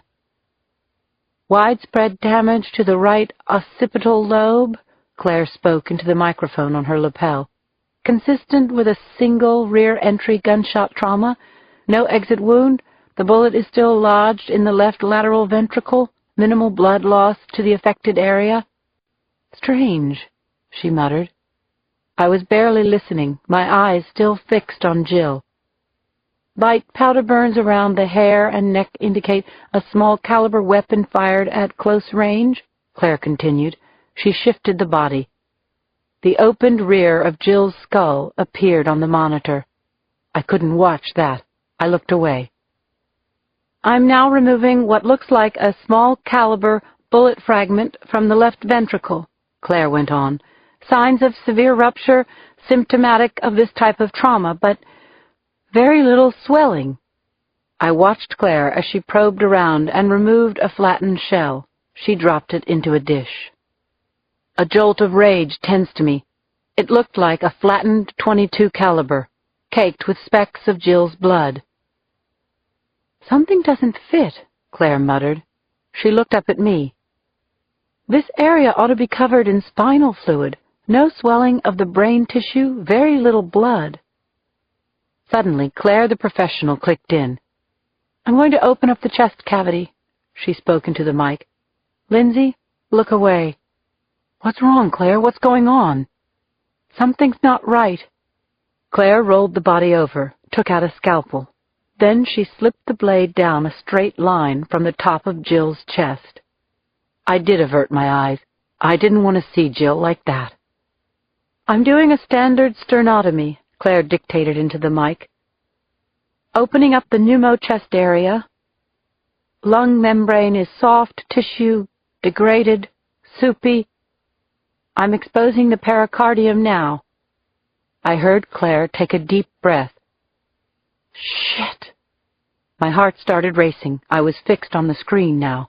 "Claire, what's going on? What do you see?" "Stay there." She put up a hand. She had seen something horrible. What was it? "Oh, Lindsay," she whispered, and finally looked at me. "Jill didn't die from a gunshot." "What?" "The lack of swelling, blood seepage." She shook her head. "The gunshot was delivered after she was dead." "What are you saying, Claire?" "I'm not sure." She looked up. "But if I had to guess, I'd say ricin." Chapter 70. There was always something intimidating about meeting Charles Danko in person. Even at a fancy place like the Huntington Hotel in San Francisco, Danko fit in anywhere. He was wearing a tweed jacket, pinstriped shirt, and a rep tie. There was a girl with him, pretty, with a tangle of bright red hair. He always liked to keep you off guard. Who is she? Mal had been told to wear a suit jacket and even a tie if he could dig one up. He had, and he found it kind of funny, bright red with tiny bugles in the design. Danko stood rather formally and shook Mal's hand, just another of his odd, off-putting gestures. He waved a hand around the dining room. Could there be a safer place for us to meet?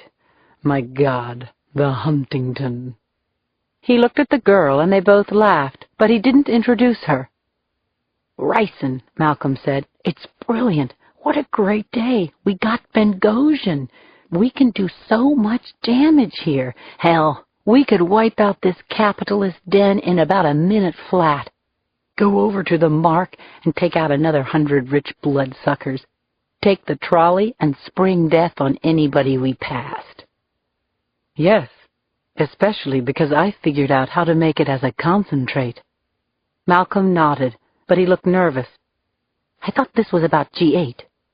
Danko looked at the girl again. They shared condescending smiles. "Who the hell is she? What does she know?" Your focus is too narrow, Mal. We've talked about that before. More than anything else, this is about terrifying people. And we're going to scare them, believe me. Ricin will do the trick. Makes anthrax look like something only farm animals should fret about. He stared hard at Malcolm now. You have a delivery system for me? For the ricin? Malcolm had stopped making eye contact. Yeah. And more of your explosives? We could blow the Huntington right off the map. The Mark, too. Malcolm finally allowed himself a sheepish smile. "All right. Who is she?" Danko drew back his head and laughed. "She's someone brilliant, just like you. She's a secret weapon. Let's leave it at that." "Just another soldier," he said, then looked into the girl's eyes. "There's always another soldier, Malcolm. That's what should be scaring the hell out of everybody right now." Chapter 71. Michelle heard voices in the other room. Mal was back from his meeting. Julia was whooping it up as if she'd won the lottery, but Michelle felt awful. She knew they had done terrible things. The latest killing didn't sit well with her, that pretty, innocent DA. She had put aside the image of Charlotte Lightower and the housekeeper who'd been killed in the blast, and found some relief that at least the children had been saved. Lightower, Bengosian, they were greedy, guilty scum. But this one, what had she done to be on the list? Because she worked for the state? What had Mal said? This one is just for the thrill of it, just to show we can. Except Michelle didn't really believe that. There was always a hidden agenda with Mal. The poor DA knew she was going to die from the minute they forced her into the truck. But she never gave in, not once. She seemed brave to Michelle. The real crime was that she never even knew why she was dying. They wouldn't even give her that. The door creaked open and Mal eased into the room. The look of triumph on his face gave Michelle the creeps. He lay down next to her, smelling of tobacco and alcohol. "What happened to my party girl?" "Not tonight," Michelle said. A wheeze kicked up in her chest. "Not tonight?" Mal grinned. Michelle sat up. "I just don't understand. Why her? What did she do to anybody?" "I mean, what did any of them really do?" Mal stroked her hair. "Wrong employer, honey bun. She represented the big bad state that's sanctioning the criminal pillaging of the world. That's what she did, Michelle. She's tanks in Iraq. She's Grumman and Dow Chemical and the WTO all rolled into one. Don't be fooled because she was pretty." "They said on the news that she put away murderers. She even prosecuted some of the CEOs in business scandals." "And I told you not to pay attention to the news, Michelle. Sometimes people who do good things die. Hold that thought." She shot a horrified look at him. The cough in her chest grew tighter. She fumbled around the bed for her new inhaler, but Mal blocked her hand. What did you think, Michelle? We were in this just to knock off a couple of fat cat billionaires? Our fight's with the state. The state is very powerful. It won't roll over and die. Michelle forced a breath. She realized in that moment that she was different from Mal, from them all. He called her a little girl, but he was wrong. A little girl didn't do the terrible things she had done. She wheezed again. "I need my inhaler, Mal, please." "And I need to know I can trust you, honey bun." He picked up the inhaler and twirled it in his fingers like a toy. Her breathing was starting to get heavy now, ragged, and Mal was making it worse, scaring her like this. She didn't know what he was capable of. "You can trust me, Mal. You know that," she whispered. "I do know that, Michelle, but it's not me I'm worried about. I mean, we work for someone, don't we, hon? Charles Danko isn't forgiving the way I am. Danko is tough enough to beat them at their own game. He's a genius." She grabbed the puffer out of Mal's hand and depressed it twice, shooting the soothing spray into her lungs. "You know the cool thing about ricin?" Mal smiled. "It can get into your bloodstream 100 ways." He depressed his index finger twice, as though he was triggering an imaginary inhaler. He smiled. "Ch, ch." He had a glint in his eye she hadn't seen before. "Whoa, now that would really get that chest of yours into a state, wouldn't it, hon? Ch, ch."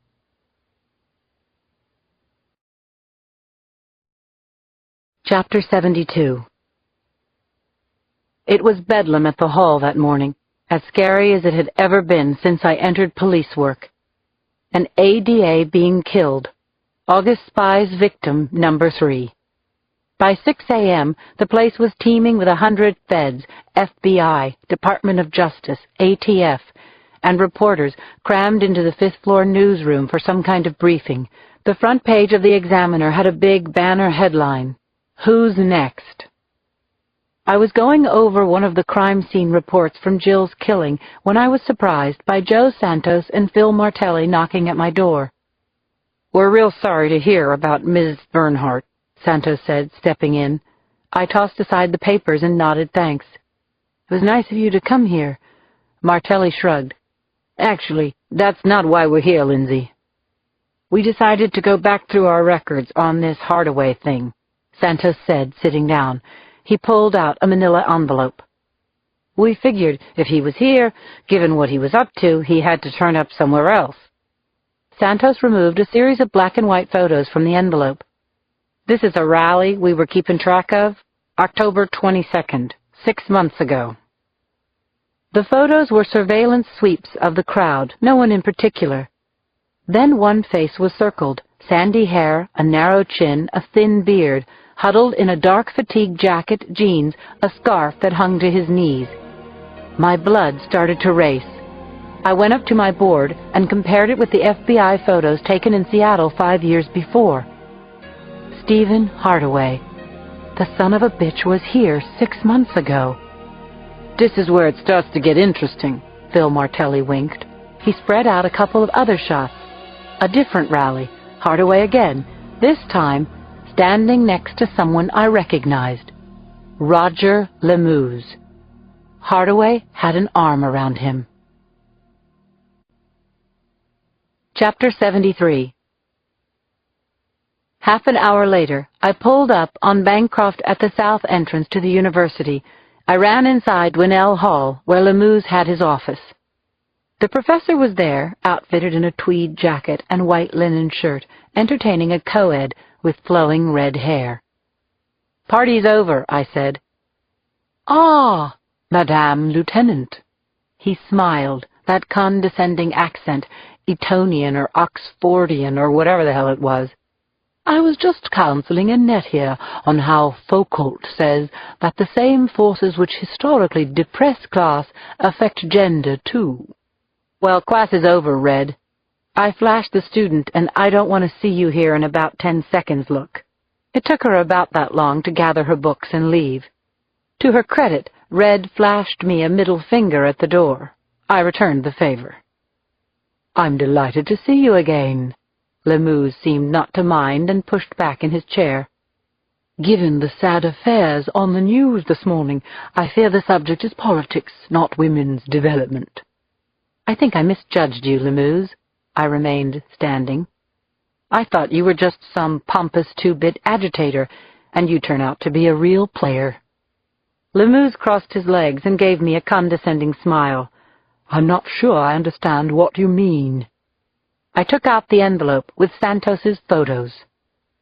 What I'm really getting a kick out of, Lemuse, is that I'm what's keeping your ass away from Homeland Security. I pass along your name with your public statements. The next time I see you, it'll be in a cell. Lemuse leaned back in his chair, still with an amused smile. And you're warning me why, Lieutenant? Who said I'm warning you? His expression changed. He had no idea what I had on him. I liked that. What I find amusing, Lemuse shook his head, is how your blessed Constitution is so blind to people in this country who are wearing a hador or who have the wrong accent, yet so high and mighty about the threat to a free society when it comes to a couple of greedy MBAs and a pretty DA. I pretended I hadn't even heard what he just said. There's something I want you to look at, Lemuse. I opened the envelope and spread the FBI photos of Stephen Hardaway across the desk. Lemuse shrugged. I don't know. Perhaps I've seen him. I don't know where. Is he a student here? You weren't listening, Lemuse. I dropped another photo in front of him, a second and a third, the ones taken by Santos and Martelli, showing Hardaway standing with him, one with his arm draped across the professor's shoulder. How do I find him, Lemuse? How? He shook his head. I don't know. These photos are from some time ago. I believe he was a professor detained after 9/11. Last fall, he hung around a couple of our rallies. I haven't seen him since. I don't actually know the man. That's not good enough, I pressed. I don't know. That's the truth, Lieutenant. He was from up north somewhere, as I remember, Eugene, Seattle. He hung around for a while, but it all seemed to bore him. For once, I believed Lemuse. What name was he going under? Not Hardaway. Malcolm something. Malcolm Dennis, I think. I don't know where he is now. No idea. There was part of me that liked seeing Lemuse's slick, superior veneer crack. I want to know one more thing, and this stays between us, okay? Lemuse nodded. Of course. The name August Spies. You know it? Lemuse blinked. The color came back to his face. That's what they're calling themselves? I sat down and pushed myself close to him.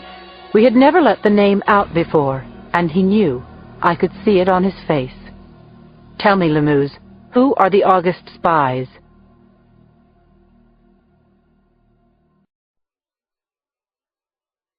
This is the end of Disc 4.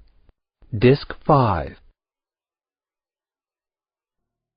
Chapter 74. Have you ever heard of the Haymarket Massacre? Lemuse asked me, talking as if I were one of his students. You mean in Chicago? I said. Very good, Lieutenant. Lemuse nodded. To this day, there is a statue there to mark it. On May 1st, 1886, there was a massive labor demonstration up Michigan Avenue, the greatest gathering of labor to that point in the history of the United States. 80,000 workers, women and children, too. To this day, May Day is celebrated as labor's official holiday around the globe. Everywhere, of course, he said with a smirk, but in the United States.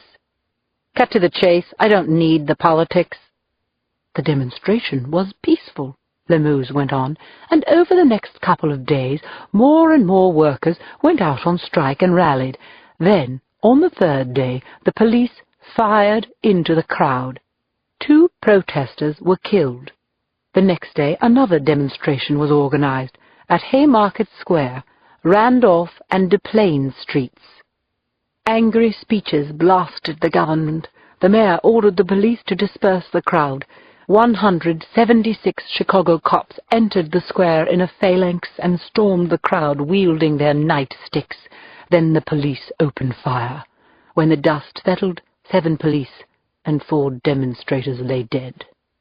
The police needed scapegoats, so they rounded up 8 labor leaders, some of whom were not even there that day. Where is this heading? One of them was a teacher named Auguste Spies. That's how he pronounced it. Spies, not spies. They tried and hanged them all, by the neck, until dead. Later on, Spies was shown not to have even been in Haymarket. He said, as he stood on the scaffold, "If you think that by hanging us you can stamp out the labor movement, then hang us. The ground is on fire where you stand. Let the voice of the people be heard."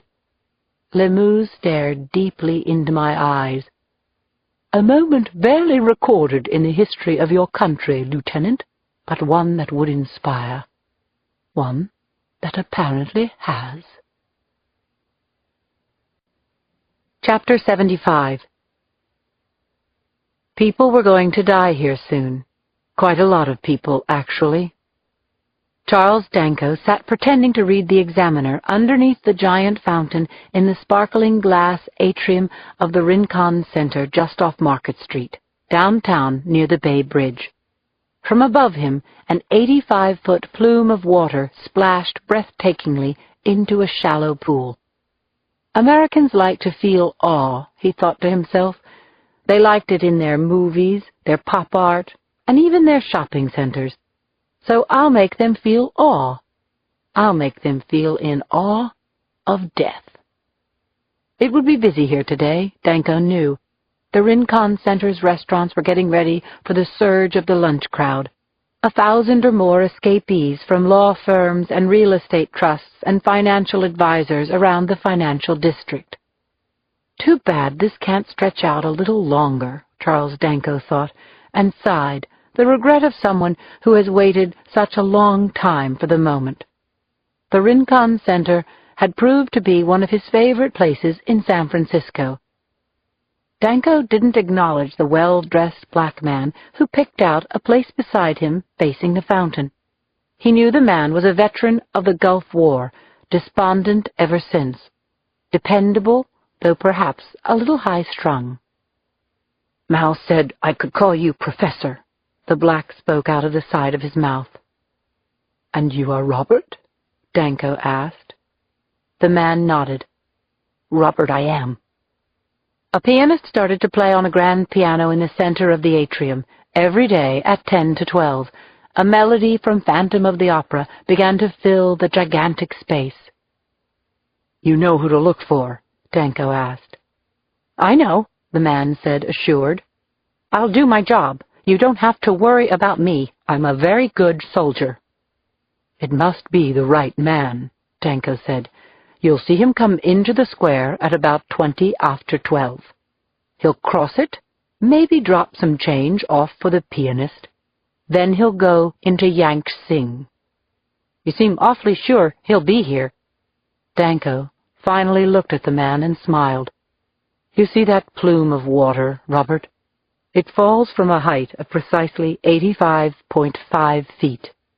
I know this because, having sat in this spot for a very long time, I have calculated the exact angle of an imaginary line stretching from the center of the pool and the corresponding right angle created at its base. From there, it was easy to extrapolate its height. You know how many days I've sat and watched this fountain, Robert?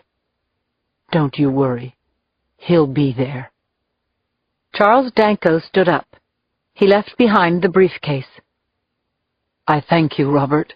You are doing something very brave, something that only a small few will ever commend you for.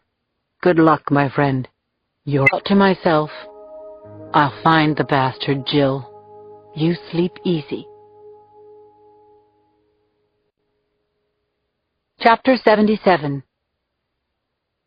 It was after midnight by the time Cindy got home. Her eyes were raw, her body numb, and she wondered if she would ever recover from losing Jill. She knew she wouldn't be able to sleep. The answering machine was blinking. She'd been out of touch all day. She ought to check her email, maybe just to get Jill off her mind. She went to her computer and checked out the Chronicle's front page. The story of the day was ricin. Jill's cause of death had gotten out. Her death, coupled with Bengosian's, had put the city in a panic. How easily could ricin be obtained? What were the symptoms? What if it got into the water supply? Were there antidotes? How many people could die in San Francisco? She was about to check her email when an instant message bubbled through. Hotwax1199. Don't waste your time trying to trace this, the message began. Cindy froze. Didn't have anything to do with G8. This one wasn't like the others. This one was personal, the message read. Chapter 78. Something terrible was going to happen today. Cindy's latest email assured us of that, and her strange pen pal hadn't been wrong yet, hadn't misled her or lied. It was a sickening, helpless feeling to watch the dawn creep into the sky and know, in spite of all the resources of the U.S. government, all the fancy vigilance and warnings and cops we could put out on the street, all my years of solving homicides, August spies were going to strike today. We couldn't do a thing to stop the killers. That dawn found me in the city's emergency command center, one of those undisclosed locations hidden in a nondescript cinder block building in a remote section of the Naval Yard out in Hunters Point. It was a large room filled with monitors and high-tech communications equipment. Everyone there was on edge. What were August spies going to pull now? Joe Molinari was there, the mayor, Tracchio, the heads of the fire department and emergency medical task force, all of us crammed around the war table. Claire was there too. The latest warning had everyone freaked out that this new attack could be a widespread one involving ricin. Molinari had a toxins expert on alert. During the night we had decided to release Hardaway's name and description to the press. So far we hadn't been able to locate him, and the situation had only gotten exponentially worse. Murder had given way to public safety. We were certain that Hardaway was involved somehow, and that he was extremely dangerous. The morning news shows came on. Hardaway's face was the lead story on all three networks. It was like some nerve-wracking doomsday countdown straight out of a disaster movie, only much worse. The thought that any minute in our city a bomb could go off or a toxic poison be spread, maybe even by plane. By 7, a few of the inevitable Hardaway sightings had started to trickle in. A clerk was sure he'd seen him in Oakland at an all-night market 2 weeks ago. Other calls came from Spokane, Albuquerque, even New Hampshire. Who knew if any of them were for real? But all the calls had to be checked out. Molinari was on the phone with someone named Ronald Cull from the WTO. I think we should issue some kind of communique, the deputy director pressed. No admissions, but say that the organization is considering the grievances if they show a cessation of violence. It'll buy us time. It could save lives, maybe a lot of lives. He seemed to have gotten some agreement and said he would draft the language, but then it had to be approved by Washington and by the WTO. All this red tape, the clock ticking, some kind of disaster about to strike at any moment. Then, like the email foretold, it happened. At 8:42 a.m., I don't think I'll ever forget the time of day. Chapter 79. Kids had been drinking from a water fountain at the Redwood City Elementary School. They got sick. Those were the first chilling words that we heard. Every heart in the room slammed to a stop at the same time, 8:42. Within seconds, Molinari was patched through to the principal of the school. A decision was made to evacuate it immediately. Claire, who had strapped on a headset, was trying to get through to the EMS vehicle carrying the kids who had gotten sick. Never before had I seen the most capable people in the city so utterly panicked. Molinari carefully instructed the principal. No one touches the water until we get there. The school has to be cleared right now. He ordered an FBI team on a copter down to Redwood City.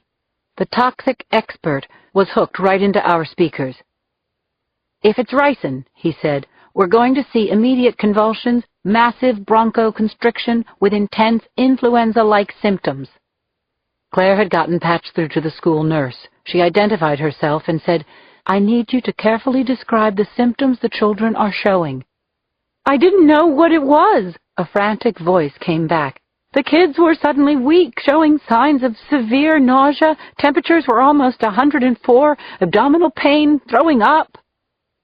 One of the emergency copters had already gotten to the school and was circling, relaying film from above. Children were rushing out of the exits, guided by teachers. Frantic parents were arriving on the scene. All of a sudden, a second report crackled over the airwaves. A worker had collapsed at a construction site in San Leandro. That was on the other side of the bay. They didn't know if it was a heart attack or something ingested. As we tried to follow up, a news flash broadcast came over one of the monitors. "Breaking news. In Redwood City, the local elementary school has been evacuated after children were rushed to a nearby hospital having collapsed, showing signs of violent sickness possibly related to a toxic substance.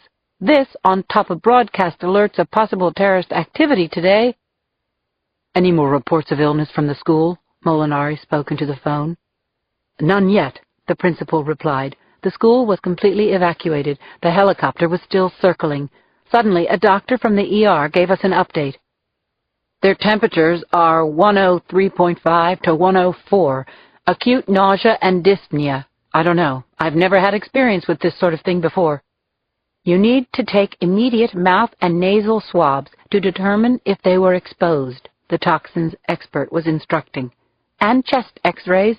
Look for any kind of bilateral infiltrates." Claire cut in. "How are the pneumatic functions? Breathing, lung activity?" Everyone waited anxiously. "They seem to be functioning," the doctor reported. Claire grabbed Molinari's arm. "Listen, I don't know what's going on here, but I don't think this is ricin," she said. "How can you be sure?" Claire had the floor. "Ricin attacks through a necrosis of the vascular cells. I saw the results. The lungs would already be starting to degrade. Also, ricin has a 4 to 8 hour incubation period, does it not, Dr. Taub?" she asked the toxic expert on the line. The expert begrudgingly agreed. "That means they would have had to have been exposed during the night. If the lungs are symptom-free, I don't think it has anything to do with that water. I don't know if this is some kind of staph attack or strychnine. I don't think it's ricin." The minutes passed slowly as the doctors in Redwood City ran through the first series of diagnostic tests. An EMS team was already on the scene in San Leandro. They reported that the construction worker there was having a heart attack and had been stabilized. "A heart attack," they repeated again. Minutes later, Redwood City reported back. A chest x-ray showed no deterioration of the lungs on either of the boys. The blood culture showed traces of staphylococcal enterotoxin B. I watched Claire's expression. "What the hell does that mean?" Mayor Fisk demanded. "It means they've got a severe staph infection," she said, exhaling. "It's serious and it's contagious, but it's not ricin." Chapter 80. The Rincon Center was full at noon. Hundreds of people chatting over lunch, scanning the sports pages, rushing around with bags from the Gap or Office Max, just relaxing under the enormous plane of water that fell from the glittering roof. The pianist was playing a song by Mariah Carey, but no one seemed to notice the music or the player. Hell, he was awful. Robert sat reading the paper, his heart beating wildly. No more room for talk or argument, he kept thinking. No more waiting for change. Today he'd make his own. God knows, he was one of the disenfranchised, in and out of VA hospitals, made crazy by his combat experience, then abandoned. That was what had made him a radical. He tapped the leather briefcase with his shoes, just to make sure it was still there. He was reminded of something he had seen on TV, in a dramatization of the Civil War. A runaway slave had been freed, and then conscripted to fight for the North. He fought in some of the bloodiest battles of the war. After one, he happened to spot his old master, shell-shocked and wounded among the Confederate prisoners. "Hello, massa," the slave went up to him and said. "Looks like bottom rails on top now." And that's what Robert was thinking as he panned the unsuspecting lawyers and bankers slopping down their lunch. Bottom rails on top now. Across the crowd, the man Robert was waiting for stepped into the concourse, the man with the salt and pepper hair. His blood came alive. He stood, wrapping his fingers around the case handle, keeping his eyes fixed on the man, his target for today. This was the moment, he told himself, when all the fancy speeches and vows and homilies turn into deed. He tossed down his newspaper. The area around the fountain was jam-packed. He headed toward the piano. "Are you afraid to act? Are you afraid to set the wheel in motion?" "No," Robert said. "I'm ready. I've been ready for years." He stopped and waited at the piano. The pianist started up a new tune, the Beatles, something, more of the white man's garbage. Robert smiled at the young red-headed dude behind the keyboard. He took a bill out of his wallet and stuffed it into the bowl. "Thanks, man," the pianist nodded. Robert nodded back, almost laughed at the false camaraderie, and rested his briefcase against a leg of the piano. He checked the progress of his target, 30 feet away, and casually kicked the briefcase underneath the piano. "Take that, you sons of bitches." Robert started to drift slowly toward the north entrance. This is it, baby. This is what he'd been waiting for. He fumbled through his pocket for the stolen cell phone. The target was only about 15 feet away. Robert turned at the exit doors and took it all in. The man with the salt and pepper hair stopped at the piano, just as the professor said he would. He took a dollar bill out of his wallet. Behind him, the 80-foot column of water splashed down from the ceiling. Robert pushed through the doors, walked away from the building, and depressed 2 pre-assigned keys on the cell phone. G8.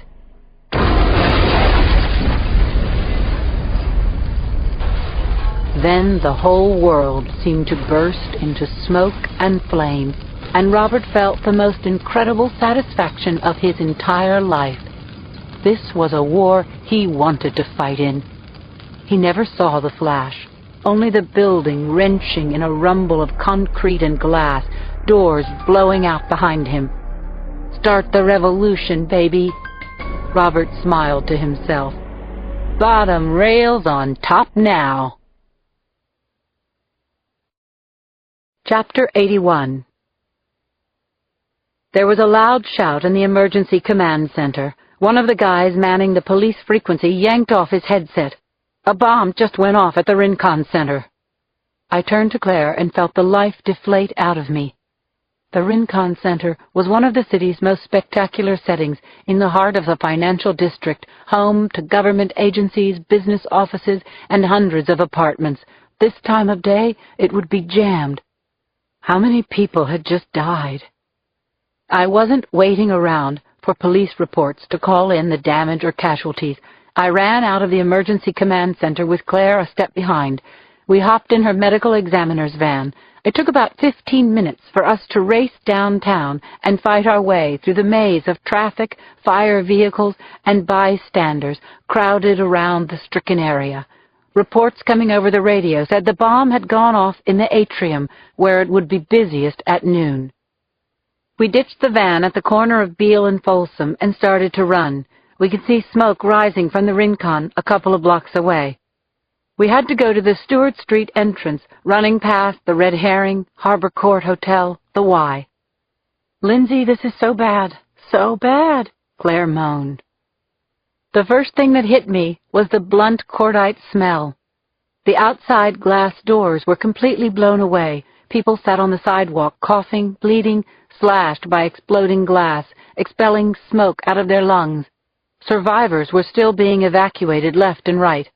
That meant the worst was inside. I took a deep breath. "Let's go. Be careful, Claire." Everything was covered with hot black soot. Smoke stabbed at my lungs. The police were trying to clear some space. Fire crews were dousing sporadic blazes. Claire knelt next to a woman whose face was burned and who was shouting that she couldn't see. I pushed past them, farther in. A couple of bodies were crumpled in the center of the atrium near the rain column, which continued to pour water into a pond built into the floor. What have these people done? Is this their idea of war? Experienced cops were barking into handheld radios, but I saw younger ones just standing around, blinking back tears.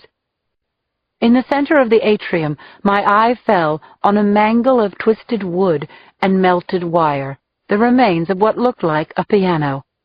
I spotted Nico Magitakos from the bomb squad crouched next to it. He had a look on his face that I will never forget. Something terrible like this. You pray it will never come. I pushed my way over to Nico. "The blast site," he said, tossing a piece of charred wood in the piano pile.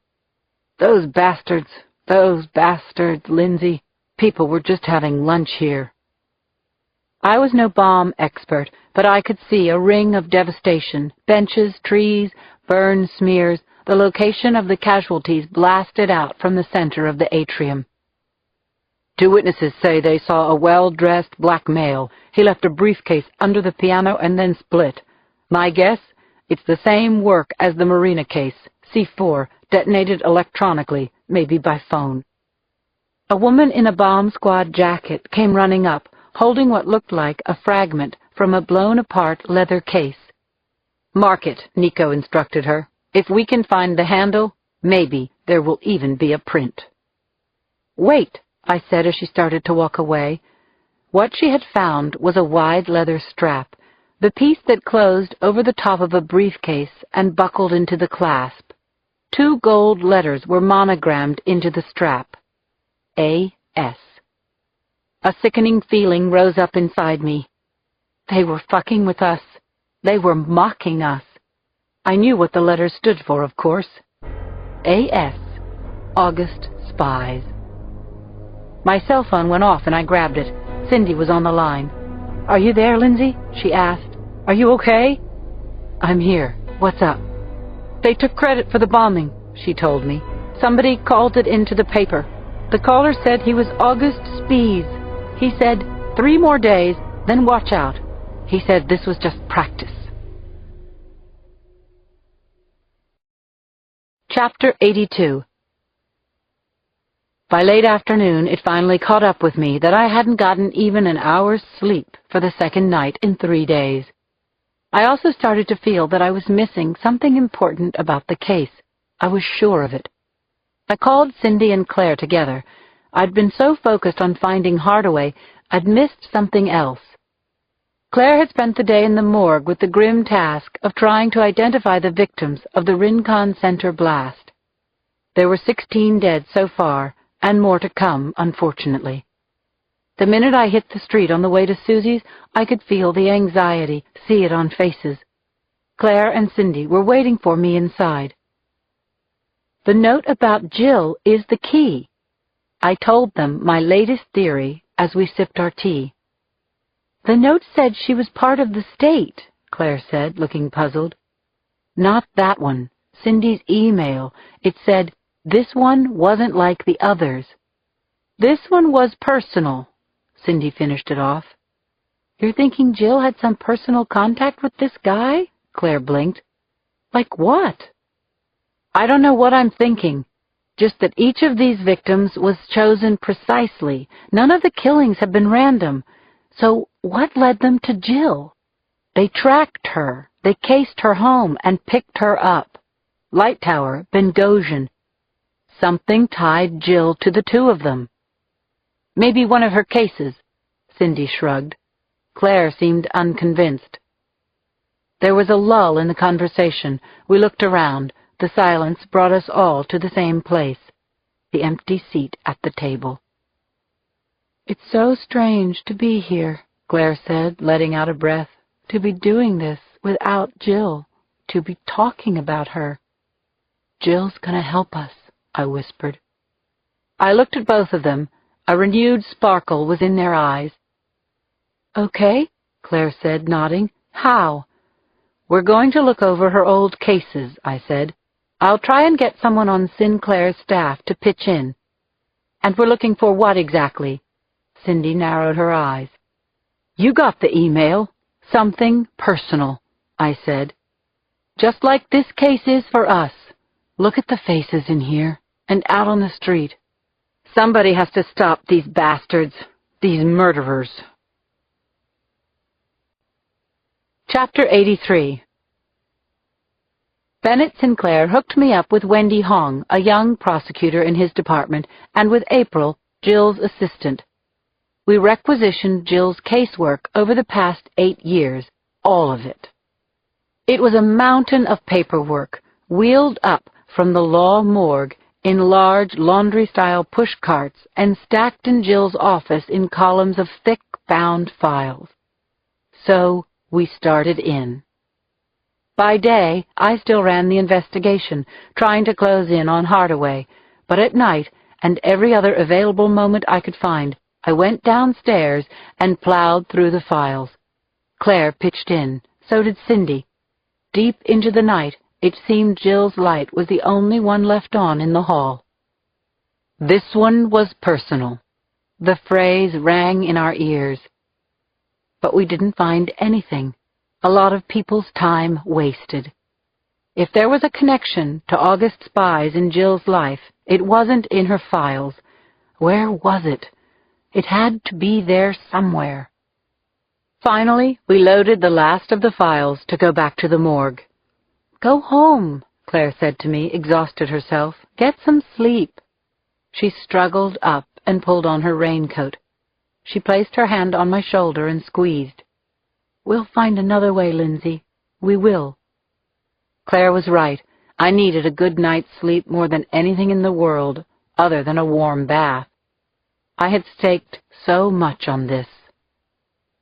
I checked in with the office one more time, then, for the first time I could remember, packed up to head home for some sleep. I got in the Explorer and started heading down Brannan for Potrero. I stopped at a light. I was feeling totally empty. The light changed. I sat there. I knew inside that I wasn't going home. I jerked a right when the light changed and headed out on 16th toward Buena Vista Park. It wasn't as if any brilliant idea flashed into my brain, more like a lack of anything else to do. Something connected them. I was sure of that much. I just hadn't found it. There was a single patrol guy guarding Jill's townhouse when I pulled up. Crime scene tape blocked the stairs to the landing. I ID'd myself to the young officer at the door, who was probably happy for the diversion at this time of night. I stepped inside Jill's house. Chapter 84. A really creepy feeling came over me that this might not be something I should be doing. Walking around the apartment I had been to so many times, knowing Jill was dead. Seeing her things, a Burberry umbrella, Otis's food bowl, a stack of recent newspapers. I was overcome with a sense of loneliness, missing her more than ever. I went into the kitchen. I leafed through some loose things on an old pine desk. Everything was just as she'd left it. A note to Ingrid, her housekeeper, a few bills, Jill's familiar handwriting. It was almost as if she were still there. I went upstairs. I walked down the hall to Jill's study. This was where she did her work, spent a lot of her time. Jill's space. I sat down at her desk. I smelled her scent. Jill had an old brass lamp. I flicked it on. Some letters scattered on the desk. One from her sister Beth. Some photos, her and Steve and Otis at Moab. What are you doing in here, Lindsay? I asked myself again. What are you hoping to find? Something signed by August spies? Don't be a fool. I opened one of the desk drawers. Files, household things, trips, airline mileage statements. I got up and stepped over to the bookshelf. The Voyage of the Narwhal, The Corrections, stories by Eudora Welty. Jill always had good taste in books. Never knew when she found the time to read these things, but somehow she did. I bent down and opened a cupboard under the shelf. I came upon boxes of old pictures, trips taken, her sister's wedding. Some went back as far as her college graduation. Look at Jill. Frizzy hair, thin as a rail, but strong. They made me smile. I sat on the hardwood floor and leafed through them. God, I miss you. I saw this old accordion-style folder wrapped tightly by an elastic cord. I opened it. Lots of old things. What it contained surprised me. Letters, photos, newspaper clippings, some report cards from when Jill was in high school, her parents' wedding invitation, and a file stuffed with newspaper clippings. I leafed through them. They were mostly about her father. Her dad was a prosecutor here and back in Texas. Jill told me he used to call her his little second chair. He died just a few months before, and it was clear how much Jill missed him. Most of the articles were on cases he had worked on or appointments he had received. I came upon an old yellowed article. The source surprised me. San Francisco Examiner, September 17, 1970. The headline read, "Prosecutor Named in BNA Bombing Case." The Black National Army. The BNA was a radical group back in the 60s, known for violent robberies and armed assaults. I scanned the article. The prosecutor's name sent a chill racing down my back. Robert Meyer, Jill's father. Chapter 85. An hour later, I was stabbing at Cindy's front doorbell. 2:30 in the morning. I heard the locks turn and the door slowly cracked open. Cindy was staring at me in a long Niners shirt, bleary-eyed. I had probably woken her out of her best sleep in 3 days. "This better be good," she said as she flipped the lock. "It's good, Cindy." I shoved the old Examiner article in front of her face. "I think I've found out how Jill's connected to the case." 15 minutes later, we were bouncing along the darkened, empty streets of the city in my Explorer, down to the Chronicle's office on 5th and Mission. "I didn't even know Jill's father worked out here," Cindy said, then yawned. "He started here, out of law school, before he moved back to Texas, right after Jill was born." We got to her cubicle at about 3 a.m. The lights in the newsroom were dimmed. A couple of young stringers manning the overnight wires caught playing video bridge. "Overnight efficiency audit," Cindy said to them, straight-faced. "You guys just failed." She wheeled herself in front of her screen and fired up the computer. She plugged a few search words into the Chronicle's database. Robert Meyer, BNA, then she slapped the Enter key. Several matches popped up on the screen right away. We plowed through a lot of unrelated articles of anti-war and BNA activity in the 60s. Then we found something. Prosecutor named in deadly BNA raid case. A series of articles from September 1970. We scrolled back from there and bingo! Feds, police raid BNA stronghold. 4 dead in shootout. It was in the days of the 60s radicals. Constant protests over the war, SDS riots on Sproul Plaza in Berkeley. We scrolled through several articles. The BNA had robbed a few banks and then a Brinks truck. A guard, a hostage, and 2 cops were killed in the robbery. 2 BNA members were on the FBI's list of top 10 most wanted fugitives. We scrolled through whatever the Chronicle had on file. A BNA hideout was raided the night of December 6, 1969. The feds had surrounded a house on a quiet street in Berkeley based on a tip from a CI. They came in, guns blazing. 5 radicals in the house were killed. Among the dead were Fred Whitehouse, a leader of the group, and 2 women. There was 1 white kid shot dead in the raid, a student at Berkeley. From an upper-middle-class background near Sacramento, family and friends insisted he didn't even know how to fire a gun. just an idealistic kid caught up protesting an immoral war. No one would say what he was doing in the house. William Billy Danko was his name. Chapter 86. A grand jury was convened to investigate the shootings at the BNA hideout. Nasty charges were hurled left and right. The case was given to a rising prosecutor in the DA's office, Robert Meyer, Jill's father. The jury at the trial found no evidence of any police misconduct. Those who were killed, the police argued, were among the FBI's most wanted, though the description seemed a stretch for Billy Danko. Federal agents paraded a cache of guns confiscated in the raid, Uzis, grenade launchers, piles of ammo. A gun was found in Fred Whitehouse's hand, though sympathizers claimed it had been planted. "Okay," Cindy said wearily and pushed back from the screen. "Where do we go from here?" The database referred to an article from 1971, a year later, in the Chronicle Sunday News magazine. "You got a morgue downstairs, don't you?"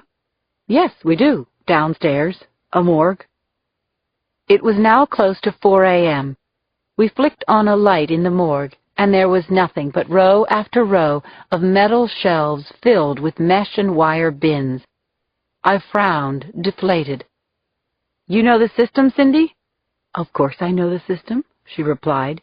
"You come in here during normal working hours, and you ask the guy sitting at the desk." We split up and roamed the dark, crammed corridors.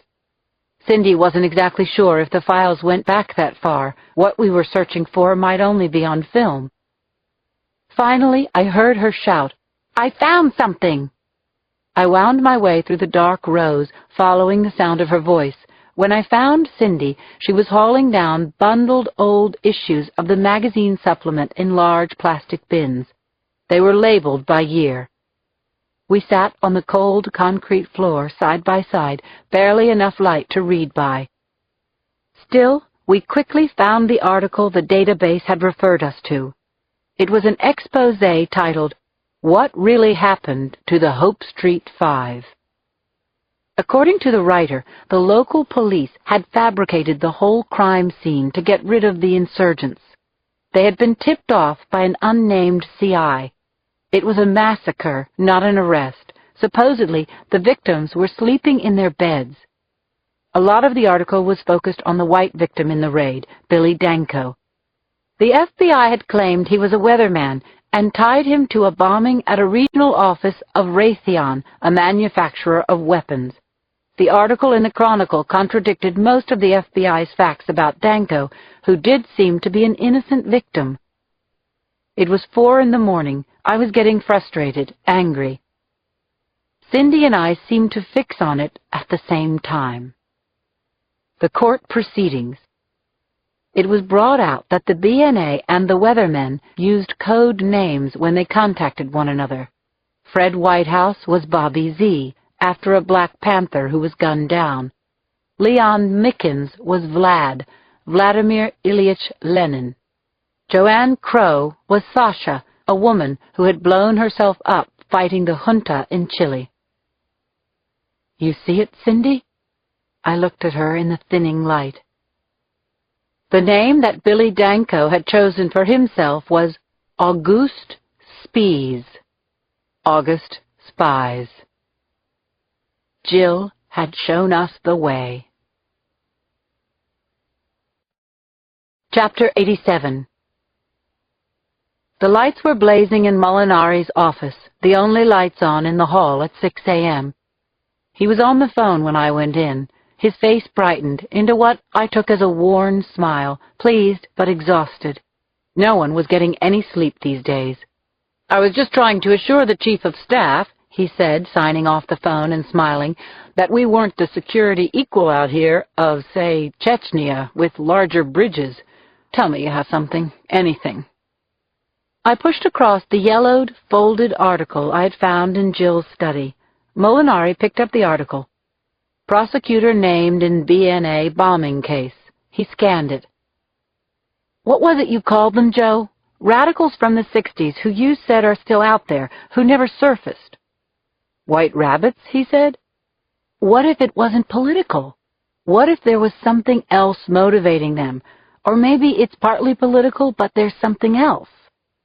Motivating what, Lindsay? I pushed across the last article, the Sunday Magazine supplement, folded to the part about Billy Danko's code name, circled in bright red. August Spies. To get back in the game, to commit these murders, maybe to get some kind of revenge. I don't know everything yet. There's something here, though. For the next few minutes, I briefed Molinari on everything that we had, right up to the prosecutor Robert Meyer, Jill's father. Molinari blinked glassily. He looked at me as if I might be crazy, and it sounded crazy. Whatever I had was flying in the face of the investigation, the pronouncements of the killers, the wisdom of every law enforcement agency in the country. Just where do you want to go with this, Lindsay? Molinari finally asked. We've got to find out whatever we can about the people in that house. I'd start with Billy Danko. His family was from Sacramento.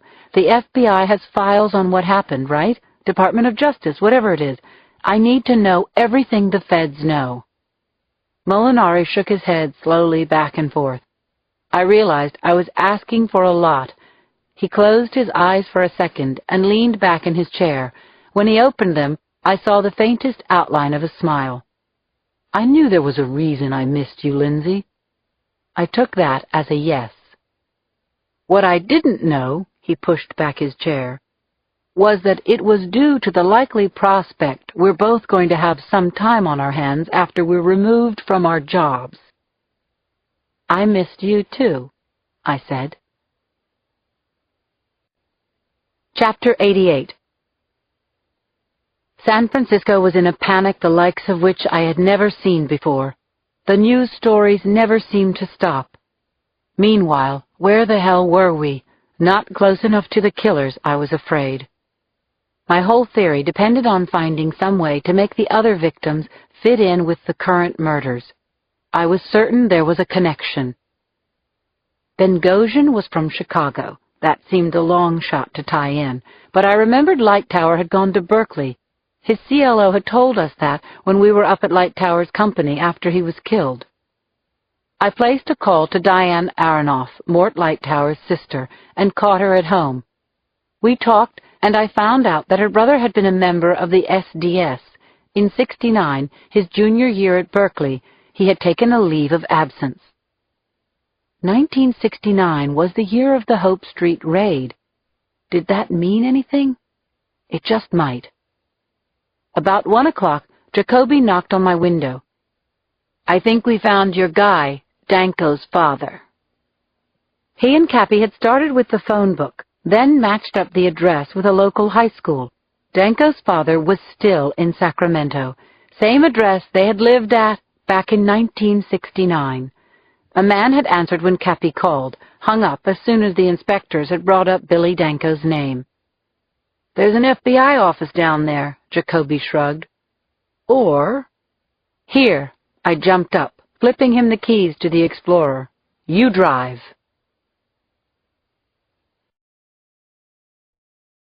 Chapter 89. It was about 2 hours on Highway 80, any way you cut it, to Sacramento, and we kept the Explorer at a steady 75 over the Bay Bridge. An hour and 50 minutes later, we pulled up in front of a slightly run-down 50s-style ranch. We needed a win here, needed it badly. The house was large but neglected, a slope of faded lawn and a fenced-in lot in back. Danko's father was a doctor, I recalled. 30 years ago, this might have been one of the nicest houses on the block. I took off my sunglasses and knocked on the front door. It took a while for someone to answer, and I was feeling impatient, to say the least. Finally, an old man opened and peered out at us. I could see his nose and sharp, pointed chin, a resemblance to the picture of Billy Danko in the Chronicle magazine. You the idiots who called on the phone? He stood there, regarding us warily. Of course you are. I'm Lieutenant Lindsay Boxer, I said, and this is Homicide Inspector Warren Jacoby. Do you mind if we come in? "I mind," he said, but he swung the screen door open anyway. "I've got nothing to say to the police if it concerns my son, other than accepting their full apology for his murder." He led us back through musty, paint-chipped halls into a small den. It didn't seem that anyone else was living with him. "We were hoping to ask you just a few questions regarding your son," Jacoby said. "Ask." Danko sank himself into a patchwork couch. "Better time to ask questions was 30 years ago. William was a good boy, a great boy. We raised him to think for himself, and he did, made choices of conscience, the right ones. It was proven out later. Losing that boy cost me everything I had. My wife," he nodded toward a black-and-white portrait of a middle-aged woman. "Everything." "We're sorry for what happened." I sat on the edge of a badly stained armchair. "No one's here to cause you more distress. I'm sure you're familiar with what's been going on in San Francisco recently. A lot of people have died there." Danko shook his head. 30 years later, and you still won't let him rest in peace." I glanced at Jacoby. This was going to be a tough go. I started in, talking about Jill, how we had found the connection between her father and the raid on the Hope Street house. Then how one of the other victims, Light Tower, also had a connection to Berkeley and the student revolts. "Don't mean to tell you your job, inspectors," Carl Danko smiled. "But that sounds like a lot of crazy suppositions to me." "Your son had a code name," I said. "August Spies. August Spies is the name being used by the people who are doing these killings." Carl Danko snorted derisively and reached for a pipe. He seemed to find all of this humorous. "Do you know anyone who might be involved?" I pressed. "One of Billy's friends. Maybe someone's been in touch with you lately." "Whoever is doing it, God bless him." Carl Danko cleaned out his pipe. "Truth is, you've wasted your time coming out here. I can't help you a lick. And if I could, I hope somehow you can understand why I might not be so disposed to help the San Francisco police. Now please leave my house." Jacoby and I stood up. I took a step toward the door, praying for some kind of epiphany before I got there. I stopped at the picture of his wife. Then I noticed a photo next to hers. It was a family shot. Something caused me to focus on the faces. There was another son in the photo, younger, maybe 16, a spitting image of his mother.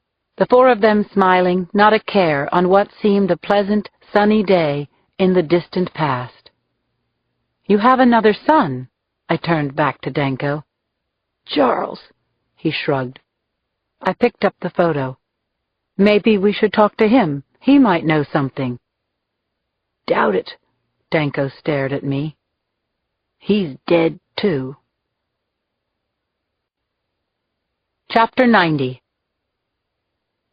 Back in the Explorer, I called in to Cappy.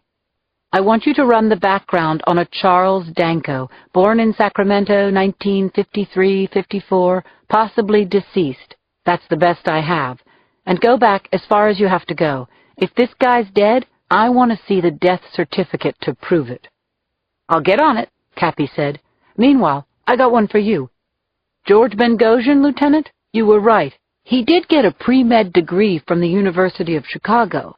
But that was after he transferred there from Berkeley. Bengosian was there in '69. "Thanks, Cappy. Great work. Keep it up." So now we had three, Jill, Light Tower, and Bengosian, who were tied to the murderous police raid on Hope Street, and the code name August Spies linked to Billy Danko. I didn't know what to do with it yet. As Danko said, it was all a bunch of suppositions. While Jacoby drove back to the city, I finally dozed for a bit. It was my first solid sleep in 3 days. We got back to the hall about 6. "In case you were wondering," Jacoby said, "you snore." "Purr," I corrected. "I purr." Before heading back to my office, I wanted to check on Molinari. I ran upstairs and squeezed myself into his office. A meeting was in progress. What was this? Chief Tracchio was sitting at his desk. So was Tom Roach from the FBI, and Strickland, who was in charge of the G8 Advanced Security. Light Tower was there, I announced, barely able to hold back my excitement. At Berkeley, at the time of the BNA raid. George Bengosian was too. They were all there. I know, Molinari said. Chapter 91. It only took me a second. You found the FBI file on the BNA. Better, Molinari said. We found one of the FBI agents who was in charge of the raid on Hope Street. William Danko was a card-carrying member of the Weathermen. You can be sure of it. He was sighted casing the site of the regional offices of Grumman, which were bombed in September of 1969. His code name, August Spies, was picked up in monitored phone traffic of known Weatherman lines. The kid was no innocent, Lindsay. He was involved in murder. Molinari pushed forward a yellow legal pad filled with his handwriting. The FBI had begun following him about 3 months before the raid. There were a couple of others involved out of the Berkeley cell. The FBI was able to turn one of them, use him as a CI. It's amazing how the threat of 25 years in a federal prison puts a crimp on a promising medical career. Bengosian, I said. A rush surged through my veins. I felt validated. Molinari nodded. They turned Bengosian, Lindsay. That's how they got to the house on Hope Street that night. Bengosian betrayed his friends. You were right, and there's more. Light Tower, I said expectantly. He was Danko's roommate, Molinari replied. The school cracked down on students active in the SDS. Maybe Light Tower decided it was time for a semester abroad. And one of the FBI agents who led the raid, who went inside the house that morning, he got promoted. Spent his 20 years in the Bureau, retired right here in San Francisco. His name was Frank T. Seymour. Name ring a bell? Yeah, it rang a bell, but it didn't fill me with exhilaration, just a sickening feeling. Frank T. Seymour was one of the people killed in the blast at the Rincon Center. Chapter 92. It was night now, and Michelle liked the night. She could watch The Simpsons, reruns of Friends, laugh a bit, like before everything had started, like when she was a kid in Eau Claire. They'd had to ditch the Oakland apartment where they had lived for the past 6 months. Now they'd moved into Julia's house in the Berkeley Flats. And they couldn't go out much anymore. The situation was too tight. Sometimes on TV she saw a photograph of Mal, except the news reports called him Stephen Hardaway. Robert had moved in too. It was the 4 of them now, and maybe Charles Danko would show up soon too. Supposedly, he had the final plans, the end game, which Mal promised would blow everybody's mind. It was huge. Michelle turned off the TV and went downstairs. Mal was hunched over the wires, tinkering with the new device, the latest bomb. There was a plan, he said, how they were going to get this baby inside. Just being in the same place with the damn thing creeped her out. She crept up behind him. Mal, you want something to eat? I can fix you something. You can see I'm working, Michelle. More of a snap than a reply. He was soldering a red wire into a wooden table leg that she knew encased the blasting cap. She put a hand on his shoulder. I need to talk with you, Mal. I think I want to leave. Mal stiffened up from the bomb. He pulled the lenses off his head, wiped the sweaty hair off his face. You're going to leave? Mal said, nodding in her face as if he found this amusing. And you're going where? Hop on a bus and go home? Back to Wisconsin? Enroll in Wisconsin Junior College after blowing up a couple of kids in the big city? Tears started in Michelle's eyes. Telltale signs of weakness, she knew. Dreaded sentimentality. Stop it, Mal. You're a wanted killer, honey. The cute little nanny who blew up her kids. Did that slip your mind? Suddenly she saw it clearly. Lots of things. That even if they did this job, this last one, Mal would never go away with her. When she closed her eyes at night, she could see the Light Tower kids sitting around at breakfast, getting dressed for school. She knew she had done terrible things. No matter how much she wished otherwise, Mal was right. There was nowhere for her to go. She was the murderous au pair. She always would be. "Now, come on," Mal said, suddenly gentler. "As long as you're here, you can help me, baby. I need that pretty finger of yours. On that wire. You remember, nothing to worry about." He held up the phone. "No juice, no boost, right? We're gonna be heroes, Michelle. We're gonna save the world from the bad guys. They're never, ever going to forget us." Chapter 93. 1 a.m., but who could sleep? Molinari came into the squad room. I was watching the wires with Paul Chin. He looked at me inside. "Charles Danko." He tossed a green folder on the desk across from me. It was marked Privileged Information, FBI. They had to go deep in the cold files to find him. I felt my blood rush. My skin prickled. Did this mean we were close to finding him? "He went to the University of Michigan," Molinari said. "Arrested twice for disorderly conduct and inciting to riot. Picked up in New York in 1973 for illegal possession of firearms. A townhouse he lived in there just blew up one afternoon. Here 1 minute, gone the next." Sure sounds like our boy. He was being sought in connection with a bombing of the Pentagon in 1972, an expert in explosives. After that townhouse blew in New York, he disappeared. No one knew whether he was. Well, do we find him?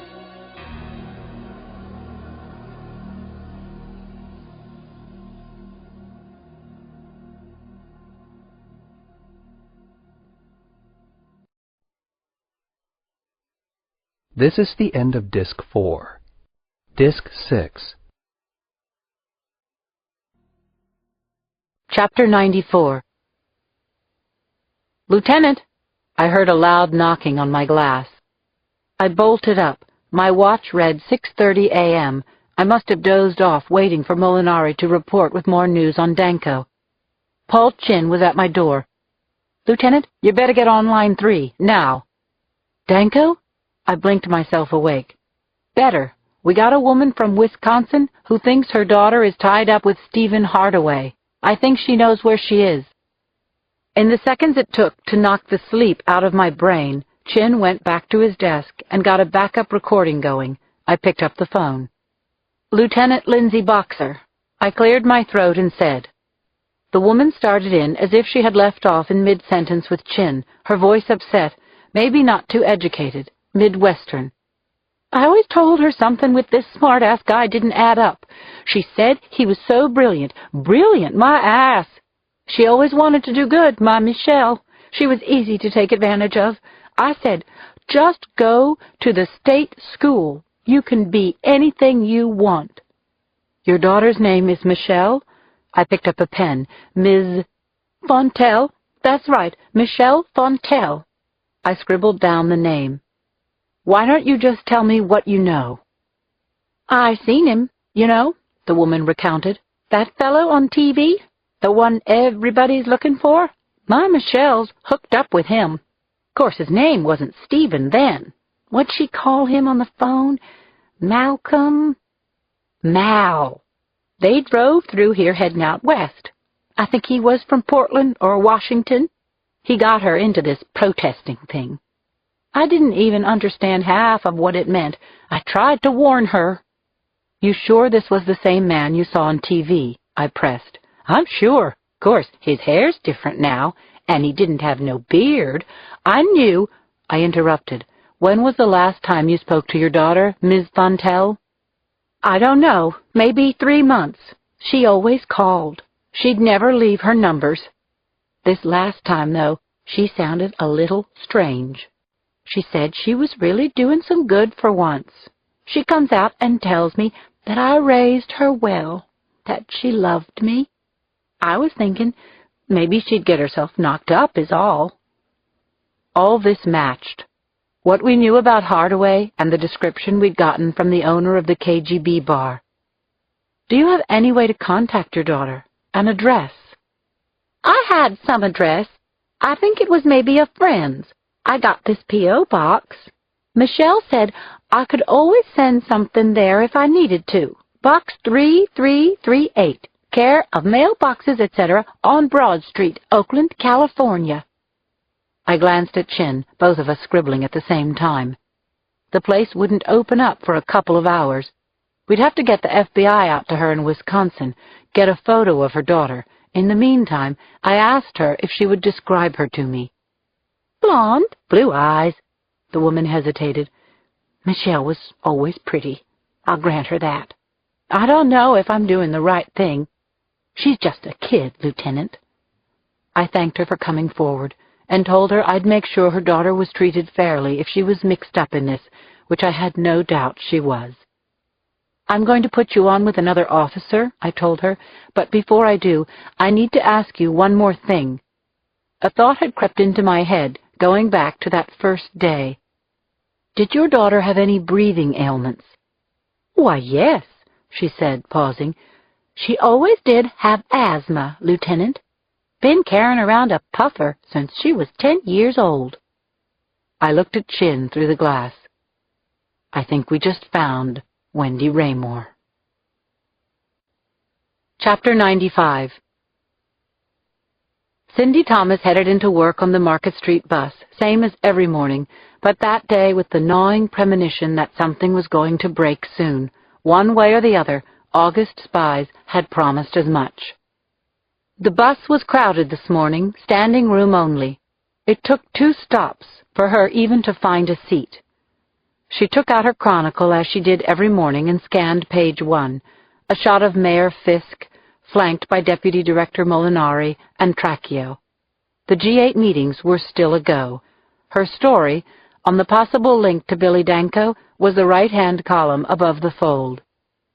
A girl with cropped, dyed red hair in overalls and a crocheted sweater moved close by.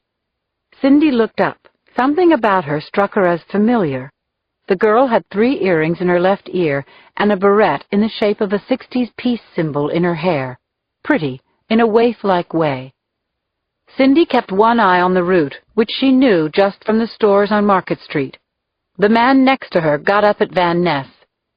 The girl in the overalls squeezed into the seat beside her. Cindy smiled and turned the page. More articles on the G8 thing. The girl in the overalls seemed to be reading over her shoulder. Then she met Cindy's eyes.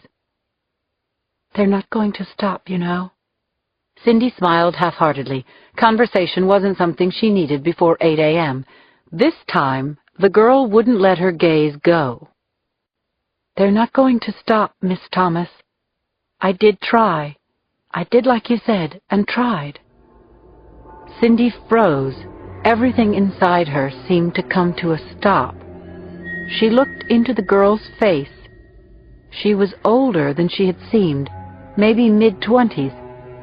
Cindy thought to ask how she knew her name, but then in that same instant it all came clear. This was the person she'd been talking to on the internet. This was the girl who had a hand in killing Jill. Possibly the au pair. Listen to me. I snuck out. They don't know I'm here. Something terrible is going to happen, the girl said. At the G8 meeting, another bomb, or worse.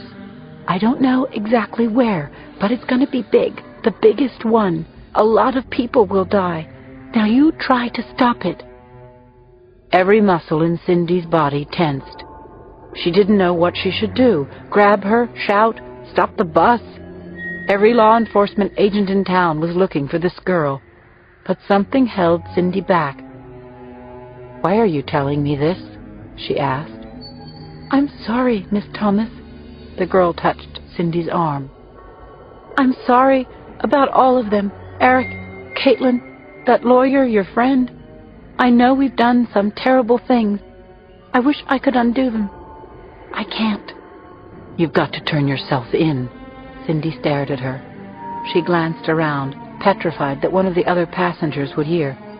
It's over, They know who you are." "I have something for you." The girl ignored her pleas. She pressed a folded-up piece of paper into Cindy's hand. "I don't know any way to stop it now, except this. It's better if I stay with them, just in case the plans change." The bus came to a stop at the Metro Civic Center. Cindy unfolded the paper the girl had given her. She read, 722 7th Street, Berkeley. "Oh, my God," Cindy gasped. The girl was telling her where they were hiding. Suddenly, the girl was standing up, heading for the exit. The rear door hissed open. "You can't go back there," Cindy hollered. The girl turned, but she kept walking. "Wait!" Cindy shouted. "Don't go back there!" The girl seemed surprised and lost. She hesitated for a second. "I'm sorry," she mouthed. "I need to do it this way." Then she hurried off the bus. Cindy leaped up as the doors closed, yanking the cord, shouting to the driver to open them again. It was an emergency. By the time she jumped out onto the platform, Michelle Fontel had disappeared into the early morning crowd. Cindy got on the phone to Lindsay. "I know where they are. I have an address." Part 5, Chapter 96. The largest assault team in the city's history was building up around the run-down White House at 722 7th Street in Berkeley. San Francisco SWAT details, Berkeley and Oakland contingents, federal agents from the FBI, and the DHS. The area was completely blocked off from traffic. Neighboring houses were quietly cleared one by one. The bomb squad was readied. EMS vans were pulled into place. A gray Chevy van had pulled into the driveway 20 minutes earlier. Somebody was home. I was able to station myself close to Molinari, who was in phone contact with Washington. A special operations captain, Joe Zerbiak, was in charge of the assault team. "Here's what we do," Molinari said, kneeling behind the barricade of a black patrol car, maybe 30 yards away from the house. "We make one call. Give them a chance to surrender. If they don't," he nodded to Zerbiak, "it's yours." The plan was to shoot in tear gas canisters and force whoever was in the house out. If they came out cool, meaning voluntarily, we would force them to the ground, pick them up. "And if they come out hot?" Joe Zerbiak asked, putting on his bulletproof vest. Molinari shrugged. "If they come out shooting, we have to take them down." The wild card in the siege was the explosives. We knew they had bombs. What had taken place at the Rincon Center 2 days before was in the front of everybody's mind. The assault team was readied. Several marksmen were in place. The team that was going in assembled inside an armored van, ready to swing into place. Cindy Thomas was with us. A girl inside seemed to trust her, Michelle, who might be Wendy Raymore, the au pair. I was nervous and agitated. I wanted this over. No more bloodshed. Just over. "You think they know we're out here?" Tracchio surveyed the house from behind the hood of a radio car. "If they don't," Molinari said, "they're about to." He looked at Zerbiak. "Captain," he said with a nod, "you can make that call." Chapter 97. Inside 722 7th Street, everyone and everything was going crazy. Robert, the vet, had grabbed an automatic rifle and was crouched below one of the front windows, sizing up the scene outside. "There's an army out there. Cops everywhere I look." Julia was screaming and acting like a crazy woman. "I told you to get out of my house! I told you to get out!" She looked toward Mal. "What are we going to do now? What are we going to do?" Mal seemed calm. He went over to the window, peeked through the curtains. Then he headed into the other room and came back wheeling a black case. "Probably die," he answered.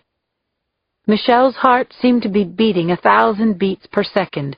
Any moment, armed, uniformed men could burst in. Part of her was gripped with fear, part was ashamed. She knew she had let down her friends, ended everything they had fought for. But she had helped murder women and children, and now maybe she could stop the killing. Suddenly the phone rang. For a second everyone turned, eyes fixed on the phone.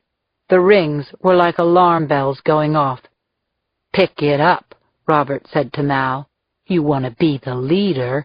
Pick it up." Mal walked over. 4, 5 rings. Finally, he lifted the phone. He listened for a second. His face didn't register fear or surprise. He even told them his name. "Stephen Hardaway," he said proudly. Then he listened for a long time. "I hear you," he answered. He put down the receiver, swallowed, and looked around. "They say we have this one chance. Anyone who wants to leave, you'd better go now." The room was deathly quiet. Robert at the window, Julia, her back pressed up against the wall, Mal, finally seeming shocked and out of answers. Michelle wanted to cry that she had brought this upon them. "Well, they ain't putting their hands on me," Robert said. He strapped on his automatic rifle, his back to the kitchen door, eyeing the van parked in the driveway. He winked, a sort of silent farewell. Then he yanked open the door and ran out of the house. About 4 feet from the van, he raised the gun, squeezing off a long burst in the direction of the police. There were 2 loud cracks, just 2. Robert stopped in his tracks. He spun around, a surprised look on his face, crimson stains widening on his chest. "Robert!" Julia screamed. She smashed the barrel of her gun through the front window and started shooting wildly. Then she was hurled backward and didn't move again. Suddenly, a black canister sailed through the front window. Gas started to leak out. Then another black canister. A stinging, bitter cloud began to envelop the room, clawing at Michelle's lungs. "Oh, Mal!" she cried. She looked toward him. He was standing there, no fear on his face now. In his hands, he held a portable phone.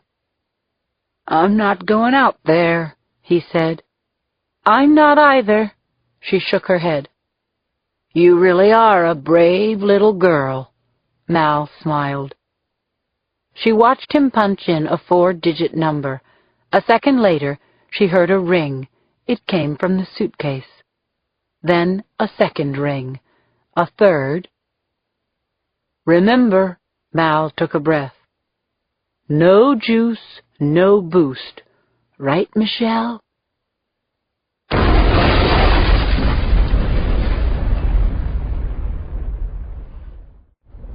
Chapter 98. When the house blew, we were crouched behind the cover of a black and white, barely 100 feet away. There were bold orange flashes as the windows exploded. Then the house seemed to lift off its foundation, a fiery cloud ripping the whole thing apart through the roof. "Get down!" Molinari yelled. "Everybody down!" The blast hurled us backward. I took Cindy, who'd been standing next to me, down to the ground, shielding her from the force of the blast and the shower of debris. We lay there as the searing gust lifted over us. A few cries of, "Holy shit!" and "Are you all right?" Slowly, we got back up. "Oh, God!" Cindy groaned. Where a second ago a white, clapboard house had been standing, now there was only smoke, fire, and a crater of blown-out walls. "Michelle," Cindy muttered. "Come on, Michelle." We watched the fire rise as the wind whipped the flames. No one came out. No one could have lived through such a blast. Sirens started up. Frantic radio transmissions filled the air. I heard cops shouting into walkie-talkies. "We have a major explosion at 722 7th Street. Maybe she wasn't in there. Cindy shook her head, still staring at the devastated house. I put my arm around her. "They killed Jill, Cindy." Later, after the fire crews had doused the blaze to smoking cinders and the EMS teams were going around tagging the charred remains, I sifted through the debris myself. Was it over now? Was the threat gone? How many were in there? I didn't know. It looked like 4 or 5. Hardaway was probably dead. Was Charles Danko in there too? August spies? Claire had arrived. She was kneeling over the covered bodies, but the parts were burned almost beyond recognition. "I'm looking for a white male," I told her, "about 50. "Best I can tell, there seem to be 4 of them," she said. "The black male who was shot in the driveway, 3 others inside, 2 of them female, Lindsay." Joe Molinari came over to me. He'd been giving Washington an update on what had just happened. "You okay?" he asked. "It's not over," I said, nodding at the tagged mounds. "Danko?" He shrugged. "The medical people will have to tell us that. In any case, his network is gone, his cell. The device, too. What can he do now?" Amid the wreckage, I spotted something. A beret. There was something almost funny about it. I reached down and picked it up. "Voice of the people be heard," I said to Molinari, holding out the beret. There was a peace symbol on it. Chapter 99. Charles Danko was wandering the streets of San Francisco aimlessly and was thinking about what had just happened in Berkeley, where his friends had died for the cause, died as martyrs, just like William had a long time ago. "I could kill a lot of people right now, right here." He knew he could go on a rampage, and they wouldn't catch him for several hours, maybe longer if he got his head screwed on straight, if he thought this through, if he was a careful killer. "You're dead, slick young business creeps in your expensive-looking black-on-black ensemble. You're dead, too, blonde fashionista. You and you, you 4 frolicking asshole buddies. God, it would be so easy to let his rage out now. The police, the FBI, they were pathetic at their job of protecting the people. They had everything wrong, didn't they? They didn't understand that this could be about justice and revenge. The 2 concepts were perfectly compatible. They could go hand in hand. He was following in his brother William's footsteps, honoring his fallen brother's inspired dream, and at the same time he was avenging William. 2 causes were better than 1, twice the motivation, twice the anger. The faces he was passing, the expensive clothes, the absurd shops, were all starting to blur before his eyes. All of them were guilty. The whole country was. They didn't get it, though. Not yet. The war was right here in their streets of gold. The war was here to stay. No one could stop it anymore. There would always be more soldiers. After all, that's what he was, just a soldier. He stopped at a payphone and made 2 calls. The first to another soldier. The second to his mentor, the person who had thought of everything, including how to use him. Charles Danko had made his decision. Tomorrow was a go for terror. Nothing had changed. Chapter 100. The next day, the G8 meetings were scheduled to begin as originally planned. The hardliners, the tough guys in Washington, wanted it that way. So be it. The proceedings were set for that night, with a reception in the Rodin Gallery at the Palace of the Legion of Honor overlooking the Golden Gate Bridge. It would be hosted by Eldridge Neal, one of the most admired African Americans in the country, the current vice president.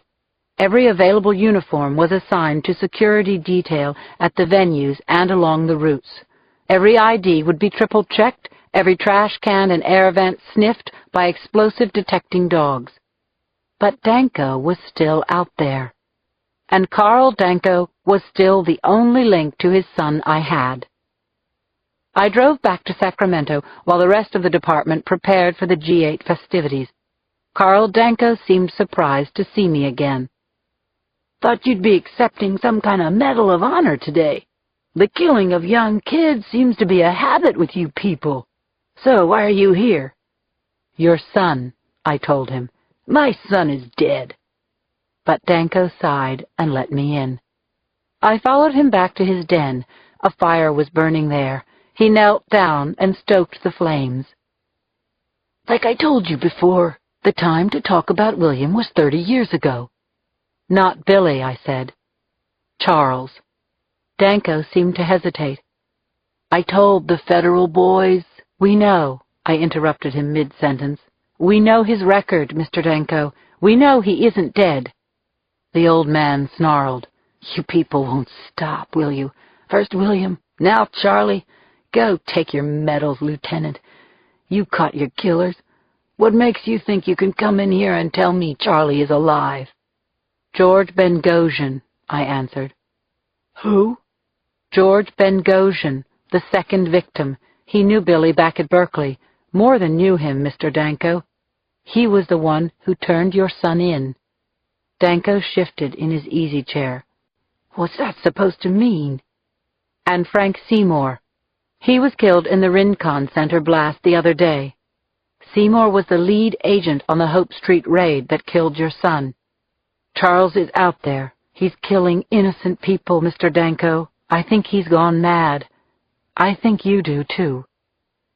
The old man took a deep breath. He stared into the fire, then got up and went over to a desk. He took out a pack of letters from a bottom drawer, tossed them in front of me on the coffee table. "I didn't lie. My son has been dead to me. I've seen him once, 5 minutes on a Seattle street corner in the past 30 years. A few years ago, these began to arrive. Once a year, around my birthday." Jesus, I'd been right all along. Charles Danko was alive. I took the letters and began to sort through them. The old man shrugged. "Guess he's teaching college or something." I inspected the envelopes, no return addresses, but the last 4 had originated up north, Portland, Oregon. One as recently as January 7, 4 months ago. Portland. A thought flashed through my head. It couldn't be a coincidence. Stephen Hardaway had gone to college in Portland. Reed. I looked back at the old man. "You say he's teaching. Teaching where?" He shook his head. "Don't know." But I knew. Suddenly I knew with a clarity that was inescapable. Danko was at Reed, wasn't he? All this time he was up there teaching college. That was how he and Stephen Hardaway met. Chapter 101. I was patched through to Molinari at the Palace of the Legion of Honor. The Vice President's reception was less than 2 hours away. The G8 had begun. "I think I know where Danko is," I barked into the handheld phone. "He's at Reed College in Portland. He's a teacher there. Joe, Reed is where Stephen Hardaway went to school. It fits." Molinari told me he would send an FBI team out to the college while I headed back to the city. I had the lights flashing and the siren on the whole way. South of Vallejo, I couldn't wait any longer. I got the general number for Reed. I identified myself to an operator and was patched through to the Dean of Academic Studies, a Michael Peacoat. FBI agents from the Portland office were arriving as he got on the line. "We desperately need to locate one of your professors. This is an emergency," I told the dean. "I don't have a name or description. His real name is Charles Danko. He'd be approximately 50 years old." "Danko?" Peacoat stammered. "There's no one by the name of Danko connected with the college. We have several professors in their 50s, including myself." I was growing more exasperated and impatient. "Do you have a fax?" I asked. "A fax number I can have." I radioed into the office and got Lorraine on the line. I told her to locate the FBI wanted poster of Charles Danko from the 70s. The resemblance might still be there. Dean Peacoat put me on hold as the fax came through. I was approaching the Bay Bridge. San Francisco International was only about 20 minutes away. I could fly up to Portland myself, I was thinking. Maybe I should get on a plane and go to Reed right now. "All right, I have it," the dean said, coming back on the line. "This is a wanted poster." "Look at it closely," I said. "Please, do you recognize the face?" "My God!" The dean seemed to choke. "Who is he? I need a name," I yelled into the phone. I sensed that Peacoat was hesitating. He might be giving up a colleague, even a friend. I pulled off the bridge into San Francisco and onto Harrison Street. "Dean Peacoat, please, I need a name. Lives are at stake here." "Stanzer," the dean finally said. "It looks like Jeffrey Stanzer. I'm almost certain." I pulled out a pen and hastily scribbled the name down. Jeffrey Stanzer. Stanzer was Danko. Danko was August Spies, and he was still on the loose. "Where do we find him?" I said. "There are FBI agents at the college now. We need an address for Stanzer right now." Peacoat hesitated again. "Professor Stanzer's a respected member of our faculty." I pulled to a halt on the side of the street. "You have to give us a specific location where we can find Jeffrey Stanzer. This is a homicide investigation. Stanzer is a murderer. He's going to kill again." The dean exhaled. "You said you were calling from San Francisco?" "Yes." There was a pause. "He's down there with you. Jeffrey Stanzer is presenting at the G8 meeting. I think it's scheduled for tonight." My God, Danko was going to kill everybody there. Chapter 102. Charles Danko stood amid the bright lights outside the Palace of the Legion of Honor, and his body jittered with nerves and anticipation. This was his night. He was going to be famous, and so would his brother William. Anyone who thought they knew him would have been surprised he was speaking in San Francisco tonight. Jeffrey Stanzer had spent years in a secluded academic life, carefully avoiding the public eye, hiding from the police. But tonight, he was going to do something far bolder than deliver some boring speech. All the theories and analyses didn't mean anything now. Tonight, he would rewrite history. Every cop in San Francisco was looking for him, August Spies, and the laugh was they were letting him in, right through the front door. A chill cut through him. He clutched his briefcase tightly against his rumpled tuxedo. Inside was his speech, an analysis of the effect of invested foreign capital on the labor markets of the Third World. His life's work, some might say, but what did anyone really know about him? Not a thing. Not even his name. Up ahead, security agents dressed in tuxedos and gowns were poking through the pockets and purses of economists and ambassadors' wives, the kind of self-important, self-involved functionaries who flocked to this sort of thing. I could kill all of them, he was thinking. And why not? They came to carve up the world, to put their economic thumbprint on those who could not compete or even fight back. Bloodsuckers, he thought. Ugly, despicable human beings. Everyone here deserves to die, just like Light Tower and Benghazi. The line made its way past a cast of Rodin's The Thinker.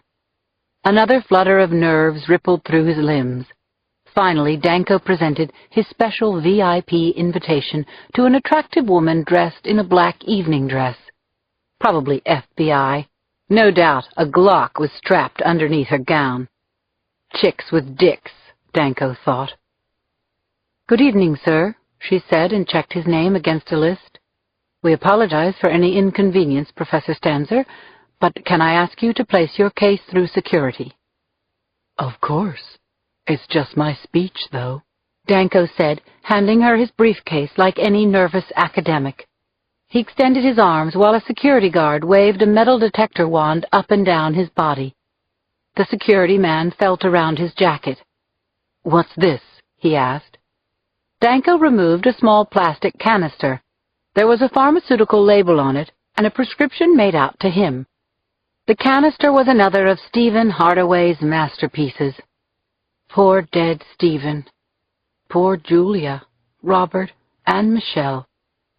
Soldiers, just like him.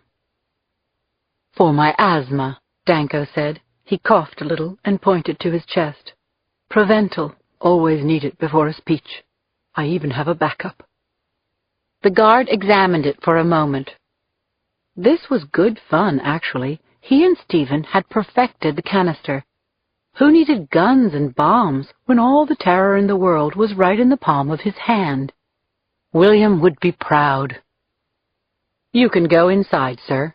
The guard finally waved Charles Danko ahead. Have a good night. Oh, I plan to. Chapter 103. I gunned my Explorer, careening through a red light on Van Ness, heading toward Geary. The Palace of the Legion of Honor was all the way out at Land's End. Even without traffic, I was 10 minutes away. I punched in Molinari's number. His cell phone wasn't accepting. I tried to get patched through to the chief. One of his assistants answered and said he was out in the crowd. The Vice President is coming in the room at this very moment, he said. There he is. Listen to me, I shouted as I swerved, siren blaring, through parting traffic. I want you to find Tracchio or Molinari, whomever you see first. Put this phone in their ear. This is a matter of national emergency. I don't care who the hell they're talking with. Go, now. My eyes flashed to the clock on my dash. A bomb could go off at any time. All we had was a 30-year-old likeness to identify Charles Danko. I wasn't sure if I could pick him out myself. A minute passed very slowly. Then a voice crackled back over my cell phone. Molinari. Finally. Joe, I said into the phone, just listen, please. Charles Danko's there, right now. He's going by the name Jeffrey Stanzer. He's a speaker at the conference. I'll be there in about 3 minutes. Take him down, Joe.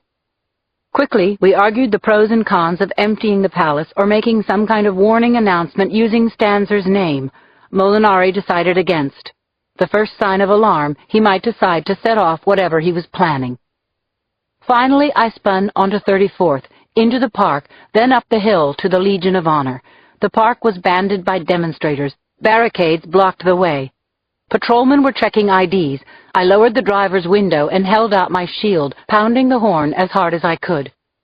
I was finally able to maneuver through the narrow lane of stretch limos and police cars that led up to the main circle of the palace. I ditched the Explorer in front of the arched, columned gate, started to run.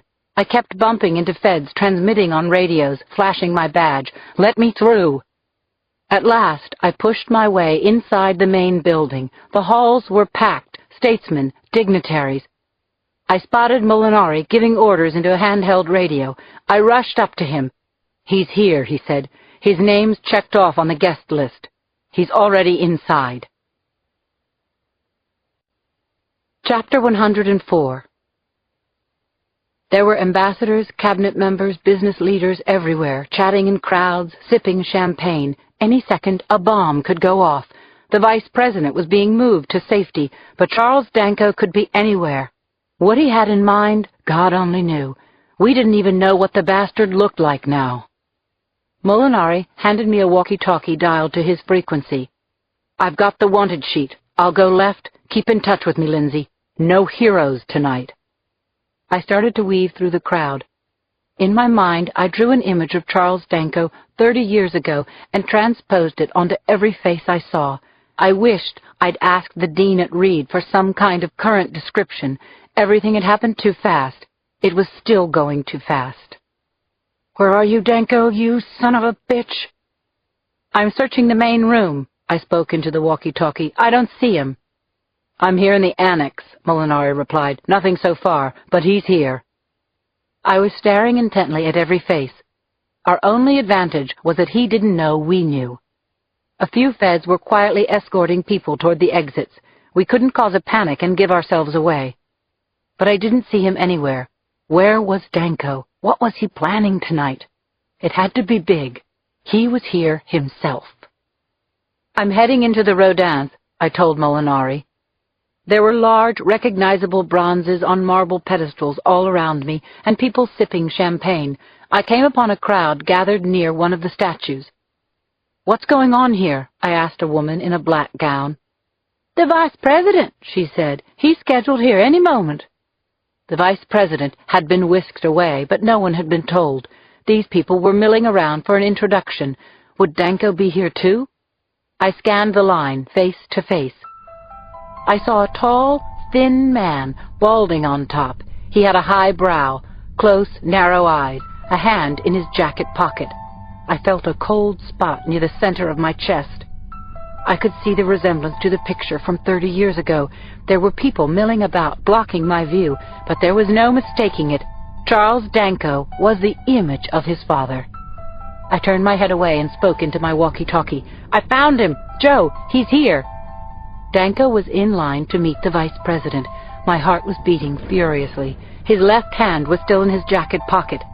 Was he holding some kind of detonator? How could he get it in here? "I'm in the room with the Rodins. Joe, I'm looking right at him."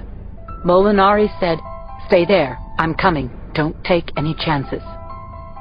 Suddenly, Danko's gaze drifted to me.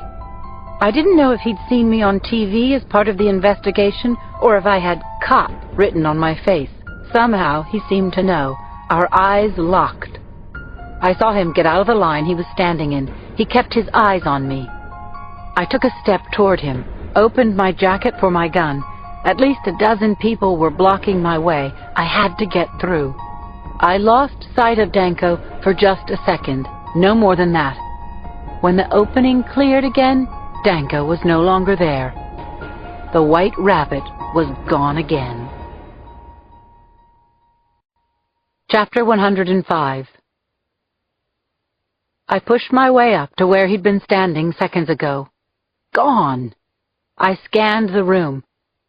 "I lost him," I spat into the walkie-talkie. "He must have ducked into the crowd. Son of a bitch!" For no good reason, I was mad at myself. I didn't see Charles Danko anywhere. All the men were wearing tuxedos looking the same, and all those people were exposed to danger, maybe even death. I badged my way through a barricade and ran down a long corridor that led to the closed-off section of the museum. Still no sign of Danko. I ran back to the main ballroom and bumped into Molinari. "He's here. I know he is, Joe.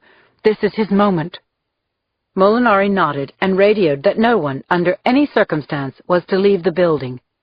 I was thinking that if any kind of device went off in there with all those people, it would be a total disaster. I'd die too, and Molinari. It would be worse than the Rincon Center. "Where are you, Danko?" Then I caught a glimpse of him again. I thought so anyway. I pointed toward a tall, balding man. He was circling away from us, ducking in and out of the crowd. "That's him!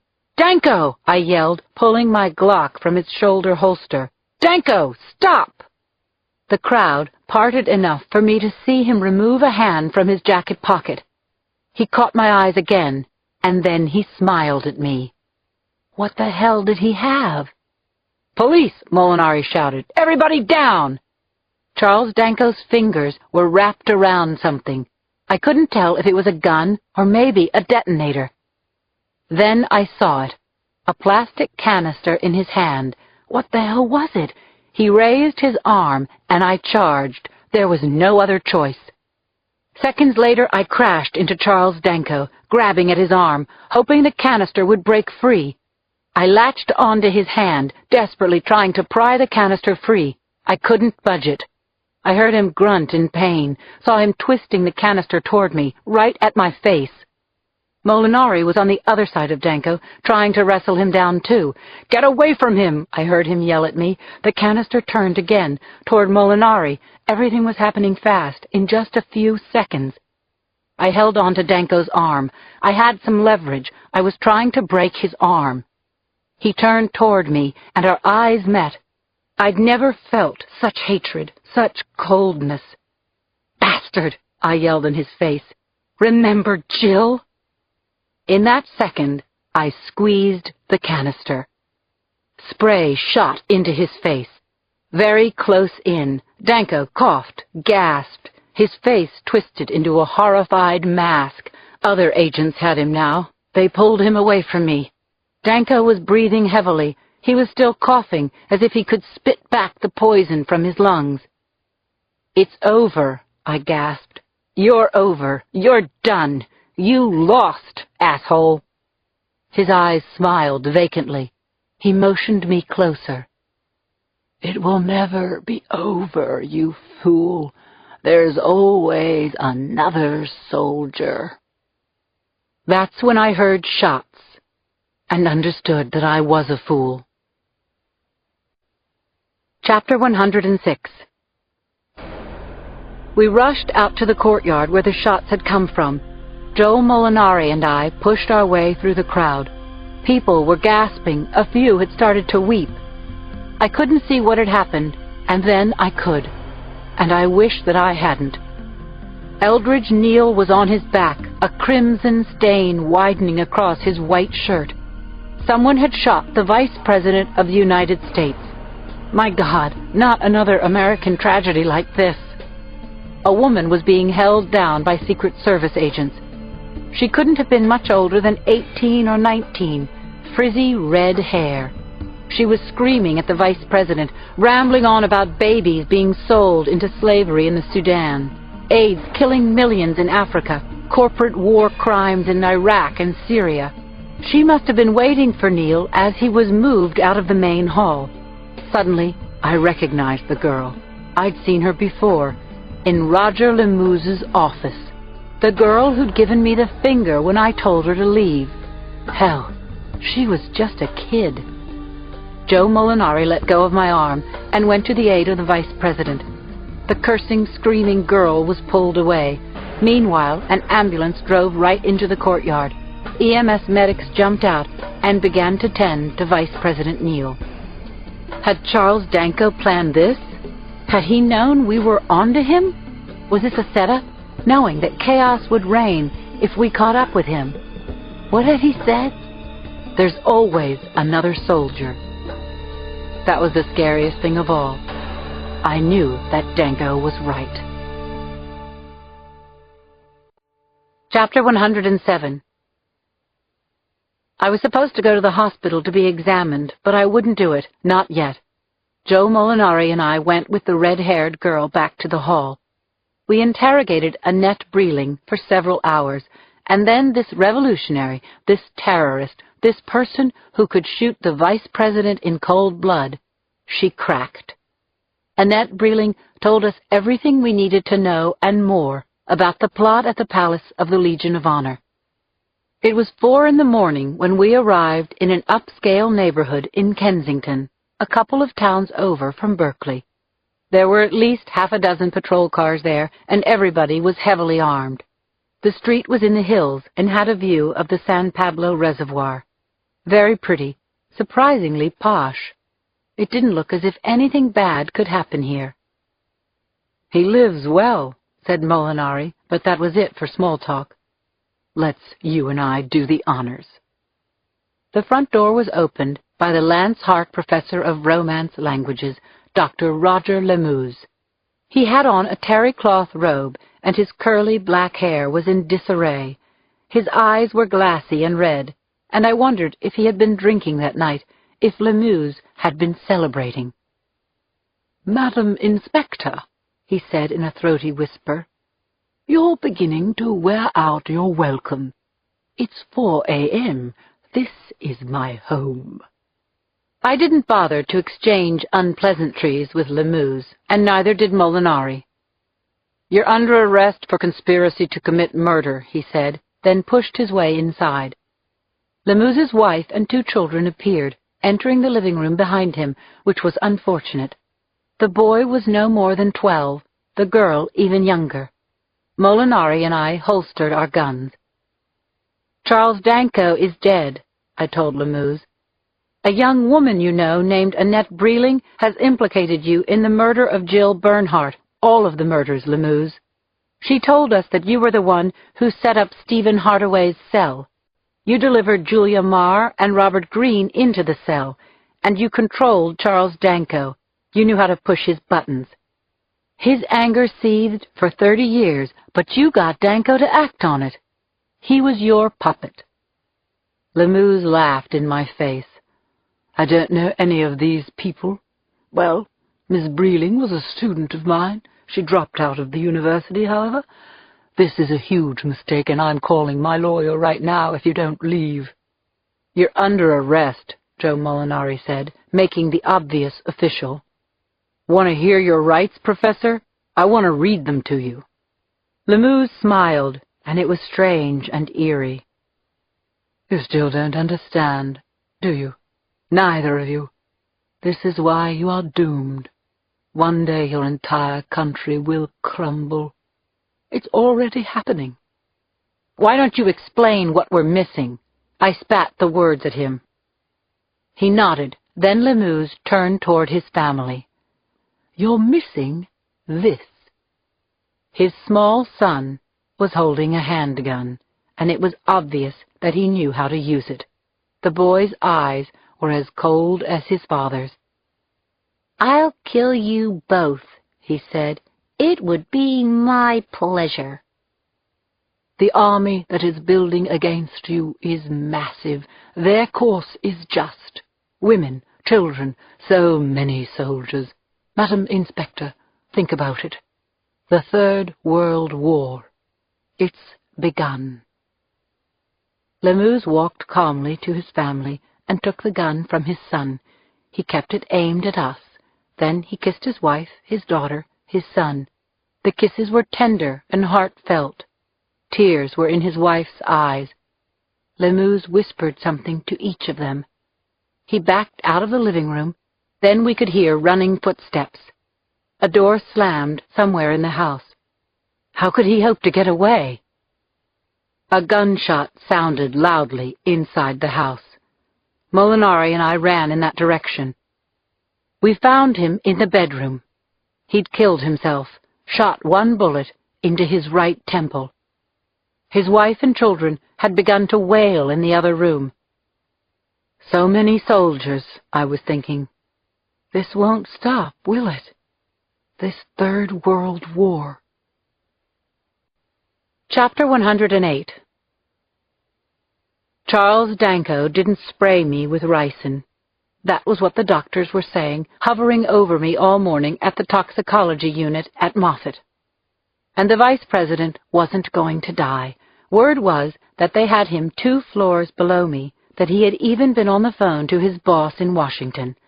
I spent several hours with a maze of tubes and wires sticking out of me, monitors reading my blood and chest scans. The contents of Danko's 2 canisters were identified as ricin, enough to kill hundreds of people if he had gone undetected. Danko had ricin in his lungs, and he was going to die. I wasn't sorry to hear it. About noon, I got a phone call from the president, as in the president. They stuck a phone to my ear, and in my daze, I remembered hearing the word hero about 6 times. The president even said he was looking forward to thanking me in person. I joked that maybe we should wait for the radioactive glow to settle down. When I opened my eyes after a snooze, Joe Molinari was sitting on the corner of my bed. He smiled. "Hey, I thought I said no heroes." I blinked and smiled too, a little more groggy than triumphant, embarrassed at the tubes and monitors. "The good news," he said with a wink, "is the doctors say you're fine. They're just holding you for observation a few more hours.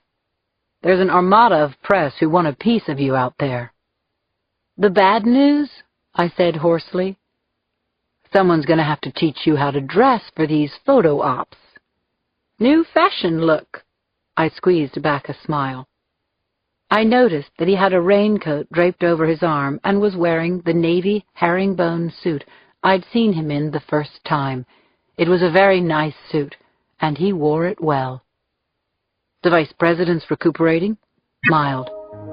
"I'm a national emergency kind of guy." Chapter 109. Later that afternoon, my doctor came in and told me there was nothing wrong with my system that a good glass of wine or 2 wouldn't cure. "There are even some people here who want to take you home," he said. Outside my room, I saw Claire and Cindy peeking in. They took me home long enough to shower, change, and give Martha a long overdue hug. Then I had to go down to the hall. Everyone seemed to want a piece of me. I made a date to see the girls later at Susie's. It was important that we get together now. I did the news spots on the steps of the hall. Tom Brokaw was patched through and interviewed me on a video link. As I recounted the story of how we had found Danko and Hardaway, I felt a tremor snaking through me, empty and sad, distancing me even as I spoke. Jill was dead. Molinari was gone. I didn't feel much like a hero. The phone was going to ring, some other homicide called in, and life would slam back the way it always did. But this time I knew nothing was ever going to be the same. It was about 4:30 when the girls came to get me. I was doing reports. Although Jacoby and Cappy were bragging they had the best LT on the force, I'd actually felt depressed, lonely and empty, until the girls showed up anyway. "Hey," Cindy said, twirling a little Mexican cocktail flag in my face. "Margaritas? Oh, wait." They took me to Susie's, the last place we had been with Jill. Actually, 2 years before, it was where we had welcomed her into our budding group. We took our places in our corner booth and ordered a round of margaritas. I ran them through the terrifying struggle at the palace the night before, the president's call, then today, Brokaw and the evening news. It was sad, though, just the three of us, the conspicuous empty space next to Claire. Our drinks came. "On the house, of course," the waitress Joni said. We raised our glasses, each of us trying to smile, but fighting back tears. "Here's to our girl," Claire said. "Maybe now she can start to rest in peace." "She'll never rest in peace," Cindy said, laughing through tears. "Out of character." "I'm sure she's up there now," I said, sizing up the pecking order, looking down at us. "Hey, guys, I got it all figured out." "Then she's smiling," Claire said. "To Jill," we all said. We clinked glasses. It was hard to think that this was the way it was going to be from now on. I missed her so much, and never more than that moment at our table, without her. "So," Claire said, clearing her throat, her gaze landing on me, "what happens now?" "We're going to order some ribs," I said, "and I'm going to have another one of these, maybe more than one." "I think she was actually saying, 'What's with you and Deputy Dog?'" Cindy winked. "He's heading back to Washington," I said. "Tonight." "For good?"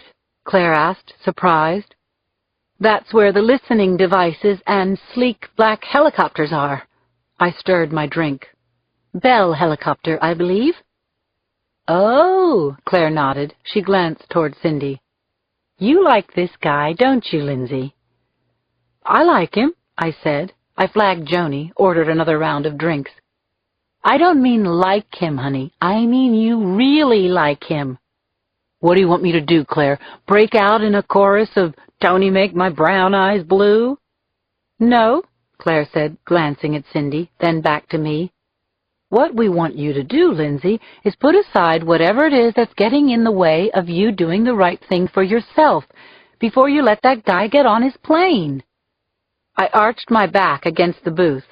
I swallowed uneasily. "It's Jill." "Jill?"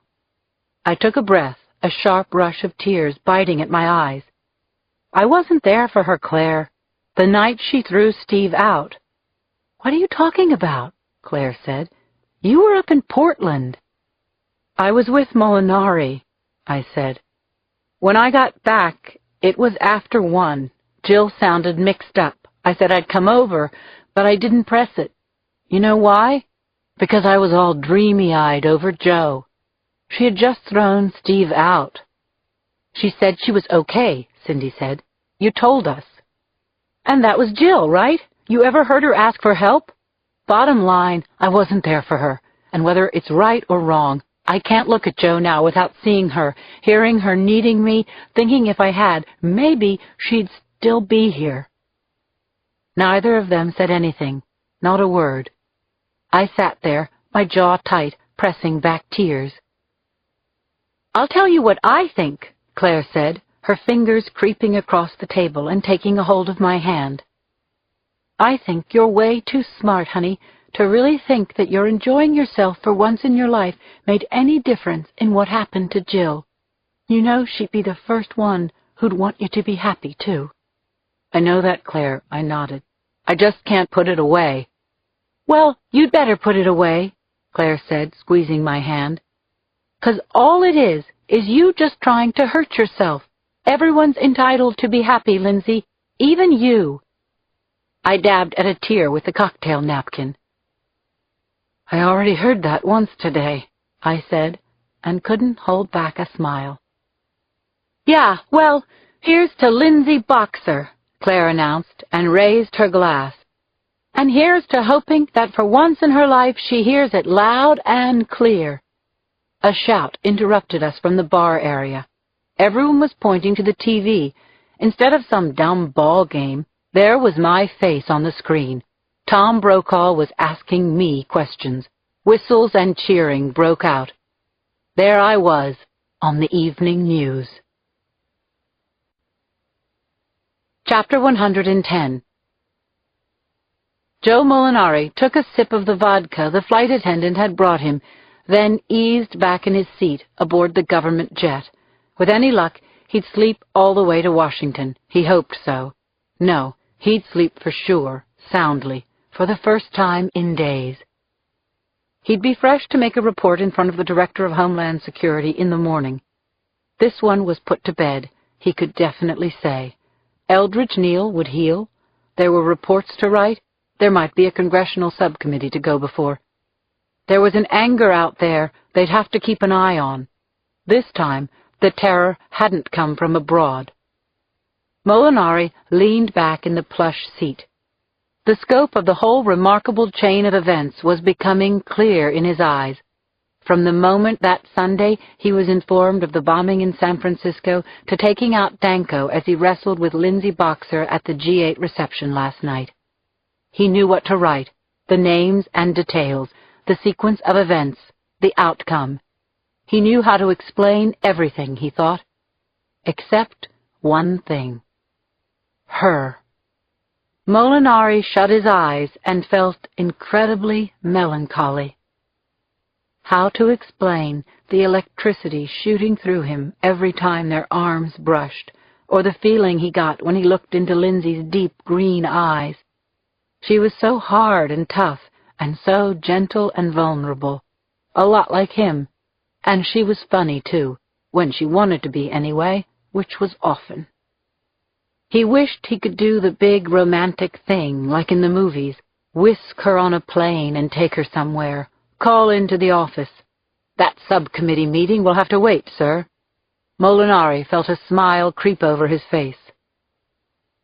Takeoff should be in about 5, sir, the flight attendant informed him. Thank you, he said, nodding. Try to relax, chill, sleep. He willed himself, thought of home. He'd been living out of a suitcase for 2 weeks now. It may not be how he wanted this to end, but it would be good to be home. He closed his eyes once more. Sir, the attendant called again. A uniformed airport policeman had boarded the plane. He was escorted back to him. I'm sorry, sir, the policeman said. Something urgent has come up. I was told to hold the plane at the gate and accompany you back inside. The police gave me this number for you to call. A stab of worry jolted Molinari. What the hell could have happened now? He took the piece of paper and grabbed his briefcase and phone.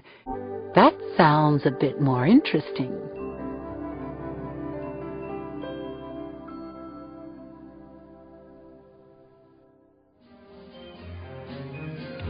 This has been a Time Warner Audiobooks production of Third Degree, written by James Patterson and Andrew Gross, and read by Carolyn McCormick. Executive producer, Maya Thomas.